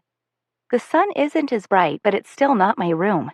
I pull the covers tighter over my head. Lake, wake up. Someone is pulling the covers back off my head. I groan and grip them even tighter. I try to wish it all away again, but my bladder is screaming at me. I throw the covers off and see Will sitting on the edge of the bed. "You really aren't a morning person," he says. "Bathroom. Where's your bathroom?" He points across the hall. I jump out of the bed and hope I can make it. I run to the toilet and sit, but nearly fall in. The seat's up. "Boys," I mutter as I let the seat down. When I emerge from the bathroom, Will is at the bar in the kitchen. He smiles and scoots a cup of coffee to the empty seat next to him. I take the seat and the coffee. "What time is it?" I say. 1:30. "Oh, well, your bed's really comfortable." He smiles and nudges my shoulder. "Apparently," he says. We drink our coffee in silence. Comfortable silence. Will takes my empty cup to the sink and rinses it out before putting it in the dishwasher. "I'm taking Layken Cohen to a matinee," he says. He turns on the dishwasher and wipes his hands on a rag. "We're leaving in a few minutes. I'll probably take them to dinner afterwards, so we'll be back around 6. Should give you and your mom time to talk." I don't like how he throws that last sentence in there, like I'm susceptible to his manipulation. What if I don't want to talk? What if I want to go to a matinee? He lays his elbows on the bar and leans toward me. "You don't need to watch a movie. You need to talk to your mom. Let's go." He grabs his keys and jacket and starts walking toward the door. I lean back in my chair and fold my arms across my chest. I just woke up. The caffeine hasn't even kicked in yet. Can I stay here for a while? I'm lying. I just want him to leave so I can crawl back into his comfortable bed. Fine. He walks toward me and kisses me on top of my head. But not all day. You need to talk to her. He puts his jacket on and walks out, shutting the door behind him. I walk to the window and watch as Layken Cohen climb into the car, and they all drive away. I look across the street at my house. My house that's not a home. I know my mom is inside, just yards away. I have no idea what I would begin to say to her if I walked over there right now. I decide not to go right away. I don't like that I'm so mad at her. I know this isn't her fault, but I don't know whom else to blame. My gaze falls on the gnome with the broken red hat, perched upright in the driveway. He's staring right at me, grinning. It's like he knows. He knows I'm over here, too scared to go over there. He's taunting me. Just as I'm about to shut the curtain and let him win, Eddie pulls up in our driveway. I open the front door to Will's house and wave when she gets out of her car.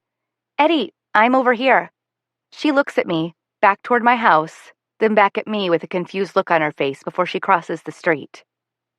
Great. Why did I just do that? How am I going to explain this? I step inside and hold the door open for her when she enters, eyeing the living room curiously. "Are you okay? I've called you 100 times," she says. She plops down on the sofa and puts her foot on the coffee table and starts removing her boots. "Whose house is this?" I don't have to answer her. The family portrait hanging on the wall in front of her answers for me. "Oh," she says. That's all she says about it, though. "Well, what happened? Did she tell you who he is? Do you know him?"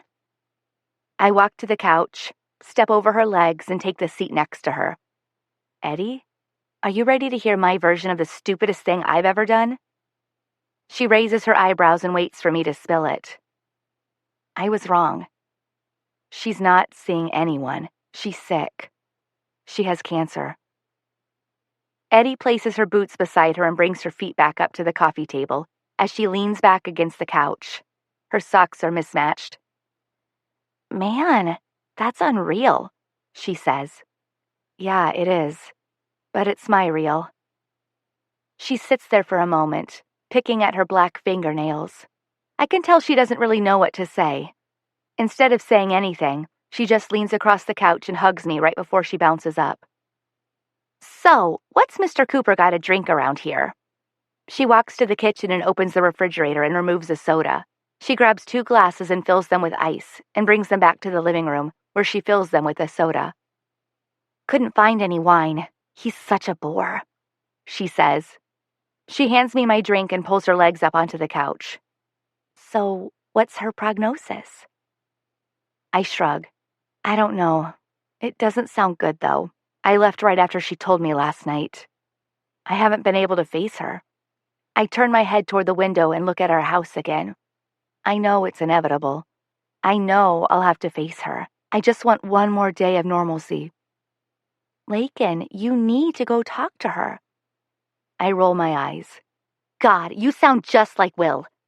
She takes a sip of her drink and returns it to the coffee table. Speaking of Will, here we go. Layken, I'm trying so hard to mind my business. I really am. But you're in his house. You're wearing the same clothes I dropped you off in last night. If you don't at least deny there's something going on, then I'll have to assume you're admitting it. I sigh. She's right. From her standpoint, it seems like more is going on than there really is. I don't have a choice but to be honest with her, or she'll assume the worst of him. Fine. But Eddie, you have to... I swear, not even to Gavin. Okay. Well, I met him the first day we moved here. There was something there between both of us. He asked me out. We went out. We had a great time. We kissed. It was probably the best night of my life. It was the best night of my life. She's smiling now. I hesitate before I continue. She can tell by my body language that it's not a happy ending, and her smile fades. We didn't know. Until my first day of school, I didn't know he was a teacher. He didn't know I was in high school. She stands up. The hallway! That's what was going on in the hallway. I nod. Oh my God, so he ended it? I nod again. She falls back onto the couch. Shit, that sucks. I nod again. But you're here. You spent the night. She grins. He couldn't hold back, could he? I shake my head. It's not like that. I was upset, so he let me stay here. Nothing happened. He's just being a friend. She slumps her shoulders and pouts, making it obvious she was hoping we caved. Just one more question. Your poem, it was about him, wasn't it? I nod. Nice. She laughs. She's quiet again, but not for long. Last question, I swear, for real. I look at her, letting her know it's okay to continue. Is he a good kisser? I smile. I can't help but smile. Oh my God, he's so freaking hot. I know! She claps her hands and bounces on the couch. Our laughter fades as the reality of the moment returns. I turn and look out the window again and gaze at her house across the street while she takes our glasses to the sink. When she walks back through the living room, she grabs my hand and pulls me off the couch. Come on. We're going to talk to your mom. We? I don't object. There's something about Eddie that you just don't object to. Chapter 12. With paranoia on my heels, will you love me still when we awake and you see that the sanity has gone from my eyes? The Avett Brothers. Paranoia in B-flat major. Eddie has never been inside my house before. You wouldn't know that by watching her bounce through the front door. She's still pulling me along behind her when we walk inside. My mother is sitting on the sofa, watching the stranger scamper toward her with a smile on her face, dragging her angry daughter behind her. I have to admit, the surprise on my mom's face is gratifying. Eddie pulls me to the couch and pushes my shoulders down until I'm seated next to my mother. Eddie proceeds to take a seat on the coffee table directly in front of us, posture straight, head held high. She is in charge. I'm Eddie, your daughter's best friend, she says to my mother. There, now that we all know each other, let's get down to the nitty-gritty. My mother looks at me, then back at Eddie, and doesn't respond. I actually have nothing to say either. I don't know where Eddie is taking this, so all I can do is allow her to continue. Julia, right? That's your name? My mother nods. Julia, Layken has questions, lots of questions. You have answers. Eddie looks at me. Layken, you ask questions, And your mother will answer them. She looks at both of us simultaneously. That's how you do it. Any questions? For me, I mean. My mother and I both shake our heads. Eddie stands up. All right then. My work here is done. Call me later. Eddie steps over the coffee table and heads for the front door, but spins on her feet and comes back to us. She wraps her arms around my mother's neck. My mother looks at me wide-eyed before she returns the hug. Eddie continues to squeeze my mother's neck for an unusually long time before she finally lets go. She smiles at us, hops over the coffee table, and walks out the front door. And she's gone. Just like that. We both sit in silence, staring at the front door. I'm confused as to where exactly things went wrong with Eddie, or where exactly they went right. It's hard to tell. I glance back at my mother and we both laugh. Wow, Lake, you sure know how to pick 'em. I know. She's great, huh? We both settle into the couch and my mother reaches over and pats the top of my hand. We better do what she says. Ask me a question. I'll answer it best I can. I cut right to the chase. Are you dying? Aren't we all? She replies. That's a question. You're supposed to just answer. She sighs like she's hesitating, not really wanting to answer. Possibly. Probably, she admits. How long? How bad is it? Lake, maybe I should explain it first. It'll give you a better idea of what we're dealing with. She stands and moves to the kitchen and takes a seat at the bar. She motions for me to sit with her as she grabs a pen and a sheet of paper and starts to write something down. There are 2 types of lung cancer, non-small cell and small cell. Unfortunately, I have small cell, which spreads faster. She's drawing a diagram. Small cell can either be limited or extensive. She points to an area on a sketched pair of lungs. Mine was limited, which means it was contained into this area. She circles an area of the lungs and makes a pinpoint. This is where they found a tumor. I was having some symptoms a few months before your father died. He had me go in for a biopsy, and that's when we found out it was malignant. We researched doctors for a few days and finally decided our best course of action would be a doctor we found here in Michigan, in Detroit. He specializes in SCLC. We decided on the move before your father even died. Mom, slow down. She lays down the pen. I need a minute, I say. God, it feels like I'm in science class. I rest my head in my hands. She's had months to think about this. She talks about it like she's teaching me how to bake a cake. She patiently waits as I get up and go to the bathroom. I splash water on my face and stare at my reflection in the mirror. I look like complete crap. I haven't even glanced in a mirror since before I went out with Gavin and Eddie last night. My mascara is smudged under my eyes. My eyes are puffy. My hair is wild. I wipe the makeup off and brush out my hair before I go back to the kitchen and listen to her tell me how she's going to die. She looks up at me when I walk back into the kitchen, and I nod, giving her the go-ahead. I take a seat across from her.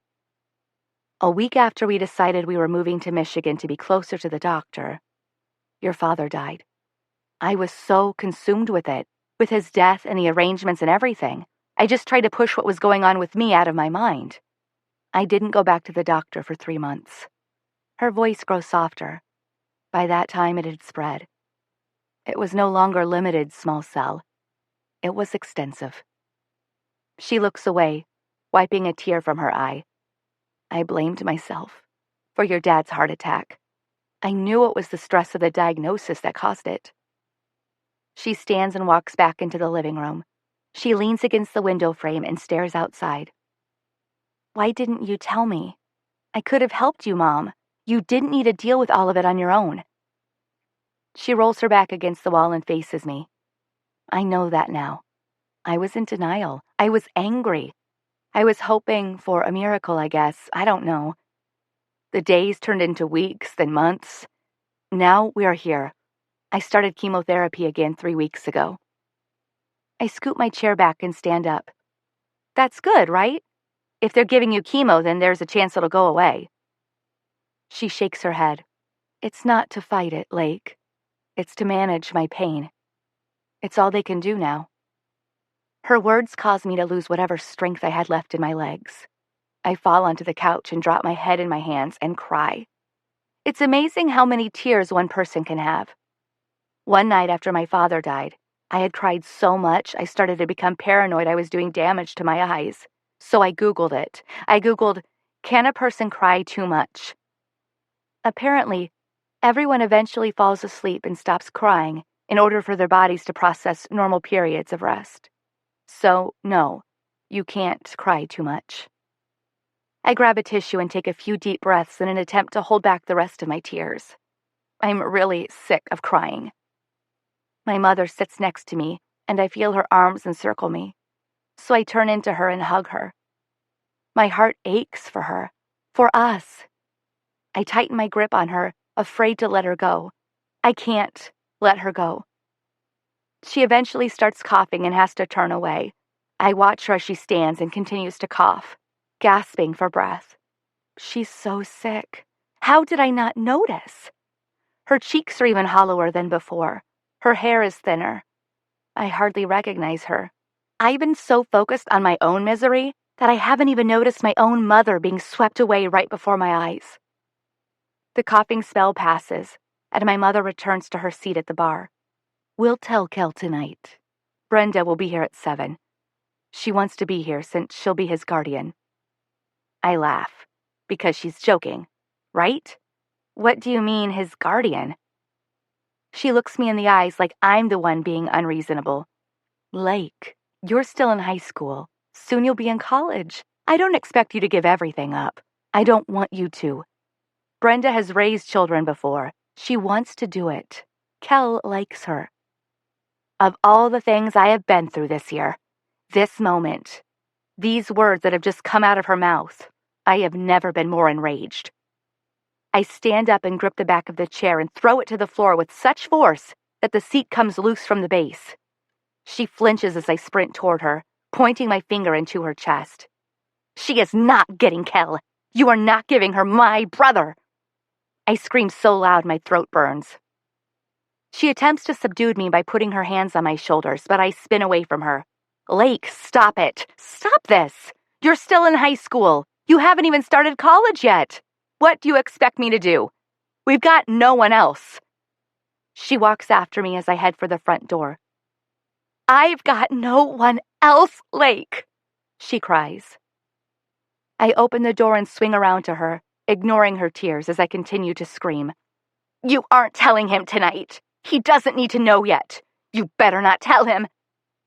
We have to tell him. He needs to know, she says. She's following me down the driveway now. I keep walking. Go home, Mother. Just go home.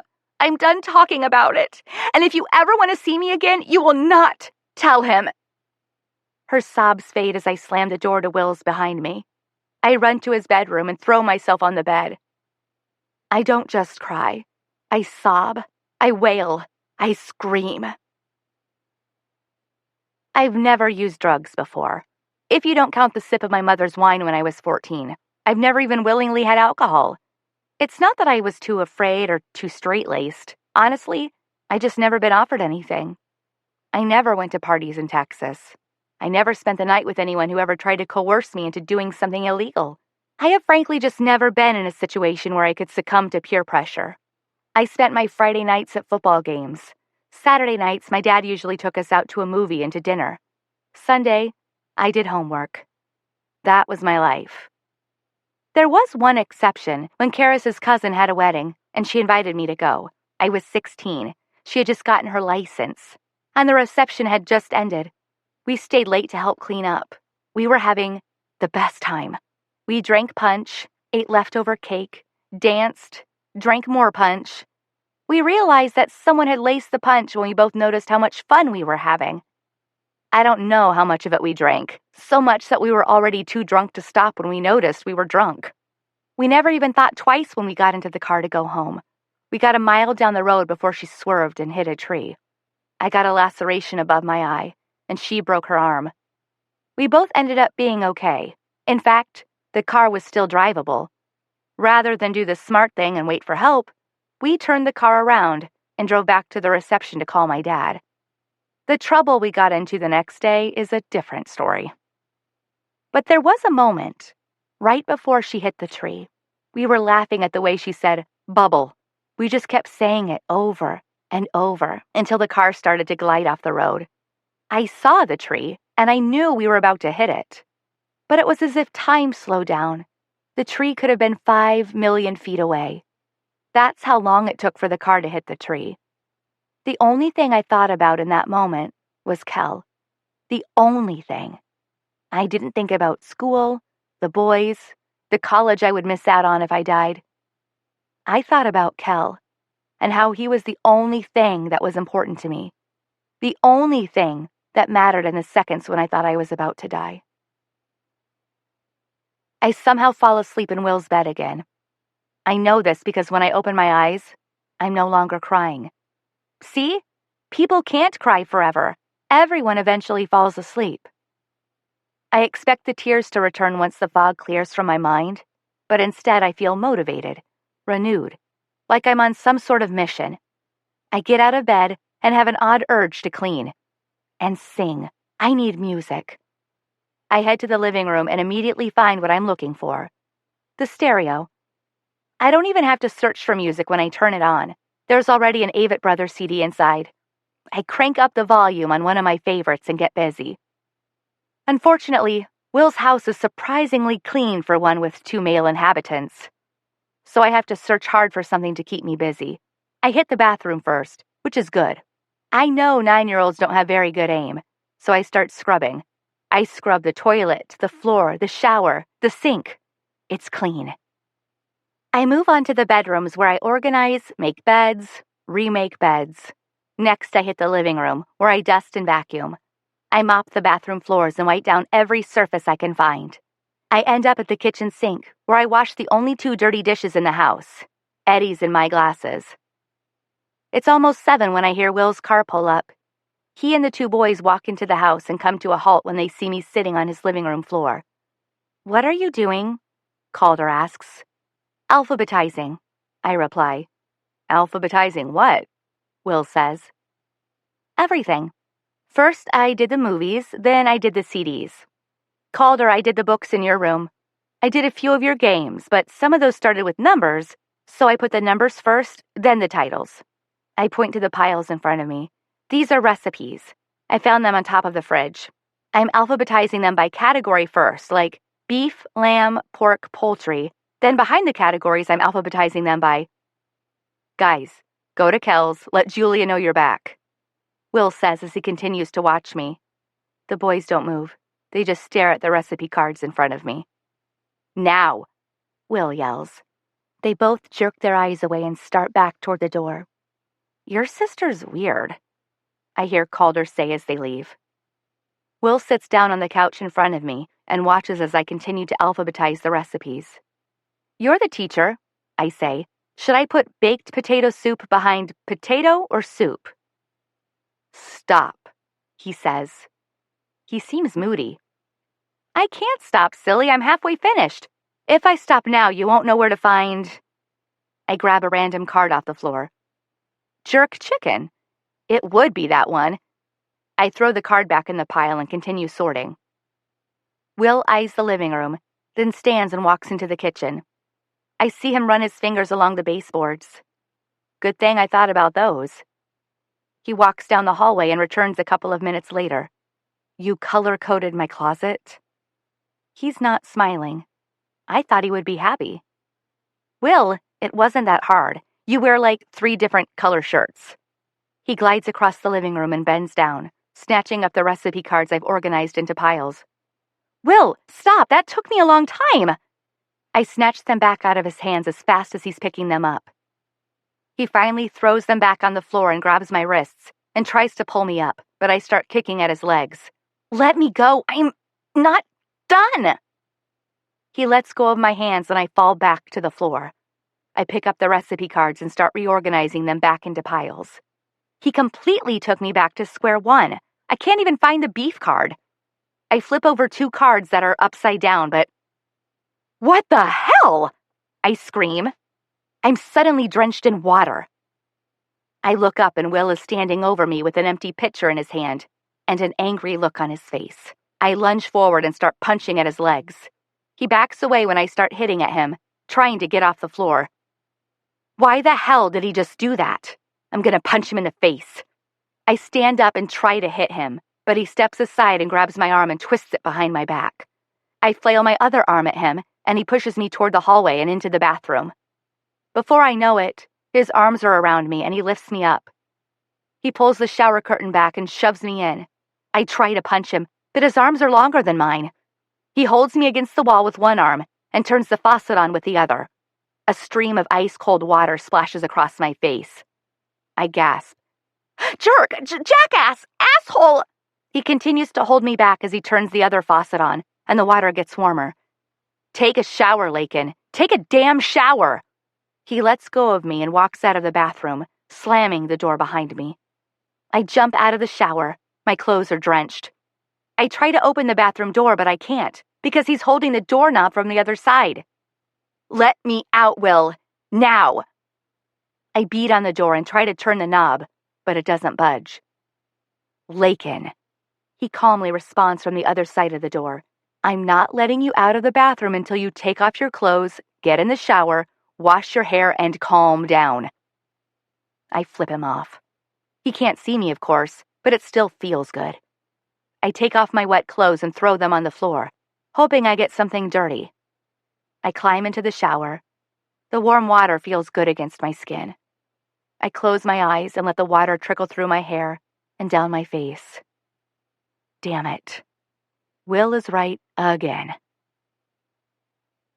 I need a towel, I yell. I've been in the shower well over half an hour. Will has a shower head with a jet setting.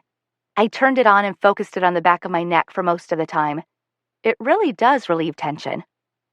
It's on the sink. So are your clothes, he says from outside the bathroom. I pull the curtain back and there is definitely a towel there. And clothes. My clothes. Clothes he obviously just got out of my house and somehow put in the bathroom, while I was in the shower. I turn the water off and step out of the shower and dry off. I twist the towel around my head and put on my clothes. He brought me pajamas. Maybe that means I'm sleeping in his comfortable bed again. I hesitate as I turn the doorknob, assuming I still won't be able to open it. But it swings open. When he hears me open the bathroom door, he jumps over the back of the couch and runs toward me. I back up to the wall, afraid he's about to shove me back in the bathroom, when his arms go around me, and he hugs me. I'm sorry, Lake. I'm sorry I did that. You were just losing it. I hug him back. Of course I hug him back. It's okay. I kinda sorta had a bad day, I say. He pulls away from me and places his hands on my shoulders. So, we're friends? You aren't gonna try to punch me again? Friends, I say reluctantly. That's the last thing I want to be to him right now, his friend. How was the matinee? I ask as we walk down the hallway. Did you talk to your mom? He ignores my question. Geez, deflect much? Did you talk to her? Please don't tell me you spent the entire day cleaning. He walks into the kitchen and takes 2 glasses out of the cabinet. No, not the entire day. We talked. And? She has cancer. I reply frankly. He looks at me and scowls. I roll my eyes at him and put my elbows on the table, gripping my forehead with my hands. My fingers brush against the towel that's on my head. I bend away from the bar and pull the towel off and flip my head forward, brushing the tangled strands with my fingers to smooth them out. After I remove all the tangles, I raise my head back up just as Will darts his eyes away from me and to the cup in his hands that's now overflowing with milk. I pretend not to notice the spill and continue to mess with my hair as he wipes up the milk with a rag. He pulls something out of the cabinet and gets a spoon out of the drawer. He's making me chocolate milk. Will she be okay? He asks. I sigh. He's relentless. No, probably not. But she's getting treatment? I've been able to go the entire day without thinking about it. I've been comfortably numb since I woke up from my nap. I know this is his house, but I'm beginning to wish he would leave again. She's dying, Will. Dying. She'll probably be dead within the year, maybe less than that. They're just doing chemo to keep her comfortable while she dies, 'cause she'll be dead, because she's dying. There, is that what you want to hear? His expression softens when he sets the milk in front of me. He grabs a handful of ice out of the refrigerator and drops it into my cup. On the rocks, he says. He's good at deflecting, and even better at ignoring my snide remarks.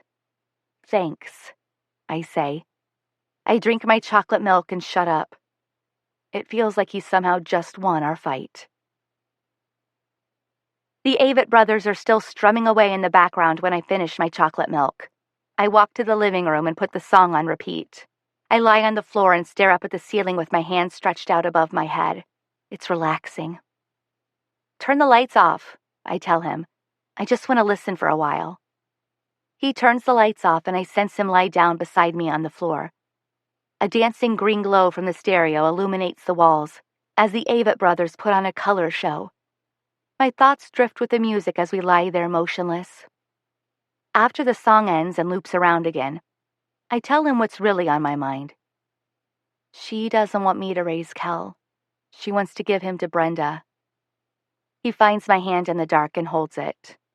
He holds it, and I let him just be my friend. The lights flick on and I immediately cover my eyes. I sit up and see Will next to me, sound asleep. Hey, Eddie whispers. I knocked. Nobody answered. She walks through the front and sits on the couch. She watches Will as he snores, sprawled out on the living room floor. It's Saturday night, she says, rolling her eyes. Told you he was a bore. I laugh. What are you doing here? Checking on you. You haven't answered your phone or texted me back at all today. Your mom has cancer, so you decide to swear off technology? Doesn't make sense. I don't know where my phone is. We both stare at Will for a moment. He's snoring really loud. The boys must have worn him out today. So I assume things didn't go well with your mom. Since you're here, sleeping on the damn floor. She looks annoyed that we weren't doing anything more than just sleeping. No, we talked. And? I get up and stretch before I sit on the sofa beside her. She's already got her boots off. I guess going so long without a permanent home makes you feel like you're at home anywhere you go. I pull my feet up and lay back on the arm of the couch, facing her. Last week in the courtyard, you were telling me about your mom and what happened when you were 9. What about it? She says, still watching Will snore. Well, I was grateful. I was so grateful that nothing like that would ever happen to Kel. I was grateful that he was able to live a normal 9-year-old life. But now, it's like God has it out for us. Why both of them? Wasn't my dad enough? It's like death came and punched us square in the face. Eddie turns her gaze away from Will and looks at me. It wasn't death that punched you, Layken. It was life. Life happens. Shit happens. And it happens a lot. To a lot of people. I don't even bother with the worst of the details. I'm too embarrassed to admit to her that my own mother doesn't even want me raising her child. Will rustles on the floor. Eddie leans over and gives me a squeeze and grabs her boots. Teacher's waking up. I better get out of here. I just wanted to check on you. Oh, and go find your phone, she says as she walks toward the door. I watch her as she walks out the front door. She's in her room for 3 minutes and her energy is infectious. When I turn back around, Will is sitting up on the floor. He's looking at me like he's about to give me detention. I smile at him as innocently as I can. What the hell was she doing here? He says. He can be really intimidating when he wants to be. Visiting, I mutter. Checking on me. If I don't make it sound like a big deal, maybe he won't either. Damn it, Layken! Nope, he thinks it's a big deal. He pushes himself up off the floor and throws his hands up in the air. Are you trying to get me fired? Are you that selfish that you don't give a crap about anyone else's problems? Do you know what would happen if she let it get out that you spent the night here? A light bulb goes off in his head, and he takes a step toward me. Does she know you spent the night here? I press my lips into a tight, thin line. and look down at my lap, avoiding his eyes. Layken, what does she know? He says, his voice lower. He can see by my body language that I've told her everything. Christ, Layken, go home. My mother is already in bed. Kel and Calder are sitting on the couch watching TV. Calder, your brother wants you to go home. Kel and I have plans tomorrow, so we won't be home all day. Calder grabs his jacket and heads toward the front door. See ya, Kel. He slips his shoes on and leaves. I walk to the living room and throw myself into the seat beside Kel. I grab the remote and start flipping through channels, attempting to put the fact that I just pissed Will off out of my mind. Where were you? Kel asks. With Eddie. What were y'all doing? Driving around. Why were you at Calder's house when we got home from the movies? Will paid me to clean his house. Why is Mom sad? Because she doesn't have enough money to pay me to clean her house. Why? Our house isn't dirty. Do you want to go ice skating tomorrow? Yes. Then stop asking me so many questions. I press the power button on the remote and send Kel to bed. When I climb into my own bed, I set the alarm for 6 o'clock. I want to be out of this house before my mother wakes up. Kel and I spend the entire day Sunday blowing every cent of my savings account. I take him to breakfast, where we order 2 meals each off the menu. We go ice skating, and we both suck at it, so we don't stay long. I take him to lunch at a concession stand inside an arcade, where we stay for 4 hours. After the arcade, I take him to an afternoon movie, where we have dinner that consists of even more concession stand food. I would take him for dessert, but he's now complaining that his stomach hurts. My mother is at work by the time we get home. My timing isn't accidental by any means. I take a shower, pick out our clothes for school, and put away a load of laundry. I'm so tired that I'm able to fall asleep without confronting anything at all. Chapter 13. Shooting off vicious collections of words. The losers make facts by the things they have heard. And I find myself trying hard to defend them. The Avett Brothers. All my mistakes.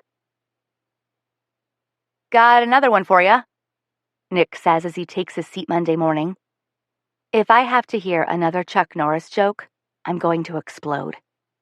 Not today, my head hurts, I reply. You know what Chuck Norris does to a headache? Nick, I'm serious. Shut up. Nick withdraws and turns to the unfortunate student to his right. Will's not here. The class waits a few minutes, not really knowing what to do. Apparently, this is uncharacteristic of him. Javi stands up and gets his books. 5-minute rule, he says. He walks out the door but walks right back in, followed by Will. Will shuts the door behind him and goes to his desk and sets a stack of papers down. He's on edge today, and it's obvious to everyone. He hands the first student of each row a smaller stack of papers to pass back, including me. I look down at my paper, and there are about 10 sheets stapled together. I start flipping through them and recognize one page as Eddie's poem about the pink balloon. They must all be poems written by students. I don't recognize any of the others.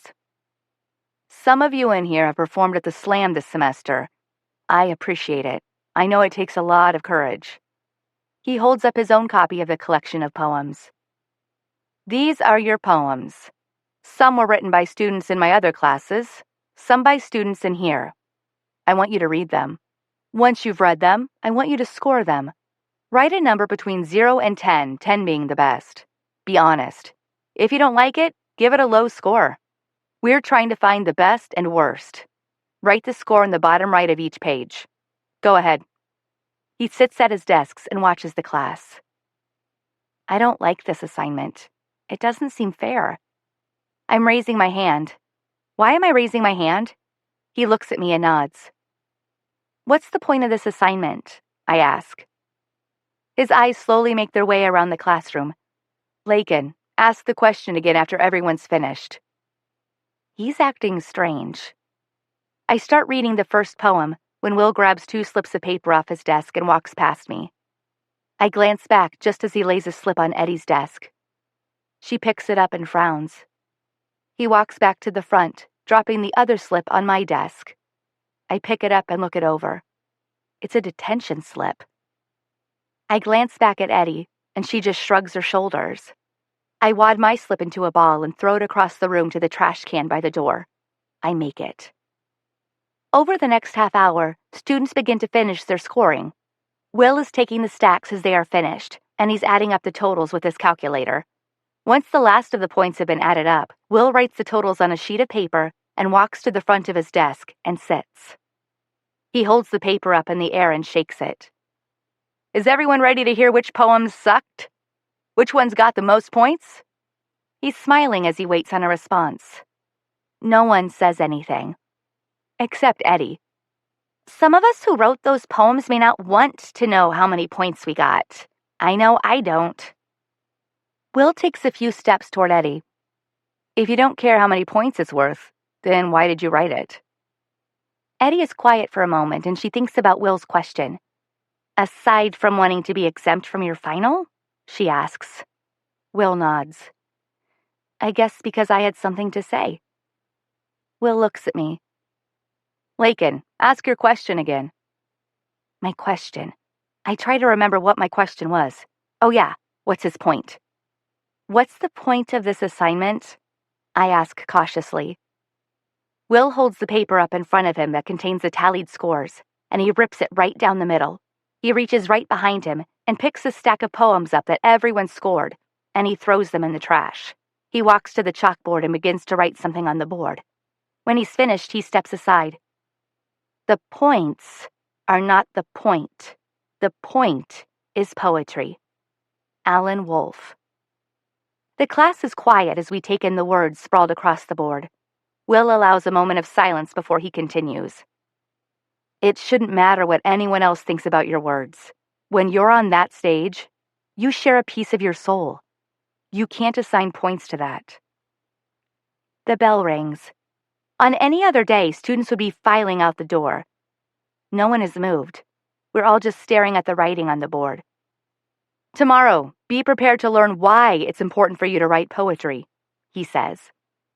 There was a moment in the midst of all the distraction in my head when I forgot he was Will.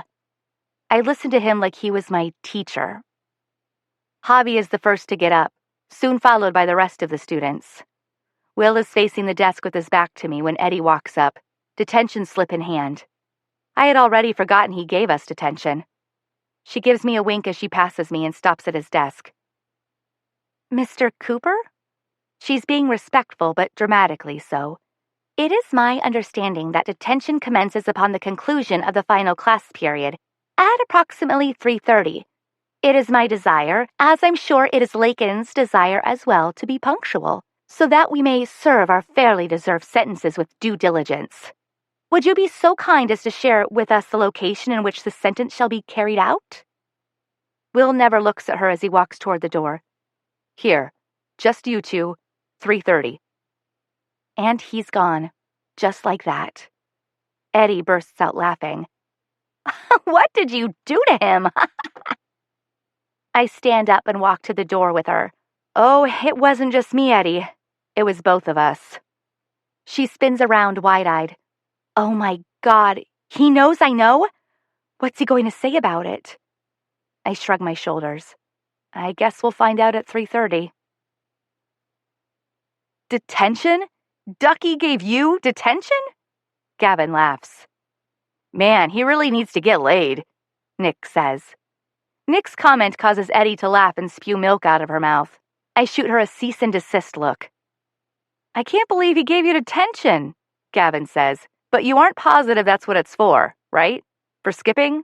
I mean, he already mentioned that at the slam last week and he didn't seem too mad. I know what the detention is for. Will wants to make sure he can trust Eddie, but I'm not telling this to Gavin. He said it's for not turning in the assignment we were supposed to do the day we skipped. Gavin turns to Eddie. But you did that one. I remember. Eddie looks at me and replies to Gavin. I guess I lost it, she says with a shrug. Eddie and I meet outside the door to Will's classroom at approximately 3:30. You know, the more I think about it, this really sucks, Eddie says. Why couldn't he just call me or something if he wanted to talk about what I know? I had plans today. Maybe we won't have to stay long, I say. I hate detention. It's boring. I'd rather lay on Will's floor with you than sit in detention, she says. Maybe we can try and make it fun. She turns to open the door but hesitates, then spins around and faces me. You know, you're right. Let's make it fun. I'm pretty sure detention is an hour long. Do you realize how many Chuck Norris jokes we can make in a whole hour? I smile at her. Not as many as Chuck Norris could. She opens the door to detention. Afternoon, Mr. Cooper, Eddie says as she flurries inside. Take a seat, he says, wiping the point of poetry off the board. Mr. Cooper, did you know that seats actually stand up when Chuck Norris walks into a room? She says. I laugh and follow Eddie to our seats. Rather than taking the 2 front seats, she keeps walking until she's in the very back of the room, where she scoots 2 desks together.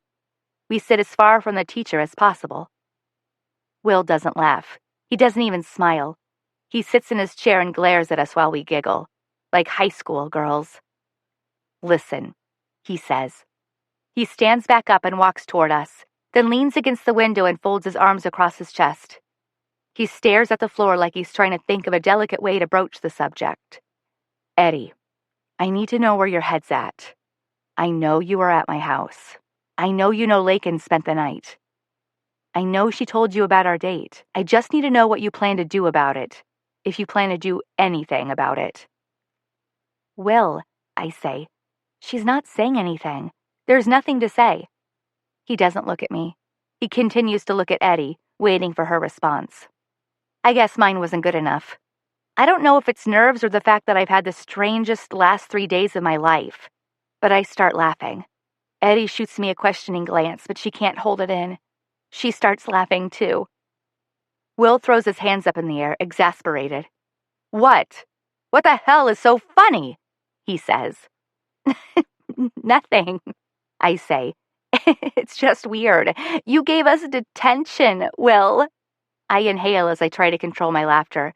Couldn't you just, come over tonight or something? Talk to us about it then? Why'd you give us detention? He waits until our laughter subsides before he continues. When we're finally silent, he straightens up and walks closer to us. This is the first chance I've had to talk to either of you. I didn't sleep all night. I wasn't sure if I even had a job to come back to today. He looks at Eddie. If anything gets out, if anyone finds out that a student slept in my bed with me, I'd get fired. I'd get kicked out of college. Eddie stiffens in her seat and turns to me, smiling. You slept in his bed with him? You're holding back vital information. You didn't tell me that. She laughs. Will shakes his head and walks back to the front of the room and throws himself into his chair. He leans onto his desk and sets his face in his hands. It's apparent this isn't going how he had planned. You slept in his bed? Eddie whispers, low enough so Will doesn't hear her. Nothing happened, I say. Like you said, he's such a bore. Eddie laughs again, causing me to lose my composure. Is this funny? Will says from his desk. Is this a joke to you two? I can see in his eyes that we're enjoying detention way more than we're supposed to. Eddie isn't fazed, however. Did you know Chuck Norris doesn't have a funny bone? I tried to make him laugh once, so I ripped it out, she says. Will lays his head on his desk in defeat. Eddie and I look at each other, and our laughter ceases as we respect that he's attempting to have a serious conversation with us. Eddie sighs and straightens up in her desk. Mr. Cooper, she says, I won't say anything. Swear. It's not that big of a deal anyway. He looks up at her. It is a big deal, Eddie. That's what I'm trying to tell both of you. If you don't treat this like a big deal, you'll get careless. Something might slip. I've got too much at stake. We both sigh. The energy in the room is non-existent now. It's like a black hole just sucked all the fun out of detention. Eddie feels it too, so she attempts to rectify it. Did you know Chuck Norris likes his steaks meat? Eddie doesn't finish her sentence as Will reaches his limit. He slams his fist against the desk and stands up. Neither Eddie nor I are laughing at this point. I look at her wide-eyed and shake my head, letting her know that Chuck Norris needs to retreat. "This isn't a joke," he says. "This is a big deal." He reaches over and takes something out of his drawer and swiftly walks to where we're sitting in the back of the room. He smacks a picture down on the crack where the edges of our desks meet and flips it over. It's a picture of Calder. He places his finger on the picture and says, This boy is a big deal." He backs up a step and grabs a desk and turns it around to face us, then sits down. "I don't think we're following you, Will," I say. I look at Eddie and she shakes her head in agreement. What's Calder got to do with what Eddie knows? He takes a deep breath as he leans across his desk and picks the picture back up. I can tell by the look in his eyes that his recollection is unpleasant. He stares at the picture for a while, then lays it down on the desk and leans back in the chair, folding his arms across his chest. He continues to stare at the picture, avoiding our eyes. He was with them when it happened. He watched them die. I suck in a breath. Eddie and I give him respectable silence and wait for him to continue. I'm beginning to feel very small. They said it was a miracle he survived. The car was totaled. When the first person came on the scene, Calder was still buckled up in what was left of the back seat. He was screaming for my mom, trying to get her to turn around. For 5 minutes, he had to sit there alone and watch as they died. Will clears his throat. Eddie reaches under the table and grabs my hand and squeezes it. Neither of us says a word. I sat in the hospital with him for 6 days while he recovered. Never left his side. Not even for their funeral. When my grandparents came to pick him up and take him home with them, he cried. He didn't want to go. He wanted to stay with me. He begged me to take him back to campus with me. I didn't have a job. I didn't have insurance. I was 19. I didn't know the first thing about raising a kid, so I let them take him. Will stands up and walks to the window. He doesn't say anything for a while as he watches the parking lot slowly empty. His hand goes to his face and it looks like he's wiping at his eyes. If Eddie weren't in here right now, I would hug him. He eventually turns to face us again. Calder hated me. He was so mad at me he wouldn't return my calls for days. It was in the middle of a football game when I started to question the choice I made. I was studying the football in my hands, running my fingers over the pigskin, across the letters of the brand name printed on the side. This elongated spheroid that didn't even weigh a whole pound. I was choosing this ridiculous ball of leather in my hands over my own flesh and blood. I was putting myself, my girlfriend, my scholarship. I was putting everything before this little boy that I loved more than anything in the world. I dropped the football and walked right off the field. I got to my grandparents' house at 2 a.m. and grabbed Calder right out of bed. I brought him home that night. They begged me not to do it, said it would be too hard on me and that I wouldn't be able to give him what he needed. I knew they were wrong. I knew all Calder really needed was me. He slowly walks back to the desk in front of us and places his hands on the back of it. He looks at both of us, tears streaming down our faces. I've spent the last 2 years of my life trying to convince myself that I made the right decision for him. So my job, my career, this life I'm trying to build for this little boy, I take it very seriously. It is a big deal. It's a very big deal to me. He calmly returns the desk to its place in the aisle and walks back to the front of the room, grabs his things, and leaves. Eddie gets up and walks to Will's desk and grabs a box of tissues. She brings the box and slumps back down in her seat. I pull out a tissue and we both wipe at our eyes. God, Layken, how do you do it? She says. She blows her nose and grabs another tissue out of the box.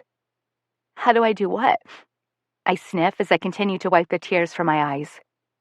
How do you not fall in love with him? The tears begin flowing just as quickly as they had ceased. I grab yet another tissue. I don't not fall in love with him. I don't not fall in love with him a lot. She laughs and squeezes my hand.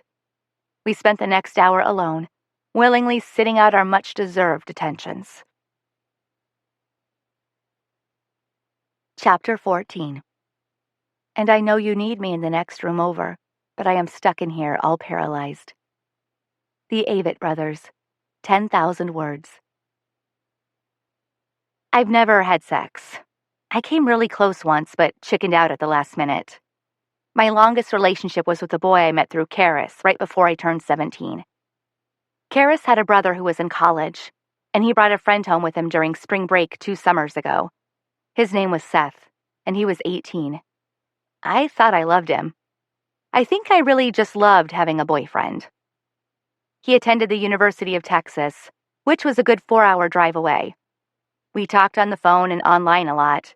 By the time we had been together for about 6 months, we had discussed it plenty, so I decided I was ready to have sex with him. I had a midnight curfew that night, so we rented a hotel room, and we told my mother we were going to the movie theater. When we got to the hotel, my hands were shaking. I knew I had changed my mind, but was too scared to tell him. He had put so much effort into everything. He even brought his own sheets and blankets from home so it would feel more intimate. We had been kissing for a while on the bed when he took off my shirt. His hands were making their way to my pants when I started crying. He immediately stopped.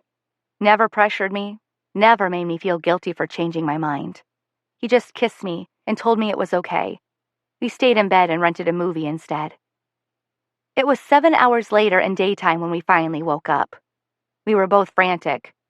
No one knew where we were. Both of our phones had been turned off all night. I knew my parents were worried sick. He was too scared to face them with me, so he dropped me off at my driveway and left. I remember staring at my house, wanting to be anywhere else but there. I knew they were going to make me talk to them, tell them about where I had been. I hated confrontation. I'm standing in front of my Jeep now, staring at the gnome-filled yard of ours that's not our home. That same feeling of trepidation deep within the pit of my stomach is back. I know my mother is going to want to talk about it all. The cancer, Kel.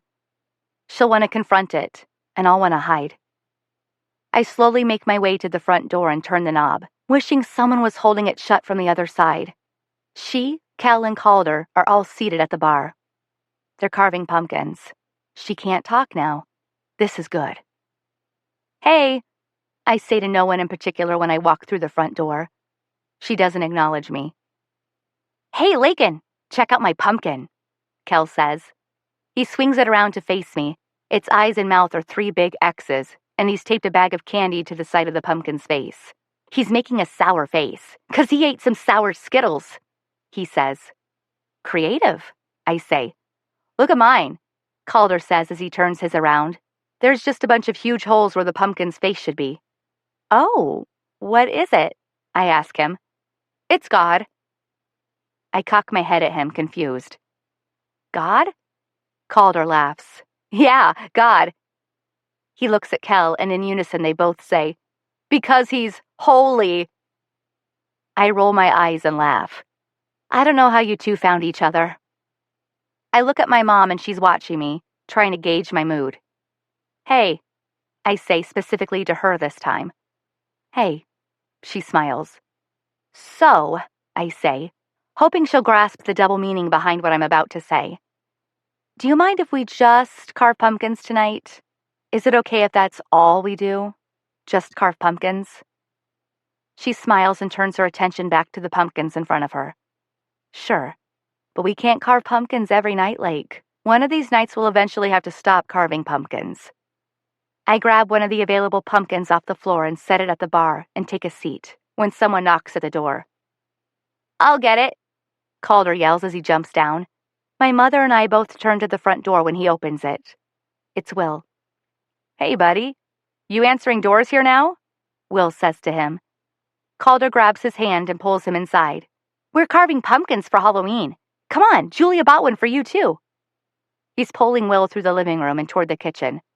No, it's fine. I'll carve mine another time. I just wanted to bring you home so they can have some family time. My mother pulls out the available chair on the other side of her. Sit down, Will. We're just carving pumpkins tonight. That's all we're doing. Just carving pumpkins. Calder already has a pumpkin and is placing it at the table in front of Will's chair. Okay then. I guess we're carving pumpkins, Will says. Calder hands him a knife, and we all sit at the bar and just carve pumpkins. Kel creates the first awkward moment when he asks why I'm so late getting home from school. Mom eyes me, waiting for my response, while Will just cuts away at his pumpkin and doesn't look up. Eddie and I had detention, I say. Detention? What were you in detention for? My mom asks. We skipped class last week, took a nap in the courtyard. She brings her scooper down to the table and looks at me, obviously disappointed. Blake, why would you do something like that? What class did you skip? I don't reply. I purse my lips together and nudge my head toward Will. My mother looks at Will just as he looks up from his pumpkin. He shrugs his shoulders and laughs. She skipped my class. What was I supposed to do? My mother stands up and pats him on the back as she picks up the phone book. I'm buying you supper for that. The whole evening is surreal. Everyone's eating pizza, talking, laughing, including my mother. It's good to hear her laugh. I can see a difference in her tonight. I think simply being able to tell me she was sick has helped relieve some of her stress.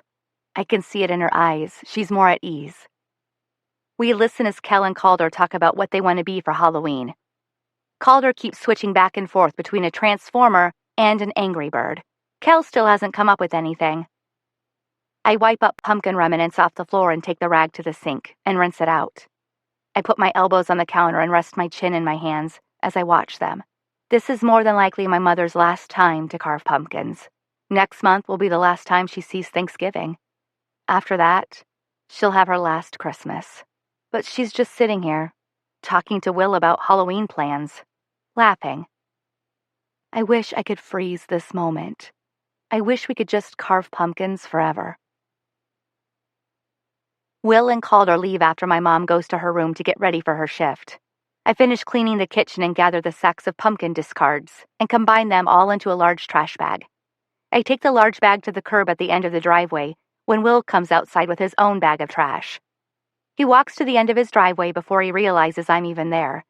He smiles at me and lifts the lid, throwing the bag inside. Hey, he says.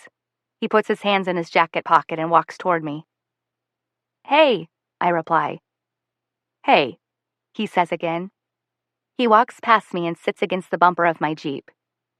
Hey, I reply as I lean against the Jeep next to him. Hey. Stop it, I laugh. We both wait for the other to talk again, but instead there's just an awkward silence. I hate awkward silences, so I break it. I'm sorry, I told Eddie. She's just so smart. She figured it out and thought there was more going on between us than there is. So I had to tell her the truth. I didn't want her to think badly of you. He leans his head back and stares up at the sky.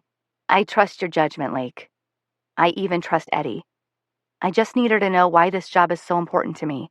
Or maybe I said all that so you would know why it's so important to me. My brain is too tired to even analyze his comment. Either way, I say, I know it was hard for you, telling us everything like that. Thank you. We watch as a car passes by and pulls into the driveway next to us. A woman gets out, followed by two girls. They're all carrying pumpkins. You know, I don't know a single person on this whole street other than you and Calder, I say. He directs his gaze to the house that the three people just entered. That's Erica. She's been married to her husband, Gus, for about 20 years, I think. They have two daughters, both teenagers. The older one is who babysits Calder sometimes. The couple to the right of Calder and me have been here the longest, Bob and Melinda. Their son just joined the military. They were great after my parents died. Melinda cooked for us every day for months. She still brings something over once a week. The house over there? He points down the street. He's the one renting your house to you. His name is Scott. He owns 6 of the houses on the street alone. He's a good guy, but his renters come and go a lot. Those are about the only people I know anymore. I look at all the houses along the street. They're all so similar, and I can't help trying to imagine the differences of all the families inside the homes. I wonder if any of them are hiding secrets. If any of them are falling in love or out of love. Are they happy, sad, scared, broke, lonely? Do they appreciate what they have? Do Gus and Erica appreciate their health? Does Scott appreciate his supplemental rental income? Because every bit of it, every last bit of it, is fleeting. Nothing is permanent. The only thing any of us have in common is the inevitable. We'll all eventually die. There was this one girl, Will says. She moved into a house on the street a while back. I still remember the moment I saw her pull up in the U-Haul. She was so confident in that thing. It was 100 times bigger than her. Yet she backed it right up without even asking for help. I watched as she put it in park and propped her leg up on the dash, like driving a U-Haul was something she did every day. Piece of cake. I had to leave for work, but Calder had already run across the street. He was imagining sword fighting with a little boy that had been in the U-Haul. I was just going to yell at him to come get in the car, but there was something about that girl. I just had to meet her. I walked across the street, but she never even noticed me. She was watching her brother play with Calder with this distant look on her face. I stood beside the U-Haul, and I just watched her. I stared at her while she looked on with the saddest look in her eyes. I wanted to know what she was thinking about, what was going on in her head. What had made her so sad? I wanted to hug her so bad. But when she finally got out of the U-Haul, and I introduced myself to her, it took all I had to let go of her hand. I wanted to hold on to it forever. I wanted to let her know that she wasn't alone. Whatever burden it was that she was carrying around, I wanted to carry it for her. I lean my head on his shoulder, and he puts his arm around me. I wish I could, Lake. I wish I could take it all away. Unfortunately, that's not how it works. It doesn't just go away. That's what your mom is trying to tell you. She needs you to accept it, and she needs for Kel to know, too. You need to give her that. I know, Will, I just can't. Not yet. I'm not ready to deal with it yet. He pulls me to him and hugs me. You'll never be ready for it, Lake. No one ever is. He lets go of me and walks away. And he's right again. But I don't care this time. Lake, can I come in? Mom says from outside the bedroom door. It's open, I say. She walks in and shuts my door behind her. She's got her scrubs on now. She sits on the bed next to me as I continue to write in my notebook. What are you writing? She asks. A poem. For school? No, for me. I didn't know you wrote poetry. She tries to peek over my shoulder at it. I don't, really. If we read our poem at Club 9, we're exempt from the final. I'm thinking about doing one, but I don't know. The thought of getting up there in front of all those people makes me nervous. Push your boundaries, Lake. That's what they're there for. I flip the poem upside down and sit up. So what's up? She smiles at me and reaches to my face and tucks my hair behind my ear. Not much, she says. I just had a few minutes before I had to leave for work and thought we could talk. I wanted to let you know that it's my last night. I'm not working anymore after tonight. I break our stare and lean forward and grab my pen. I put the cap back on it and close my notebook, tucking both the items inside my backpack. I'm still carving pumpkins, Mom. She slowly inhales and stands up, hesitates, then walks back out the door. Chapter 15. Forever I will move like the world that turns beneath me. And when I lose my direction, I'll look up to the sky. And when the black cloak drags upon the ground, I'll be ready to surrender. And remember, we're all in this together. If I live the life I'm given, I won't be scared to die. The Avett Brothers, once and future carpenter. Will walks into the classroom carrying a small projector. He sets it on the desk and begins hooking it up to his laptop. What are we doing today, Mr. Cooper? Gavin asks. Will continues to prepare the projector as he responds to Gavin. I want to show you why you should write poetry. He swings the plug around his desk and inserts it into the outlet on the wall. I know why people write poetry, Javi says. Because they're a bunch of emotional saps with nothing better to do than whine about ex-girlfriends and dead dogs. You're wrong, Javi, I say. That's called country music. Everyone laughs, including Will. He sits at his desk and turns the laptop on and glances at Javi. So what? If it makes someone feel better to write a poem about their dead dog, then great. Let them. What if some girl broke your heart, Javi, and you decided to vent with a pen and paper? That's your business. That's fair, Javi says. People are free to write about what they want to write about. But the thing that bothers me is, what if the person who writes it doesn't want to relive it? What if a dude performs a slam about a bad breakup, but then he gets over it and moves on? He falls in love with some other chick, but now there's probably this YouTube video floating around on the internet of him talking all sad about how his heart got broke. That sucks. If you perform it or even write it down, someday you'll have to relive it. Will stops fidgeting with the projector and stands up and turns to the board. He grabs a piece of chalk, writes something, and then steps aside. The Avett Brothers. Will points to the name on the board. Has anyone heard of them? He looks at me and gives his head a slight shake, indicating he doesn't want me to speak up. Sounds familiar, someone says from the back of the room. Well, he says as he paces the room, they're famous philosophers who speak and write extremely wise, thought-provoking words of wisdom. I try to stifle my laugh. He's mostly right, though. They were asked about this once. I believe they were doing a reading. Someone asked them a question about their poetry and whether it was hard having to relive their words each time they performed. Their reply was that although they had ideally moved beyond that, from the person or event that inspired their words at that point in time, it doesn't mean someone listening to them wasn't in that. So what if the heartache you wrote last year isn't what you're feeling today? It may be exactly what the person in the front row is feeling, what you're feeling now, and the person you may reach with your words 5 years from now. That's why you write poetry. He flips on the overhead projector, and I immediately recognize the words projected onto the wall. It's the piece he performed at the slam on our date, his piece about death. See this? I wrote this piece 2 years ago after my parents died. I was angry. I was hurt. I wrote down exactly what I was feeling. When I read it now, I don't share those same feelings. Do I regret writing it? No, because there's a chance that someone in this very room may relate to this. It might mean something to them. He moves his mouse and the projector zooms in, highlighting one of the lines of his poem. People don't like to talk about death because it makes them sad. You never know. Someone in this very room might relate to this. Does talking about death make you sad? Of course it does. Death sucks. It's not a fun thing to talk about. But sometimes you need to talk about it. I know what he's doing. I fold my arms across my chest and glare at him as he looks directly at me. He glances back to his computer, highlighting another line.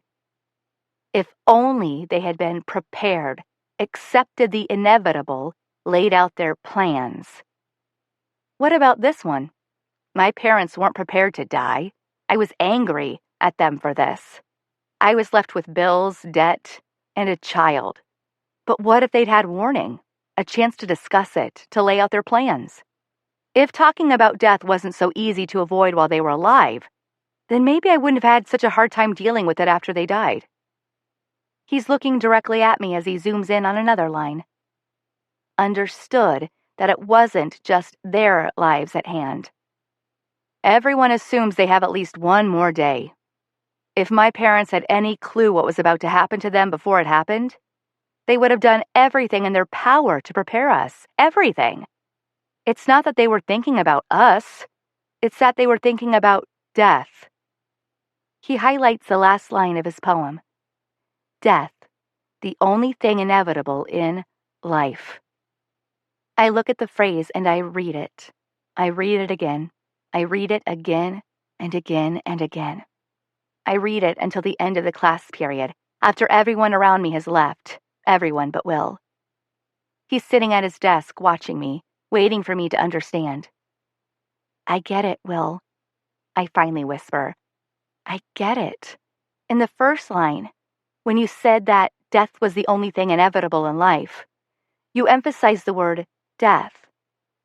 But when you said it again at the end of the poem, you didn't emphasize the word death.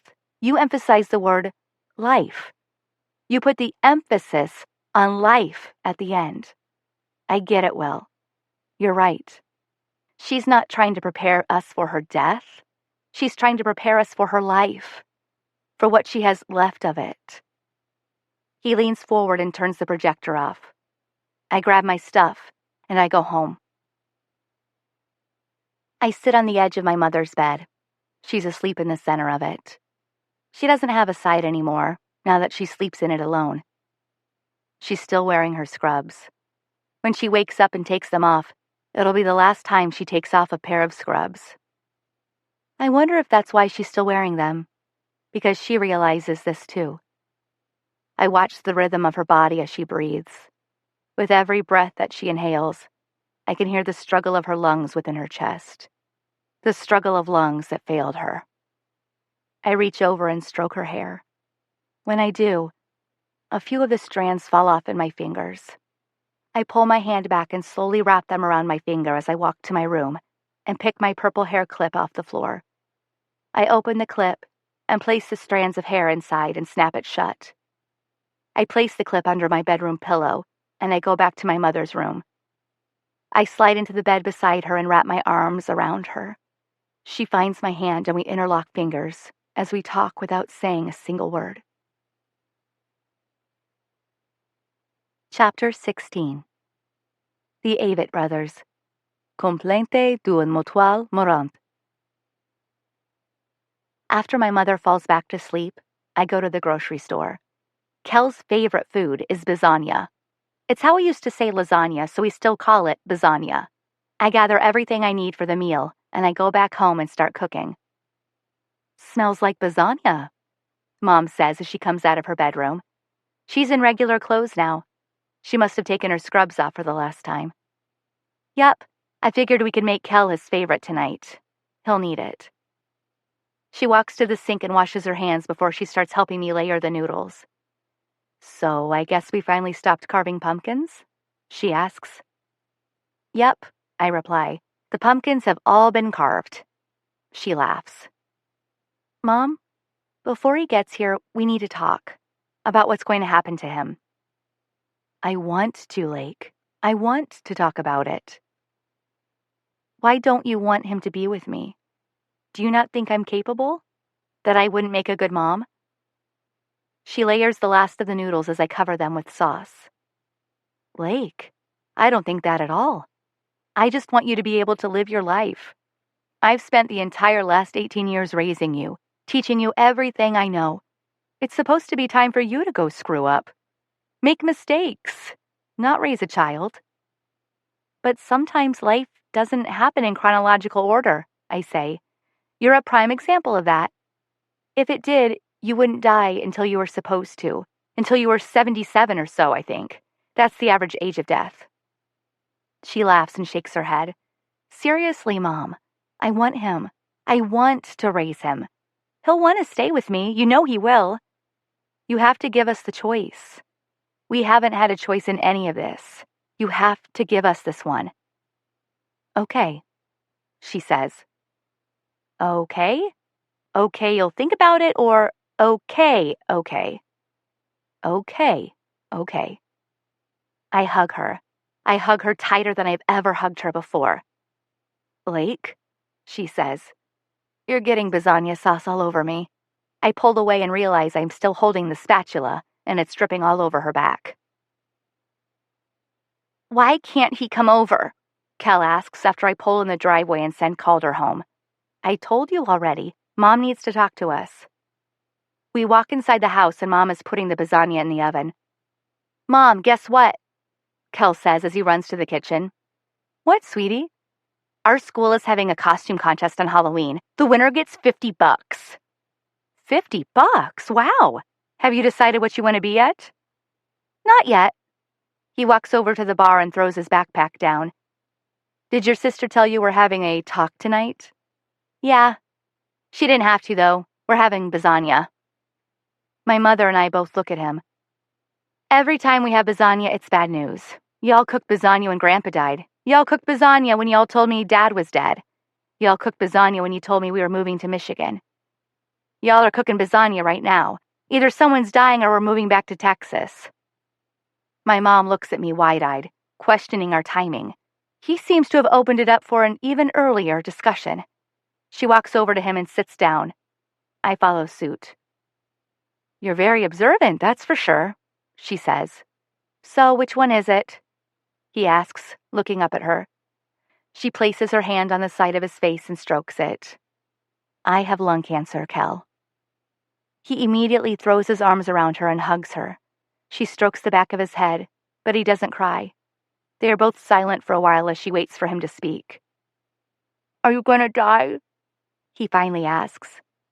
His voice is muffled because his head is buried in her shirt. I am, sweetie, but I don't know when. Until then, though, we're going to spend a lot of time together. I quit my job today so that I can spend more time with you. I wasn't sure how he would react. At only 9 years old, he probably won't grasp the true reality of it until she actually passes away. My father's death was sudden and unexpected, which naturally prompted a more dramatic reaction from him. But what about after you die? Who are we going to live with? Your sister is an adult now. You're going to live with her. But I want to stay here by Calder, he says as he lifts his head from her shirt and looks at me. Layken, are you going to make me move back to Texas with you?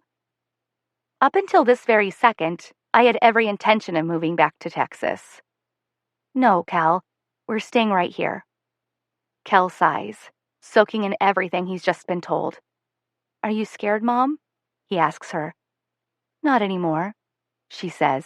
I've had a lot of time to accept it. In fact, I feel lucky. Unlike your dad, at least I've got warning. Now I get to spend more time with the two of you here at home. He lets go of my mother and puts his elbows on the bar. You have to promise me something, Layken. Okay, I respond.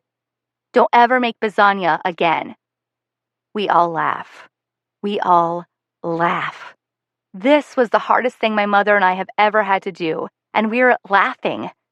Kel is amazing. An hour later, we have a huge spread of lasagna, breadsticks, and salad. There's no way we're eating all of this. Kel, why don't you go see if Calder and Will have eaten yet? My mother says as she eyes the food with me. Kel darts out the door. She sets 2 more places at the table while I fill drinks with tea. We need to talk to Will about helping out with Kel, I tell her. Will? Why? Because I want to take you to your treatments from now on. It's too much for Brenda. I can miss a day of school every now and then, or we can go when I get out. Okay. She looks at me and smiles. Kel and Calder come running through the front door, followed by Will a moment later. Kel said we're having lasagna? Will asks, hesitantly. Yes, sir, my mother says as she scoops lasagna onto plates. What is lasagna? Bologna lasagna? He looks scared. It's lasagna, and it's the last time we'll ever have it, so you better enjoy it, she says. Will walks to the table and waits for Mom and I to sit before he takes his seat. We pass around the breadsticks and salad until everyone's plates are filled. And just like last night, Kel is the first one to make it awkward. My mom's dying, Calder. Will glances at me and I give him a half smile, letting him know we talked. When she dies, I'm going to live with Layken, just like you live with Will. It's like we'll be the same. All of our parents will be dead, and we'll live with our brother and sister. Cool.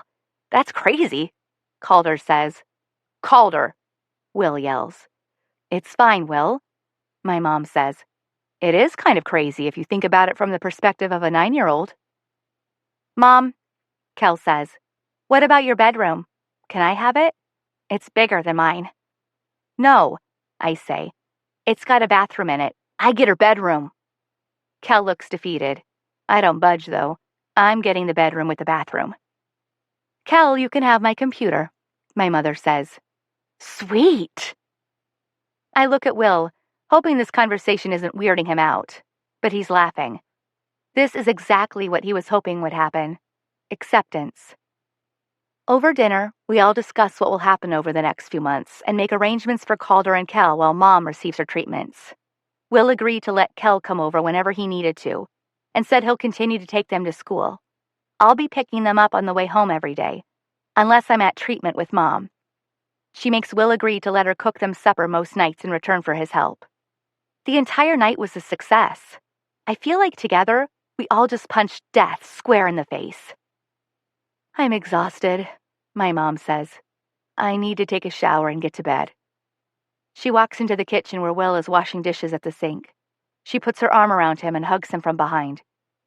Thanks, Will, for everything. He turns around and hugs her back. When she walks past me on her way to her bedroom, she purposefully nudges me with her shoulder. She doesn't speak a word, but I know what she's hinting at. She's giving me her approval. Again. Too bad it doesn't count. I wipe the table off and walk to the sink to rinse out the rag. Eddie's birthday is Thursday. I don't know what I should get her. Well, I know what you shouldn't get her, he says. Believe me, I know. I laugh. I think Gavin's taking her out Thursday night. Maybe I'll do something for her on Friday. Oh, speaking of Friday, do you guys need me to watch Kel? I forgot Calder and I go to Detroit this weekend. No, you're fine. Family stuff? Yeah, we stay with our grandparents one weekend a month. Kind of a truce we worked out for me stealing him away in the middle of the night. That's fair enough, I say. I reach over to the sink and unplug the drain. So you won't be at the slam Thursday? He asks. No, we'll watch Calder that night, though. Just send him over after school. He puts the last dish in the strainer and dries his hands on the towel. It's pretty weird, isn't it? How everything worked out. You guys moving here when you did. Kel and Calder finding each other right when Kel probably needed a best friend the most. Him taking your mother's news so well. It just all worked out. He turns toward me and smiles. I'm proud of you, Lake. You did good today. He plants one of his lingering kisses on my forehead, then walks to the living room. Calder still needs to take a shower. I guess we need to go. I'll see you tomorrow, he says. Yeah, see ya.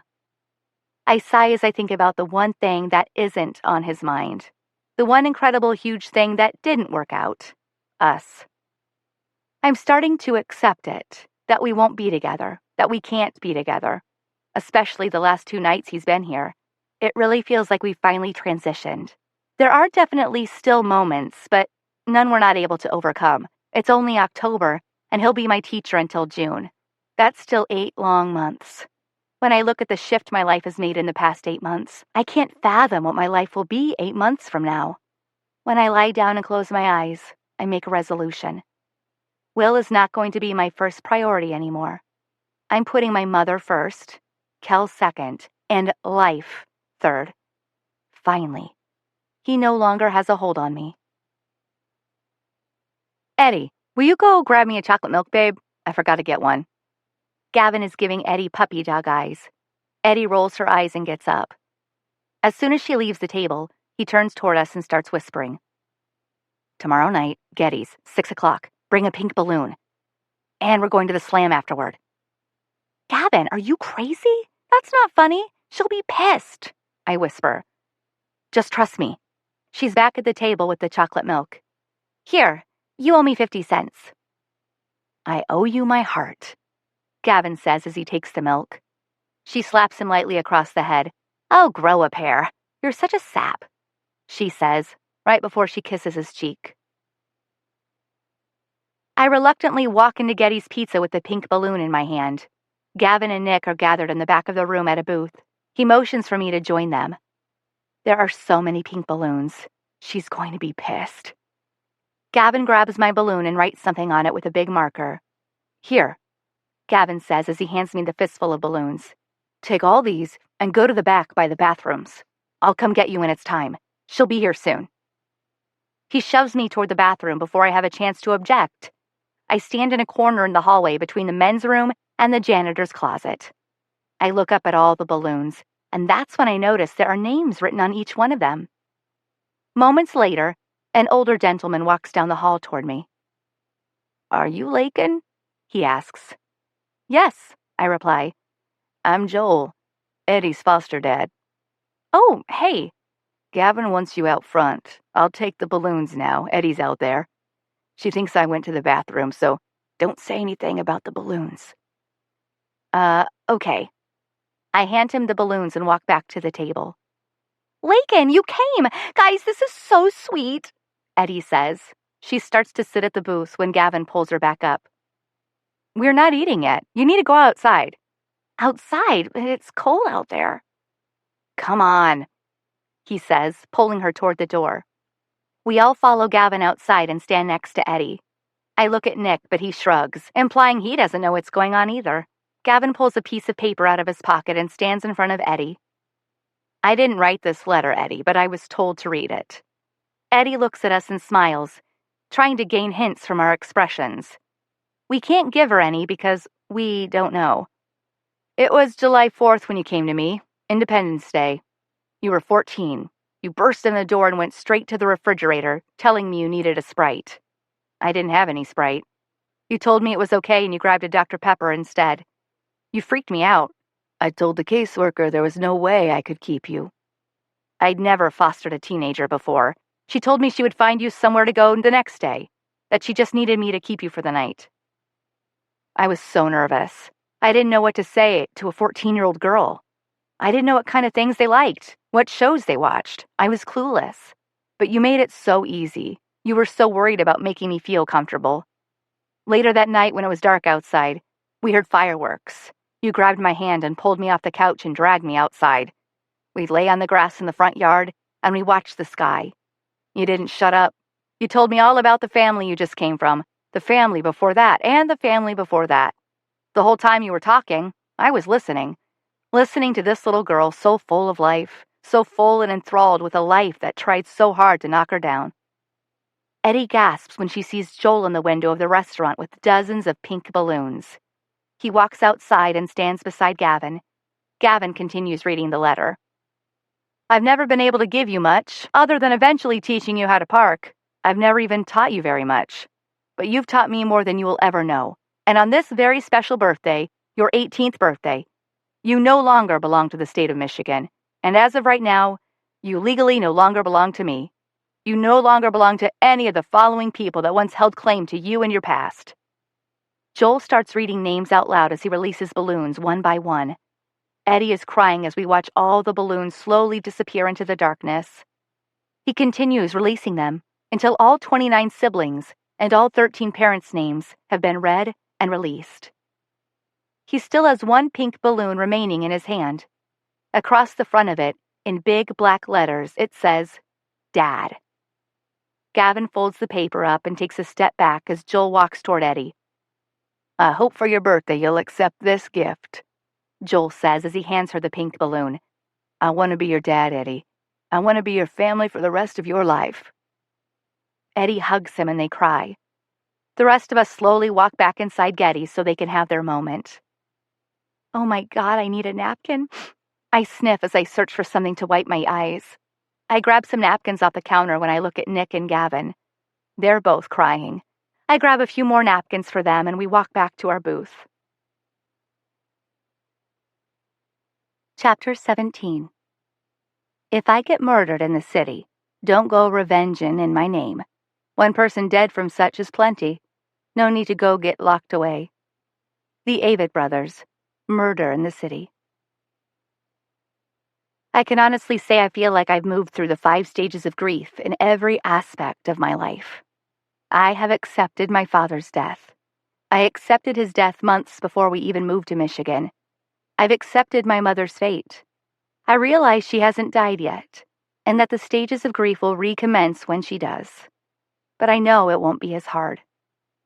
I've accepted living in Michigan. The song I listened to on repeat at Will's house was called Weight of Lies. A portion of the lyrics say, the weight of lies will bring you down, follow you to every town, 'cause nothing happens here that doesn't happen there. Every time the song looped, all I heard was the part about the lies and how they weigh you down. Tonight, as I drive toward Detroit in my Jeep, I know what those words really mean.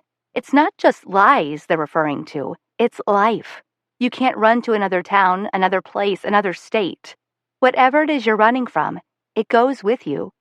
It stays with you until you find out how to confront it. Whatever it is I was hoping to run back to Texas from, it would eventually make its way back to me. So here I am in Ypsilanti, Michigan, where I'll stay. And I'm okay with that. I've accepted this situation with Will. I don't blame him at all for what he chose. Sure, I had fantasies of him sweeping me off my feet, telling me he doesn't need a career when he has love. The reality of it is, if he had put his feelings for me first, it would have been hard to accept that he could so easily throw away the things that are the most important to him. It would have said a lot less for his character, So I don't blame him. I respect him. And someday, when I'm ready, I'll thank him. I pull up to the club a little after 8 o'clock. Gavin had a surprise for Eddie, so they took a detour. Said they'd be here late. The parking lot is unusually crowded, so I have to take a spot in the back of the building. When I get out of the car, I take a deep breath and prepare myself. I'm not sure when it was that I decided I was going to perform tonight, but I'm having second thoughts. My mother's words linger in my head as I make my way to the front door. Push your boundaries, Lake. That's what they're there for. I can do this. They're just words. Repeat them and you're done. It's that simple. I walk in the door a few minutes late. I can tell the sack is about to perform because you could hear a pin drop. I sneak in and quietly make my way to the back of the room. I don't want to draw attention to myself, so I slide into an empty booth. I take my phone out to turn the volume down and text Eddie, letting her know where I'm sitting. That's when it happens. I hear him. Will is standing in front of the microphone on the stage, performing a piece as the sacrifice. I used to love the ocean. Everything about her. Her coral reefs, her white caps, her roaring waves, the rocks they lap, her pirate legends and mermaid tales, treasures lost and treasures held, and all of her fish in the sea. Yes, I used to love the ocean. Everything about her. The way she would sing me to sleep as I lay in my bed, then wake me with a force that I soon came to dread. Her fables, her lies, her misleading eyes. I'd drain her dry if I cared enough to. I used to love the ocean, everything about her. Her coral reefs, her white caps, her roaring waves, the rocks they lap, her pirate legends and mermaid tales, treasures lost and treasures held, and all of her fish in the sea. Well, if you've ever tried navigating your sailboat through her stormy seas, you would realize that her whitecaps are your enemies. If you've ever tried swimming ashore when your leg gets a cramp and you just had a huge meal of In-N-Out burgers that's weighing you down, and her roaring waves are knocking the wind out of you, filling your lungs with water as you flail your arms, trying to get someone's attention, but your friends just wave back at you? And if you've ever grown up with dreams in your head about life, and how one of these days you would pirate your own ship and have your own crew, and that all of the mermaids would love only you, well, you would realize, as I eventually realized, that all the good things about her, all the beautiful, it's not real, it's fake. So you keep your ocean. I'll take the lake. Air or water. I don't know which one I need. I slide out of the booth and head toward the front door, but make a beeline for the bathroom. I just need silence. When I open the door to the bathroom, the stalls are empty. There's a girl washing her hands at the only available sink, so I decide to wait on the water. I pick the big stall. I lock it behind me and lean up against the door. Did that just really happen? Does he know I'm even here? No, he doesn't. I told him I wasn't coming. He didn't intend for me to hear it. Even so, he wrote it. He said himself that he writes what he's feeling. Oh my God, he loves me. Will Cooper is in love with me. I've known all along how he feels about me. I can see it in the way he looks at me. But to hear his words and the emotions behind them, how he said my name.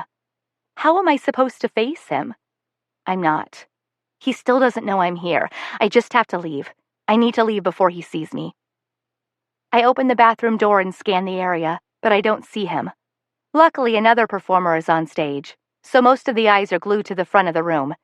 I slip through the entryway and out the front door. Layken, look what Gavin got me! Eddie is making her way inside, holding her hair back, wanting me to look at her ears. Eddie, I've got to go. Her smile fades. I'll call you later. I brush past her without looking at the earrings. You didn't see me, I yell behind me as I go. I make my way around the building and smash into Javi as he's rounding the corner. Good grief, is the whole class here? Someone's going to let it slip that I was here. I don't want Will to know I saw him. Hey, what's the hurry? He asks as I slip between him and the wall. I gotta go. I'll see you tomorrow. I quickly walk away. I don't have time for chit-chat. I just want to get in my Jeep and pull out of this parking lot as soon as I can. Wait, I'll walk you to your car, he says as he catches up to me. I'm fine, Javi. Go ahead and go inside. They've already started. Layken, we're in Detroit. You parked behind a club. I'm walking you to your car. Fine, but walk fast. What's your hurry? He asks as we make our way to the rear of the building. I'm just tired. I need sleep. I slow down, feeling confident that Will didn't see me. There's a cafe down the road. Want to go grab some coffee? He asks. No thanks. I don't need caffeine. I need my bed. When we get to my Jeep, I reach down to grab my keys out of my... Shit! My purse! I left my purse in the booth. Shit! I say. I kick at the gravel in front of me. My shoe loosens a piece of rock and it flicks against the door of my Jeep. What's wrong? He asks. My purse. I left my keys and my purse inside. I fold my arms across my chest and lean against the Jeep. It's not that big a deal. We'll go back inside and get them. No, I don't want to. Would you mind getting them for me? I smile at him, hoping it will be enough. Layken, you don't need to stay back here by yourself. Fine, I'll just text Eddie to bring it out. Do you have your phone? He pats his pockets. No, it's in my truck. Come on, you can use it. Javi says this as he reaches down and takes my hand, leading me toward his truck. He unlocks his door and reaches inside for his phone. It's dead.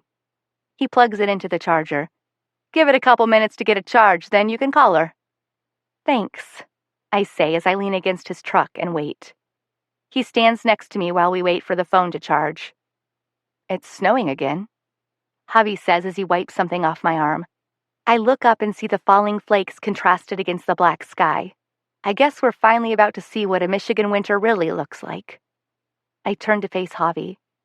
I was about to ask him something about snow tires or plows, but it slips my mind as soon as his hands grasp my face, and his tongue makes its way into my mouth. I turn my face and push against his chest with my hands.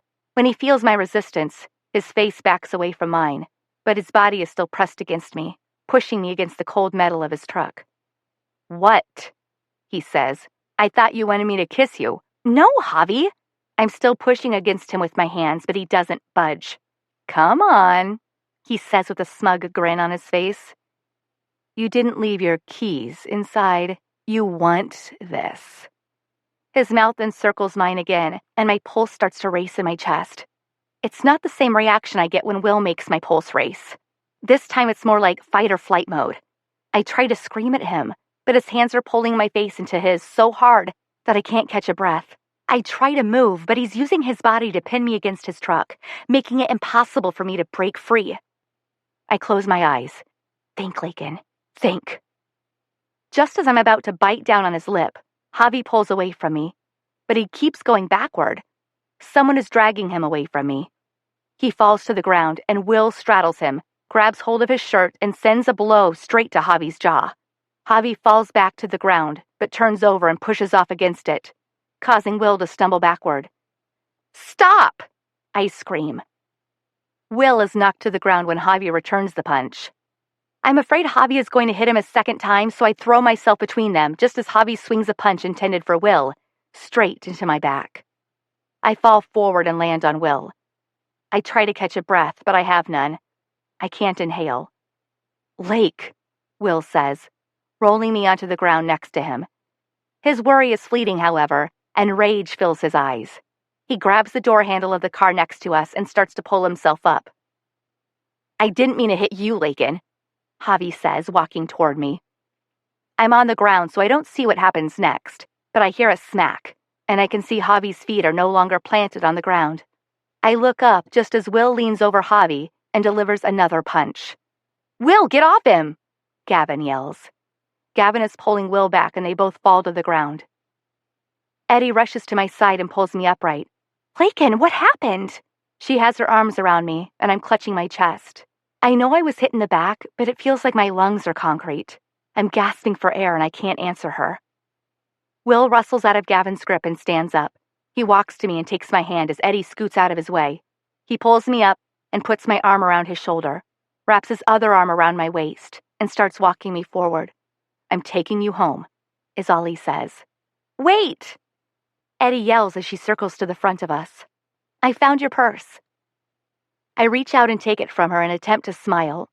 Her hand goes up to her ear in the shape of a phone and she mouths, "Call me." Will assists me into his car and I lean back against the seat. My lungs have refilled with air, but every breath I take feels like I've got a knife protruding from my back. I close my eyes and focus on inhaling and exhaling through my nose as we drive away. Neither one of us speaks. Me because I can't. Will because I don't know why. We drive in silence until we're almost to the Ypsilanti city limits. Will jerks the car to the side of the road and throws it in park. He punches the steering wheel before he gets out of the car and slams the door. His figure is illuminated by the headlights of the car as he walks away from the vehicle, sporadically kicking at the ground and cursing obscenities. He finally stops and stands with his hands on his hips. His head is leaned back and he's looking up at the sky, letting the snow fall on his face. He stands like this for a while until he finally makes his way back to the car, sits down, and calmly shuts his door. He puts the car in gear and we continue to drive in silence. I'm able to walk. My breathing has returned to normal, and the knife in my back feels more like a lump now. Regardless, he still assists me into his house. "Lie down on the couch, I'll get some ice," he says. I do as he says. I ease myself stomach first onto the couch and close my eyes, wondering what in the world just happened to tonight. I feel his hand on the couch when he kneels down next to me. "Will!" I gasp when I open my eyes and actually see his face. "Your eye." There's a trail of blood running down his neck from a gash above his eye. "It's fine, I'll be fine," he says, leaning over me. "Do you mind?" His hands grasp the bottom edge of my shirt. I shake my head. He pulls my shirt up over my back and I feel something cold compress against my skin. He positions the ice pack on top of the injury, then stands and opens the front door, shutting it behind when he leaves. He left. He just left without saying a word. I lie there for a few more minutes, expecting him to return right away, but he doesn't. I roll onto my side and let the pack of ice fall onto the couch. I ease my shirt back down and prepare myself to stand up, just as the door bursts open and my mother runs in. "Lake? Sweetie, are you okay?" She throws her arms around me. Will walks in behind her. "Mom," I say weakly. I return her hug and cry. "It's fine, Mom, really." She's tucking me into my bed, asking me how my back feels for the 100th time in the 10 minutes that I've been home. She smiles and strokes my hair. That's what I'm going to miss the most about her, the way she strokes my hair and looks at me with so much love in her eyes. "Will says you got hit in the back. Who hit you?" I wince as I push myself up against my pillow. "Javi, he's in my class. He was trying to punch Will, but I got in the way." "Why was he trying to punch Will?" "Because Will punched him. Javi walked me to my Jeep when I left the club. He thought I wanted him to kiss me. I was trying to push him off me. I couldn't get him to stop. The next thing I know, Will's on top of him, punching him." "That's awful, Lake. I'm so sorry." She leans forward and kisses my forehead. "It's fine, Mom. I'm fine. I just need some sleep." She strokes my head again before she stands up and flicks the lights off. "What about Will? What's he going to do?" she asks before she closes the door. "I don't know," I reply. Because at first I think her question is referring to what he's going to do about Javi. But after she shuts the door, I realize she's asking what he's going to do about his job. I lie awake for hours after that, dissecting this situation. We weren't on school grounds. He was defending me. Maybe Javi won't say anything. Will did throw the first punch, though, and the third, and the fourth, and probably would have thrown the fifth if Gavin hadn't walked up when he did. I try to recall every small detail of the entire night, in case I'm asked to defend his actions tomorrow. The next day, I wake up to find Calder eating cereal in my kitchen with Kel. "Hey, my brother can't take us today. Says he has something he has to do." "What does he have to do?" Calder shrugs. "I don't know." He brought your Jeep home this morning, then he left again. A spoonful of Fruit Loops goes into his mouth. I can barely sit through my first 2 classes. Eddie and I spend second period writing notes back and forth. I told her everything that happened last night, everything except for Will's poem. I feel like I'm floating when we walk to third period, almost like in my dreams, when I'm hovering above myself, watching myself walk. I feel like I'm not in control of my actions. I'm just observing them as they're carried out. Eddie opens the door and walks in first. I follow slowly behind her and make my way through the classroom. Will isn't here yet. Neither is Javi. I inhale and I take my seat. The bustling of the conversation among the other classmates is briefly interrupted by a crackling over the intercom. Layken Cohen, please report to administration. I immediately swing around and look at Eddie. She gives me a half-hearted smile and a thumbs up. She's just as nervous as I am. There are several people in the office when I walk in. I recognize the principal, Mr. Murphy, speaking with 2 men I don't recognize. When he notices me walk in, he nods and motions for me to follow him through the door. When I enter the room, Will is seated with his arms folded at the table. He doesn't look up at me. This doesn't look good. Ms. Cohen, please take a seat, Mr. Murphy says. He seats himself at the head, opposite Will. I choose the chair closest to me. This is Mr. Cruz, Javier's father, says Mr. Murphy, motioning toward one of the men I didn't recognize. Mr. Cruz is sitting across from me. He stands slightly and reaches across the table and shakes my hand. This is Officer Venturelli, he says of the other man. He follows suit and leans across the table, shaking my hand. I'm sure you know why you're here. It's our understanding that there was an incident involving Mr. Cooper that occurred off of school grounds, he says, pausing in case I need to object. I don't. We would appreciate it if you could tell us your version of events. I glance toward Will, and he gives me an ever so slight nod, letting me know he wants me to tell the truth. So I do. For 10 minutes, I explain in honest detail everything that happened last night. Everything except for Will's poem. When I'm finished with the details, and the questions have all been asked, I'm released to return to class. As I get up to leave, Mr. Cruz calls after me. Ms. Cohen? I turn and look at him. I just want to say I'm sorry. I apologize for my son's behavior. Thank you, I say. I turn and make my way back to the classroom. A substitute is filling in for Will. She's an older lady whom I've seen in the halls before, so she must also be a teacher here. I quietly take my seat. I can't think about anything other than Will, and if I'm about to be the reason he loses his job. When the bell rings, the class begins to file out, and I turn to Eddie. What happened? She says. I tell her what happened, and that I still don't know anything. I linger outside the classroom door for a while, waiting for Will to return, but he never does. During fourth period, I realize I'm not in the state of mind to learn anything, so I give myself the rest of the day off. When I turn onto our street, Will's car is in his driveway. I pull my Jeep up to the curb and don't even bother pulling into the driveway. I throw it in park and quickly run across the street.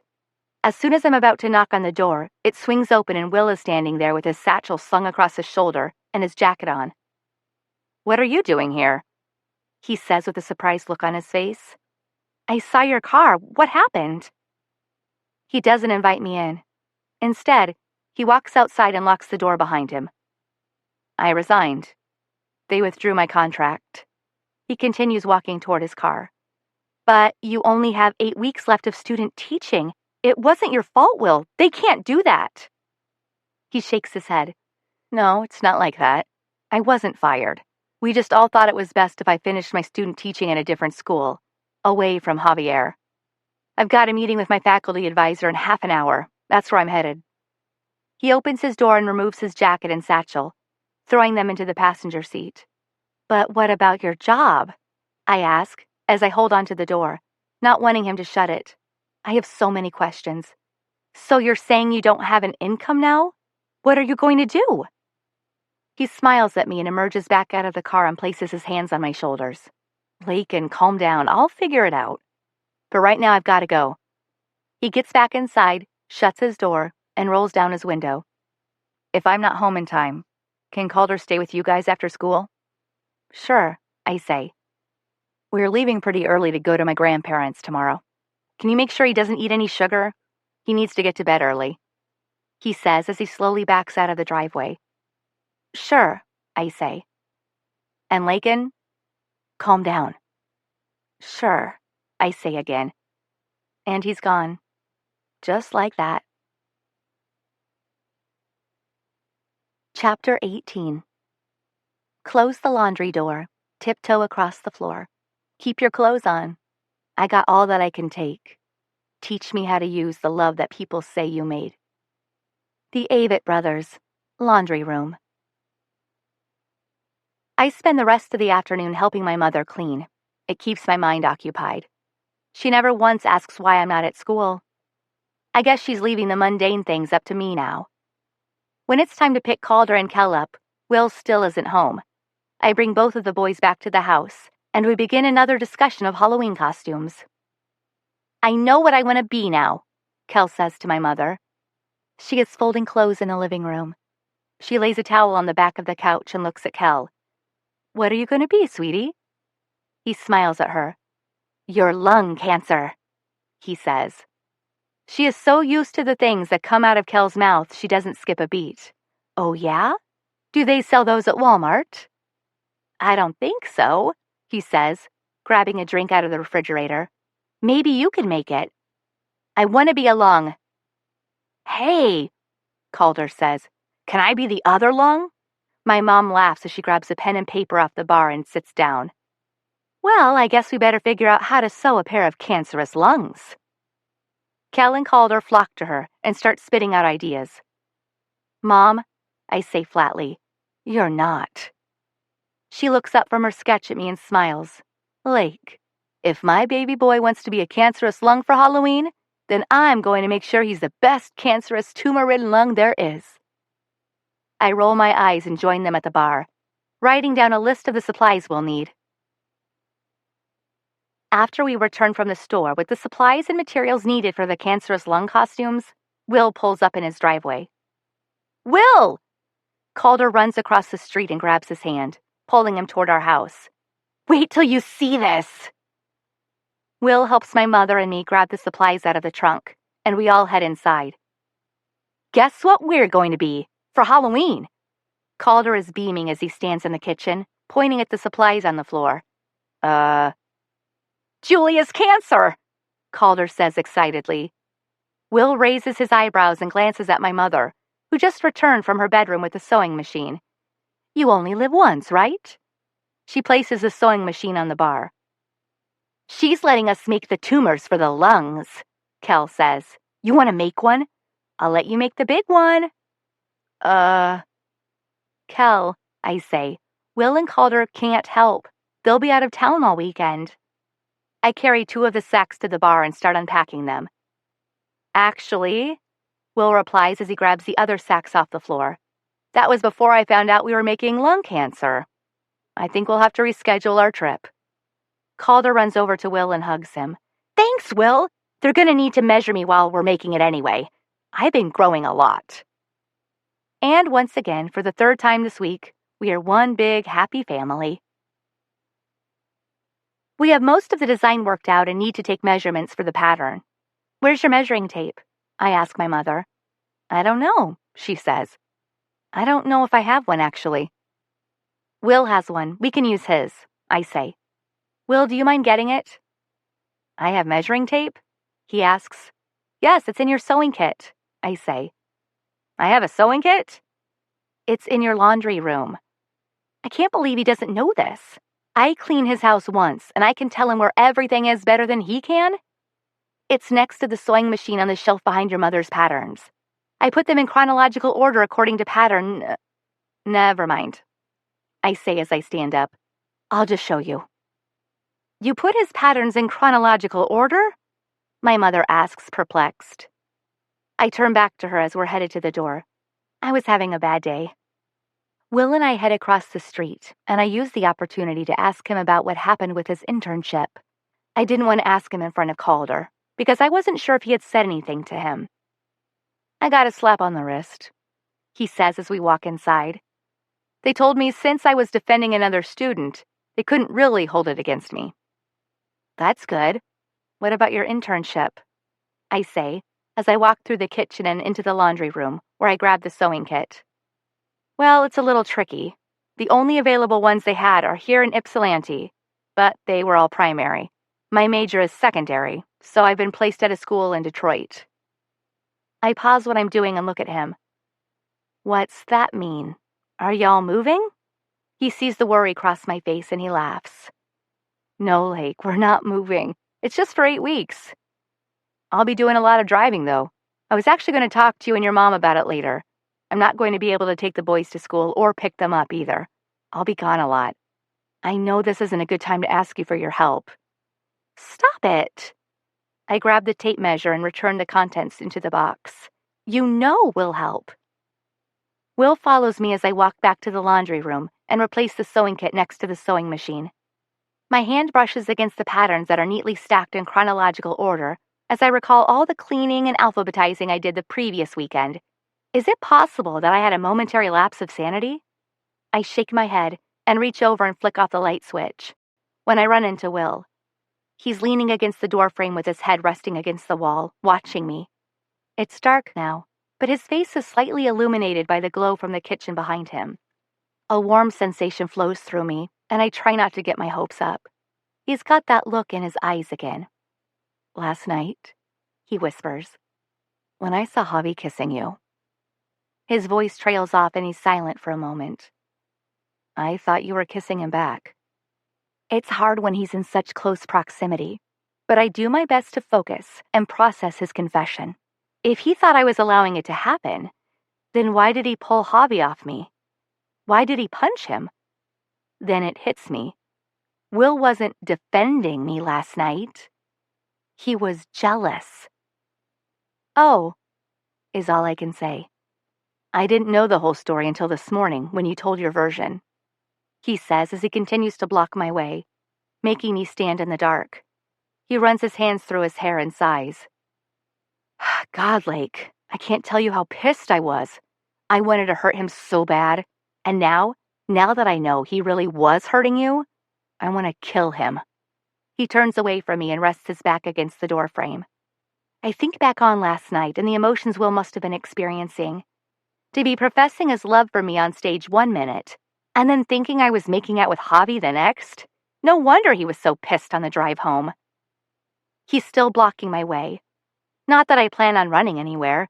My entire body becomes tense, not knowing what he's about to say or do. I slowly exhale and try to calm my nerves. My breathing has increased so rapidly in the last minute. My lungs are starting to ache again as the knot in my back reminds me of its presence. How did you... I stammer. How'd you know I was there? He turns and faces me, placing both hands on either side of the doorframe. His height and the way he has me blocked in are intimidating, but in a very good way. I saw you. When I finished my piece, I saw you leaving. My knees start to fail me, so I place my hand on the dryer behind me for support. He knows I saw him perform. Why is he telling me this? I do my best not to get my hopes up, but maybe since he's no longer my teacher, we can finally be together. Maybe that's what he's trying to tell me. Will, does this mean... He takes a step toward me, leaving no space between us. His fingers brush against my cheek, and he studies my face with his eyes. I place my hands against his chest, and he wraps his arms around me, pulling me to him. I try to take a step away from him so I can finish my question, but his body presses me against the dryer. Just as I try to ask him again, he brings his lips to mine, rendering me speechless. I immediately stop resisting, and I let him kiss me. Of course I let him kiss me. My entire body becomes weak. My arms fall to my side, and I drop the measuring tape on the floor. He grabs me by the waist and lifts me up, setting me down on top of the dryer. Our faces are at the same height now. He kisses me like he's making up for an entire month of stolen kisses. I can't tell where my hands end and his begin, as we both frantically pull at each other. I wrap my legs around him and pull his mouth to my neck so I can catch my breath. All the feelings I have for him come rushing back. I try to hold back tears as I realize just how much I really do love him. Oh my God, I love him. I'm in love with Will Cooper. I no longer try to control my breathing. It would be pointless.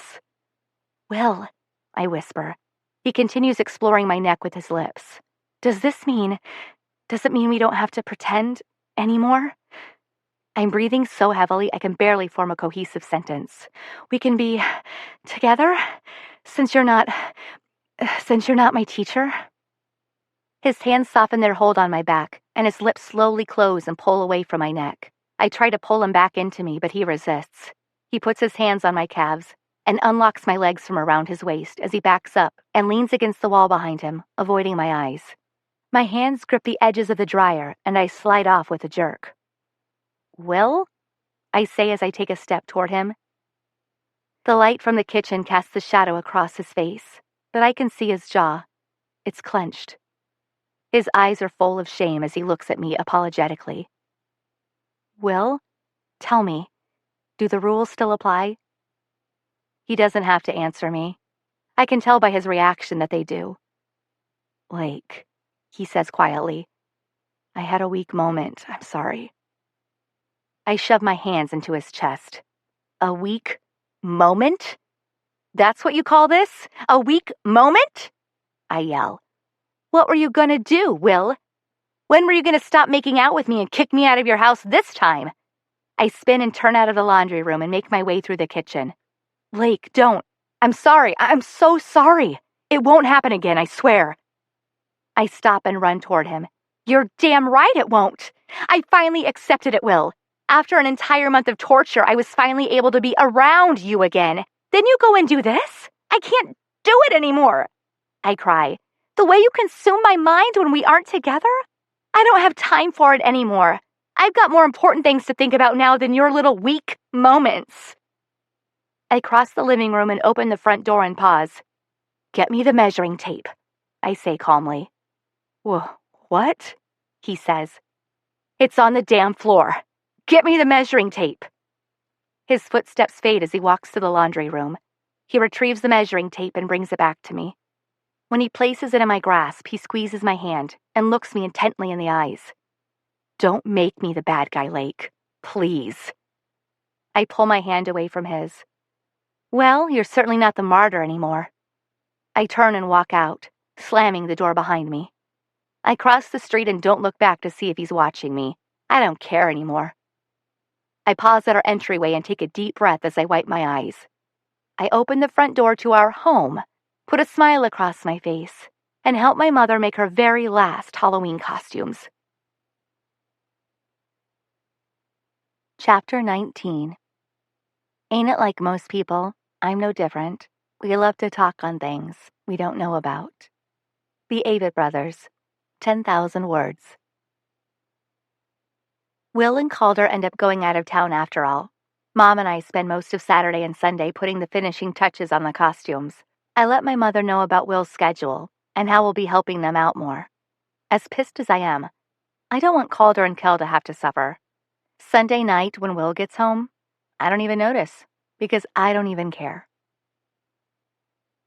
Kel, call Calder and tell him he can come over and put his costume on, I say as I drag Kel out of bed. Will has to leave early anyway. Calder can get ready over here. It's Halloween, day of the cancerous lungs. Kel runs to the kitchen and grabs the phone. I take a shower and finish getting ready, then wake my mother up so she can see the results. After she's dressed, Kel and Calder instruct her to close her eyes. I walk her into the living room and position her in front of the two boys. Wait, Calder says. What about Will? He needs to see us too. I usher my mother back into the hallway, and I run to the front door, throw on my boots, and go outside. Will is pulling out of his driveway, so I flag him down. I can see by the look on his face that he's hoping I'd forgiven him. I immediately cease any false hope. You're still an asshole, but your brother wants you to see his costume. Come in for a second. I return to the house. When Will walks in, I position him and my mother in front of the boys and tell them to open their eyes. Kel is the right lung, Calder is the left. The stuffed material is shaped so that their arms and head fit through small openings, and the bottom is open to their waist and legs. We dyed the material so that it would reflect dead spots here and there. There are larger lumps protruding from the lungs in various places, the tumors. There is a long pause before Will and my mother react. It's disgusting, Will says. Repulsive, my mother adds. Hideous, I say. The boys high five. Or rather, the lungs high five. After we take pictures, I load them up in the Jeep, and I drop the pair of lungs off at school. I'm not even halfway through second period when my phone starts vibrating. I pull it out of my pocket and look at the number. It's Will. Will never calls me. I assume he's trying to apologize, so I put the phone back in my jacket. It vibrates again. I turn and look at Eddie. Will keeps calling me. Should I answer? I say. I don't know why I'm asking her. Maybe she's got some great advice. I don't know, she says. Maybe not. On his third attempt, I press the accept button and put the phone to my ear. Hello? I whisper. Layken, it's me. Look, you've got to get to the elementary school. There's been an incident, and I can't get through to your mom. I'm in Detroit. I can't go. What? With who? I whisper. Both of them, I guess. They aren't hurt. They just need someone to pick them up. Go. Call me back. I quietly excuse myself from the classroom. Eddie follows me. What is it? She says as we walk into the hallway.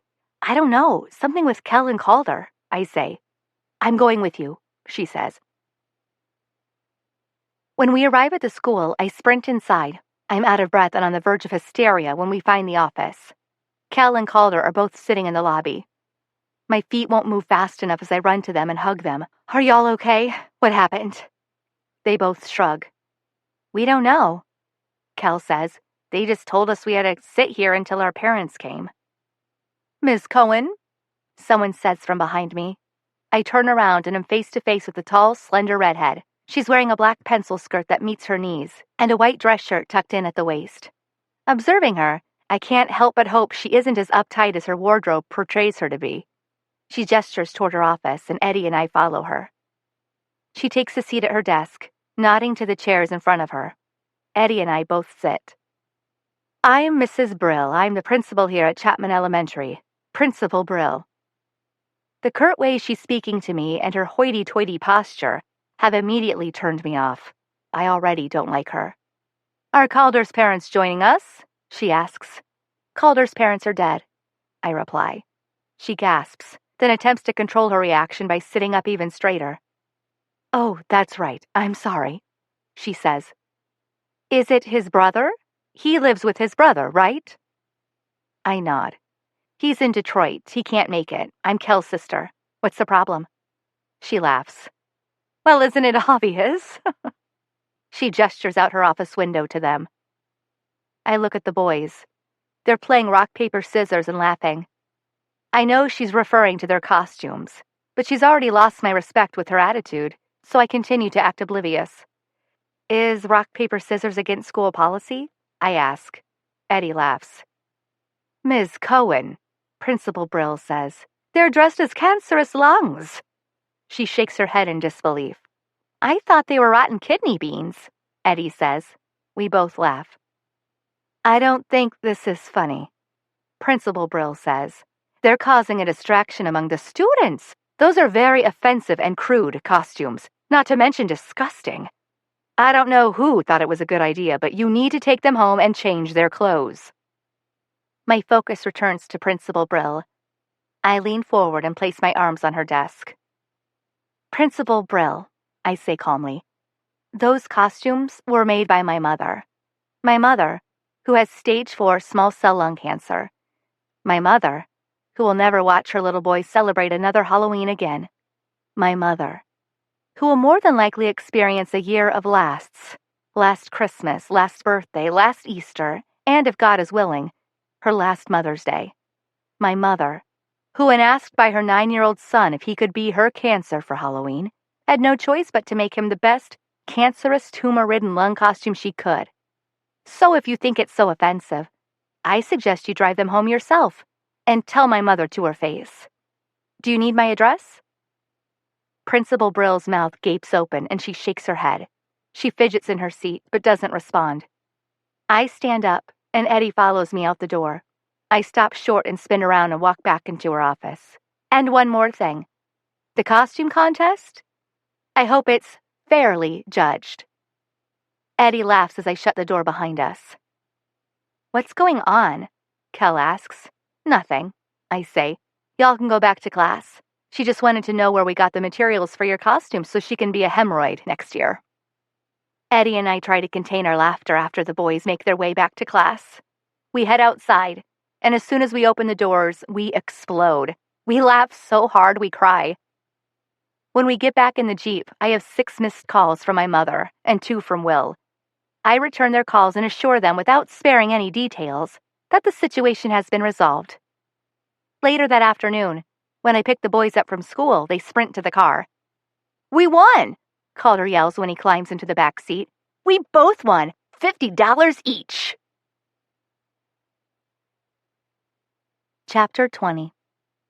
Well, I've been locking myself up in my house for some time now, reading and writing and reading and thinking, and searching for reasons and missing the seasons. The autumn, the spring, the summer, the snow. The record will stop, and the record will go. Latch is latch, the windows down. The dog coming in, and the dog going out. Up with caffeine and down with a shot. Constantly worried about what I've got. Distracted by work, but I can't make it stop. And my confidence on and my confidence off. And I sink to the bottom, I rise to the top. And I think to myself that I do this a lot. World outside just goes, it goes, it goes, it goes, it goes, it goes. The Avett Brothers. Talk on indolence. The next few weeks come and go. Eddie helps out with watching the boys until Will gets home on the days I take my mother to her treatments. Will leaves every morning at 6:30 and doesn't return home until after 5:30. We don't see each other. I make sure we don't see each other. We've resorted to texting and phone calls when it comes to Kel and Calder. My mother has been pressing me for information, wanting to know why he doesn't come around anymore. I lie and tell her he's just busy with his new internship. He's only been to the house once in the past 2 months. It was the only time we've really spoken since the incident in the laundry room. He came to tell me he was offered a job at a junior high that starts in January, just over 2 weeks from now. I'm happy for him, but it's bittersweet. I know how much the job means for him and Calder, but I know what it means for Will and me too. Deep down, there was a part of me silently counting down the days until his last day of the internship. It's finally here, and he's already signed another contract. It solidifies things for us, really. Solidifies that they're over. We finally put the house in Texas up for sale. Mom has managed to save almost $180,000 from life insurance Dad actually had. The house isn't paid off yet, but we should get another check from the sale. Mom and I spent most of November focusing on our finances. We set aside more for our college funds. And she opened a savings account for Kel. She paid off all the outstanding credit cards and charge cards that are in her name and instructed me to never open any in my own name. Said she would haunt me if I did. Today is Thursday. It's the final day of school for all the districts, including Will's. We have early release today, so I bring Calder home with us. He usually spends the night on Thursdays while Will goes to the slam. I haven't been back to Club 9 since the night Will read his poem. I understand what Javi meant in his class now about having to relive heartache.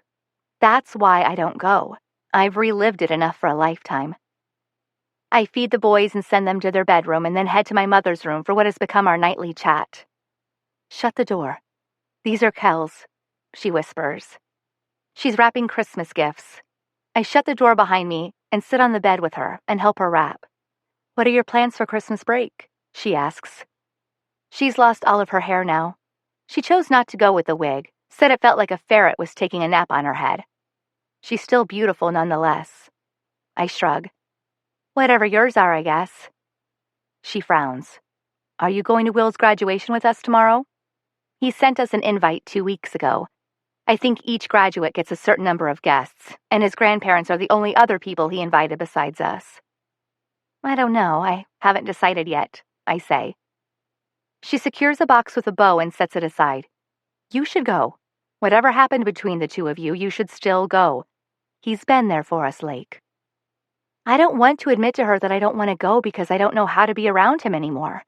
That night in his laundry room, when I thought for a brief moment that we could finally be together, I had never felt so elated. It was the most amazing feeling I've ever experienced, to finally be free to love him. But it wasn't real. That 1 minute of pure happiness I felt, and the heartache that came moments later, is something I never want to experience again. I'm tired of grieving. My mother moves the wrapping paper from her lap and reaches out and hugs me. I didn't realize I was wearing my emotions on my sleeve. I'm sorry, but I think I may have given you some terrible advice, she says. I pull away from her and laugh. That's impossible, Mom. You don't know how to do terrible. I take a box from the floor and pull it onto my lap as I grab a sheet of cut paper and begin to wrap it. I did, though. Your whole life I've been telling you to think with your head, not your heart, she says. I meticulously fold the edges up and grab the roll of tape. That's not good advice, Mom. That's great advice. That same advice is what has gotten me through these past few months. I tear a piece of tape and secure the edge of the package. My mother grabs the box out of my hand before I'm finished wrapping it and sets it beside her. She takes my hands and turns me toward her.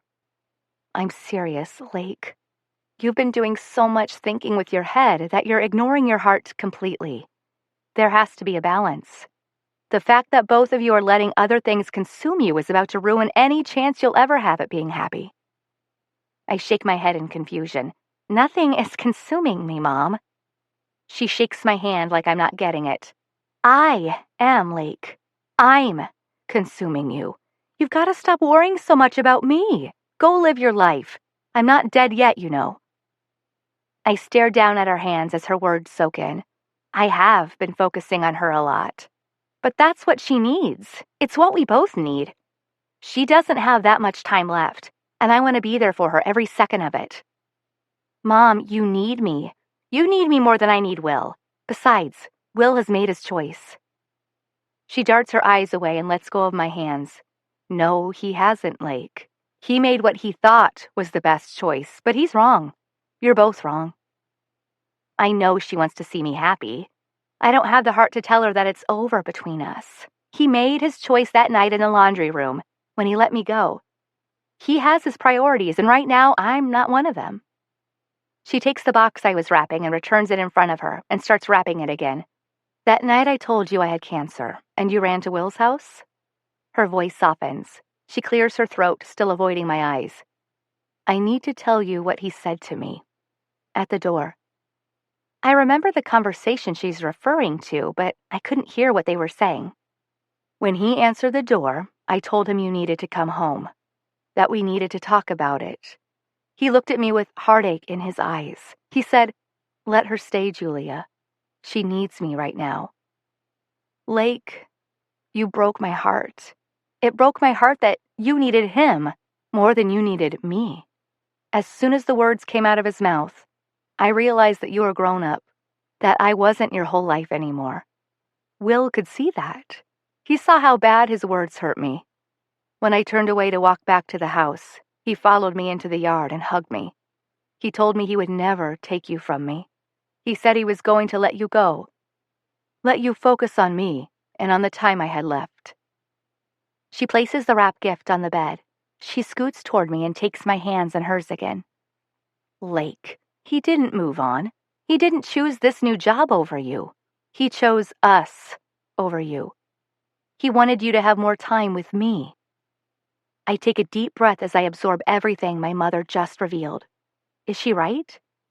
Does he love me enough that he would be willing to let me go? Mom? My voice is weak. What if you're wrong? What if I'm not wrong, Lake? Question everything. What if he wants to choose you? You'll never know if you don't tell him how you feel. You've completely shut him out. You haven't given him the chance to pick you. She's right. I haven't. I've been completely closed off since that night in the laundry room. It's 7:30, Lake. You know where he is. Go tell him how you feel. I don't move. My legs feel like jello. Go! She laughs. I jump off the bed and run to my room. My hands are shaking, and my thoughts are all jumbled together while I change my pants. I put on the purple shirt that I wore on our first and only date. I go to the bathroom and inspect my reflection. There's something missing. I run to my room and reach under my pillow and pull out the purple clip. I snap it open and remove my mother's strands of hair and place them in my jewelry box. I go back to the bathroom and brush my bangs to the side of my head and snap the clip in place. Chapter 21. Don't say it's over, 'cause that's the worst news I could hear. I swear that I will do my best to be here, just the way you like it. Even though it's hard to hide, push my feelings all aside. I will rearrange my plans and change for you. The Avett Brothers. If it's the beaches. When I walk into the club, I don't stop to look for him. I know he's here. I don't give myself time to second-guess myself as I walk with false confidence toward the front of the room. The MC is announcing scores for the previous performer when I walk onto the stage. He's apprehensive as I grab the microphone from him and turn toward the audience. The lights are so bright. I can't see anyone's faces. I can't see Will. I would like to perform a piece I wrote, I say into the microphone. My voice is steady, but my heart is about to jump out of my chest. I can't turn back now. I have to do this. I know this isn't standard protocol, but it's an emergency, I say. Laughter overcomes the audience. The rumble of the crowd is loud, causing me to freeze at the thought of what I'm about to do. I start to have second thoughts and turn around to the MC, but he nudges me back and gives me the go-ahead. I place the microphone in the stand and lower it to my height. I close my eyes and take a deep breath before I begin. $3! Someone yells from the audience. I open my eyes and realize I haven't paid my fee yet. I frantically dig my hands in my pockets and pull out a $5 bill and walk it over to the MC. I return to the microphone and close my eyes. My piece is called... Someone's tapping me on the shoulder. I open my eyes and turn around to see the MC holding up two $1 bills. Your change, he says. I take the money and put it back in my pocket. He's still standing there. Go, I whisper through clenched teeth. He stammers and walks off the stage. Once again, I turn toward the microphone and begin to speak. My piece is called Schooled, I say into the microphone. My voice is shaking, so I take a few deep breaths. I just hope I can remember it. I rewrote a few lines on the way here. I inhale one last time and begin. I got schooled this year by everyone. By my little brother, by the Avett brothers, by my mother, my best friend, my teacher, my father, and by a boy. A boy that I'm seriously, deeply, madly, incredibly, and undeniably in love with. I got so schooled this year by a 9-year-old. He taught me that it's okay to live life a little backward, and how to laugh at what you would think is unlaughable. I got schooled this year by a band. They taught me how to find that feeling of feeling. They taught me how to decide what to be and go be it. I got schooled this year by a cancer patient. She taught me so much. She's still teaching me so much. She taught me to question, to never regret. She taught me to push my boundaries because that's what they're there for. She told me to find a balance between head and heart, and then she taught me how. I got schooled this year by a foster kid. She taught me to respect the hand that I was dealt, and to be grateful I was even dealt a hand. She taught me that family doesn't have to be blood. Sometimes your family are your friends. I got schooled this year by my teacher. He taught me that the points are not the point. The point is poetry. I got schooled this year by my father. He taught me that heroes aren't always invincible, and that the magic is within me. I got schooled this year by a boy. A boy that I'm seriously, deeply, madly, incredibly, and undeniably in love with. And he taught me the most important thing of all, to put the emphasis on life.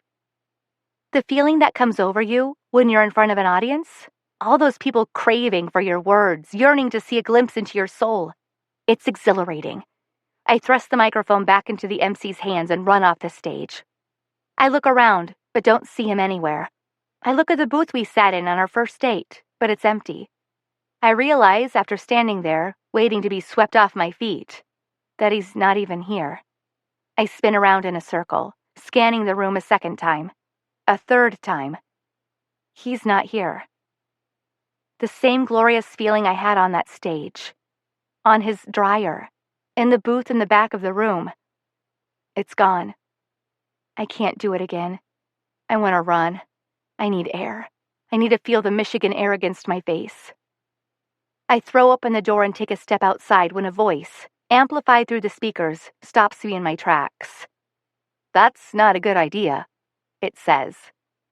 I recognize that voice and that phrase. I slowly turn around and face the stage.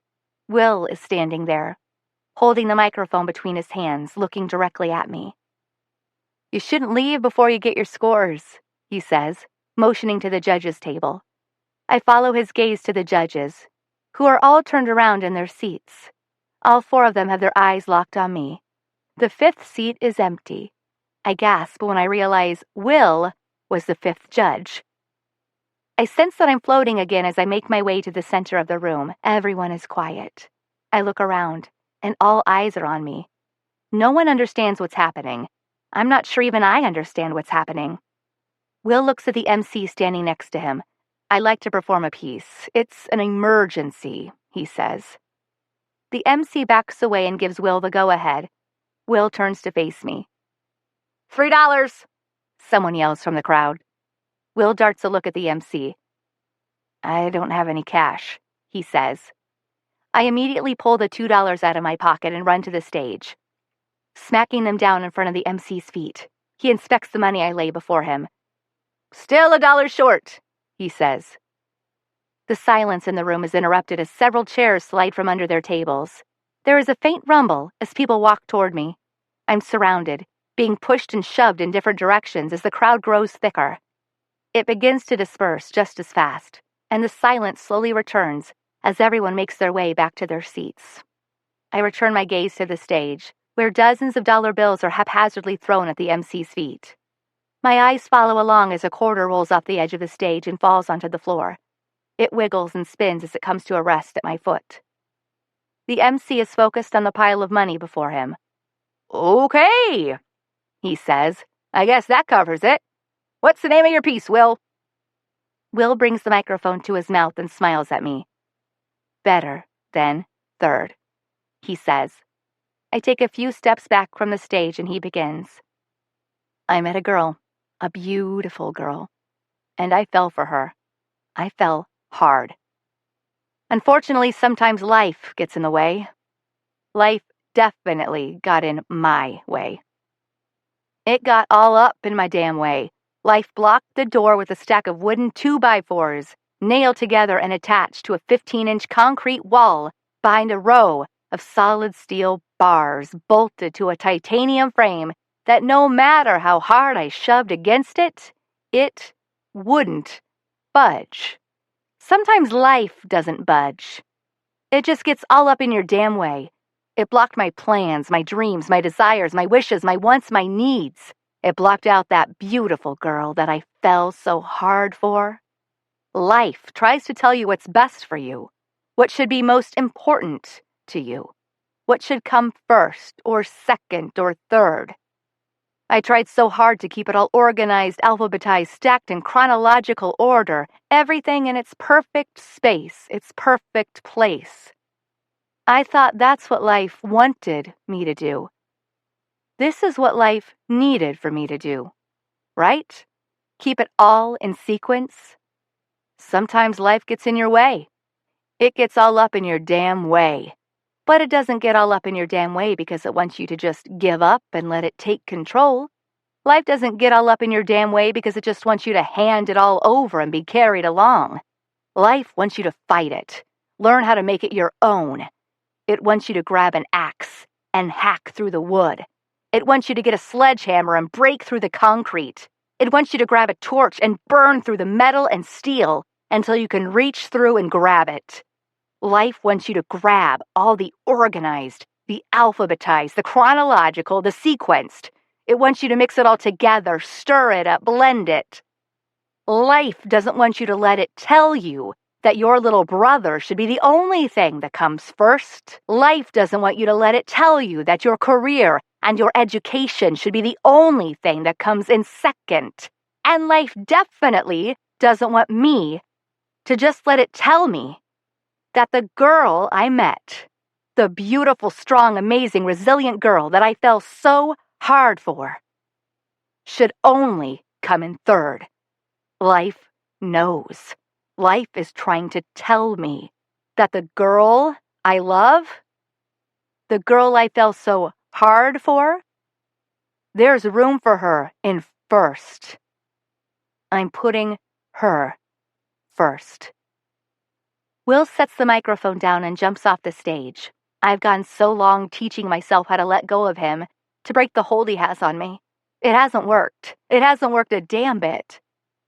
He takes my face in his hands and wipes my tears away with his thumbs. I love you, Lake. He smiles and presses his forehead against mine. You deserve to come first. Everyone and everything else in the entire room fades. The only sound I hear is the crash of the walls I built up around me as they crumble to the ground. I love you too. I love you so much. He brings his lips to mine, and I throw my arms around him and kiss him back. Of course, I kiss him back. Epilogue. My parents taught me to learn. When I miss, just do your best. Just do your best. The Avett Brothers. When I drink.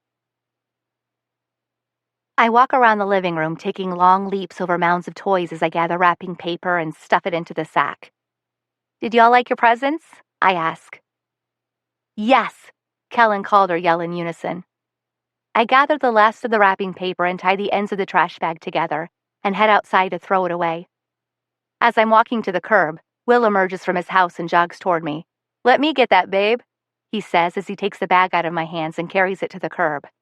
He walks back to where I'm standing and puts his arms around me, nuzzling his face in my neck. Merry Christmas, he says. Merry Christmas, I reply. It's our second Christmas together, the first without my mother. She passed away in September this year, almost a year to the day after we moved to Michigan. It was hard. It was extremely hard. When someone close to you dies, the memories of them are painful. It isn't until the fifth stage of grief that the memories of them stop hurting as much, when the recollections become positive, when you stop thinking about the person's death and remember all the wonderful things about their life. Having Will by my side has made it bearable. After graduation, he applied to get his master's in education. He didn't take the job at the junior high after all. Instead, he lived off of student loans for another semester until I graduated. Will takes my hand as we walk back inside the house. The number of toys that are piled on my living room floor is astonishing. I'll be back. Last load, Will says as he takes his stack of Calder's things and walks back out the front door. This is his third trip across the street, transferring all of Calder's new toys to their house. Kel, these can't all be yours, I say, scanning the living room. Y'all start gathering them up and take them to the spare bedroom. I need a vacuum. There are small remnants of gift chaos all over the living room floor. After I finish vacuuming, I wrap up the cord and return the vacuum to the hallway closet. Will walks in the front door with 2 gift sacks in hand. Uh-oh, how'd we forget those? I ask, just before I call the boys into the living room. These aren't for the boys. These are for you and Kel. He walks to the couch and motions for Kel and me to take a seat. Will, you didn't have to do this. You already got me concert tickets, I say as I settle into the sofa. He hands the sacks to us and kisses me on the forehead. I didn't. They aren't from me. He takes Calder's hand and they quietly slip out the front door. I look at Kel and he just shrugs. We simultaneously rip the tissue out of the sacks and pull out envelopes. Lake is sprawled across the front in my mother's handwriting. My hands are weak as I slide the paper out of the envelope. I run my arm across my eyes and wipe away my tears as I unfold my letter. To my babies, Merry Christmas. I'm sorry if these letters have caught you both by surprise. There is just so much more I have to say. I know you thought I was done giving advice, but I couldn't leave without reiterating a few things in writing. You may not relate to these things now, but someday you will. I wasn't able to be around forever, but I hope that my words can be. Don't stop making lasagna. Lasagna is good. Wait until a day when there is no bad news and bake a damn lasagna. Find a balance between head and heart. Hopefully you found that, Lake, and you can help Kel sort it out when he gets to that point. Push your boundaries, that's what they're there for. I'm stealing the snippet from your favorite band, Lake. Always remember there is nothing worth sharing like the love that lets us share our name. Don't take life too seriously. Punch it in the face when it needs a good hit. Laugh at it. And laugh a lot. Never go a day without laughing at least once. Never judge others. You both know good and well how unexpected events can change who a person is.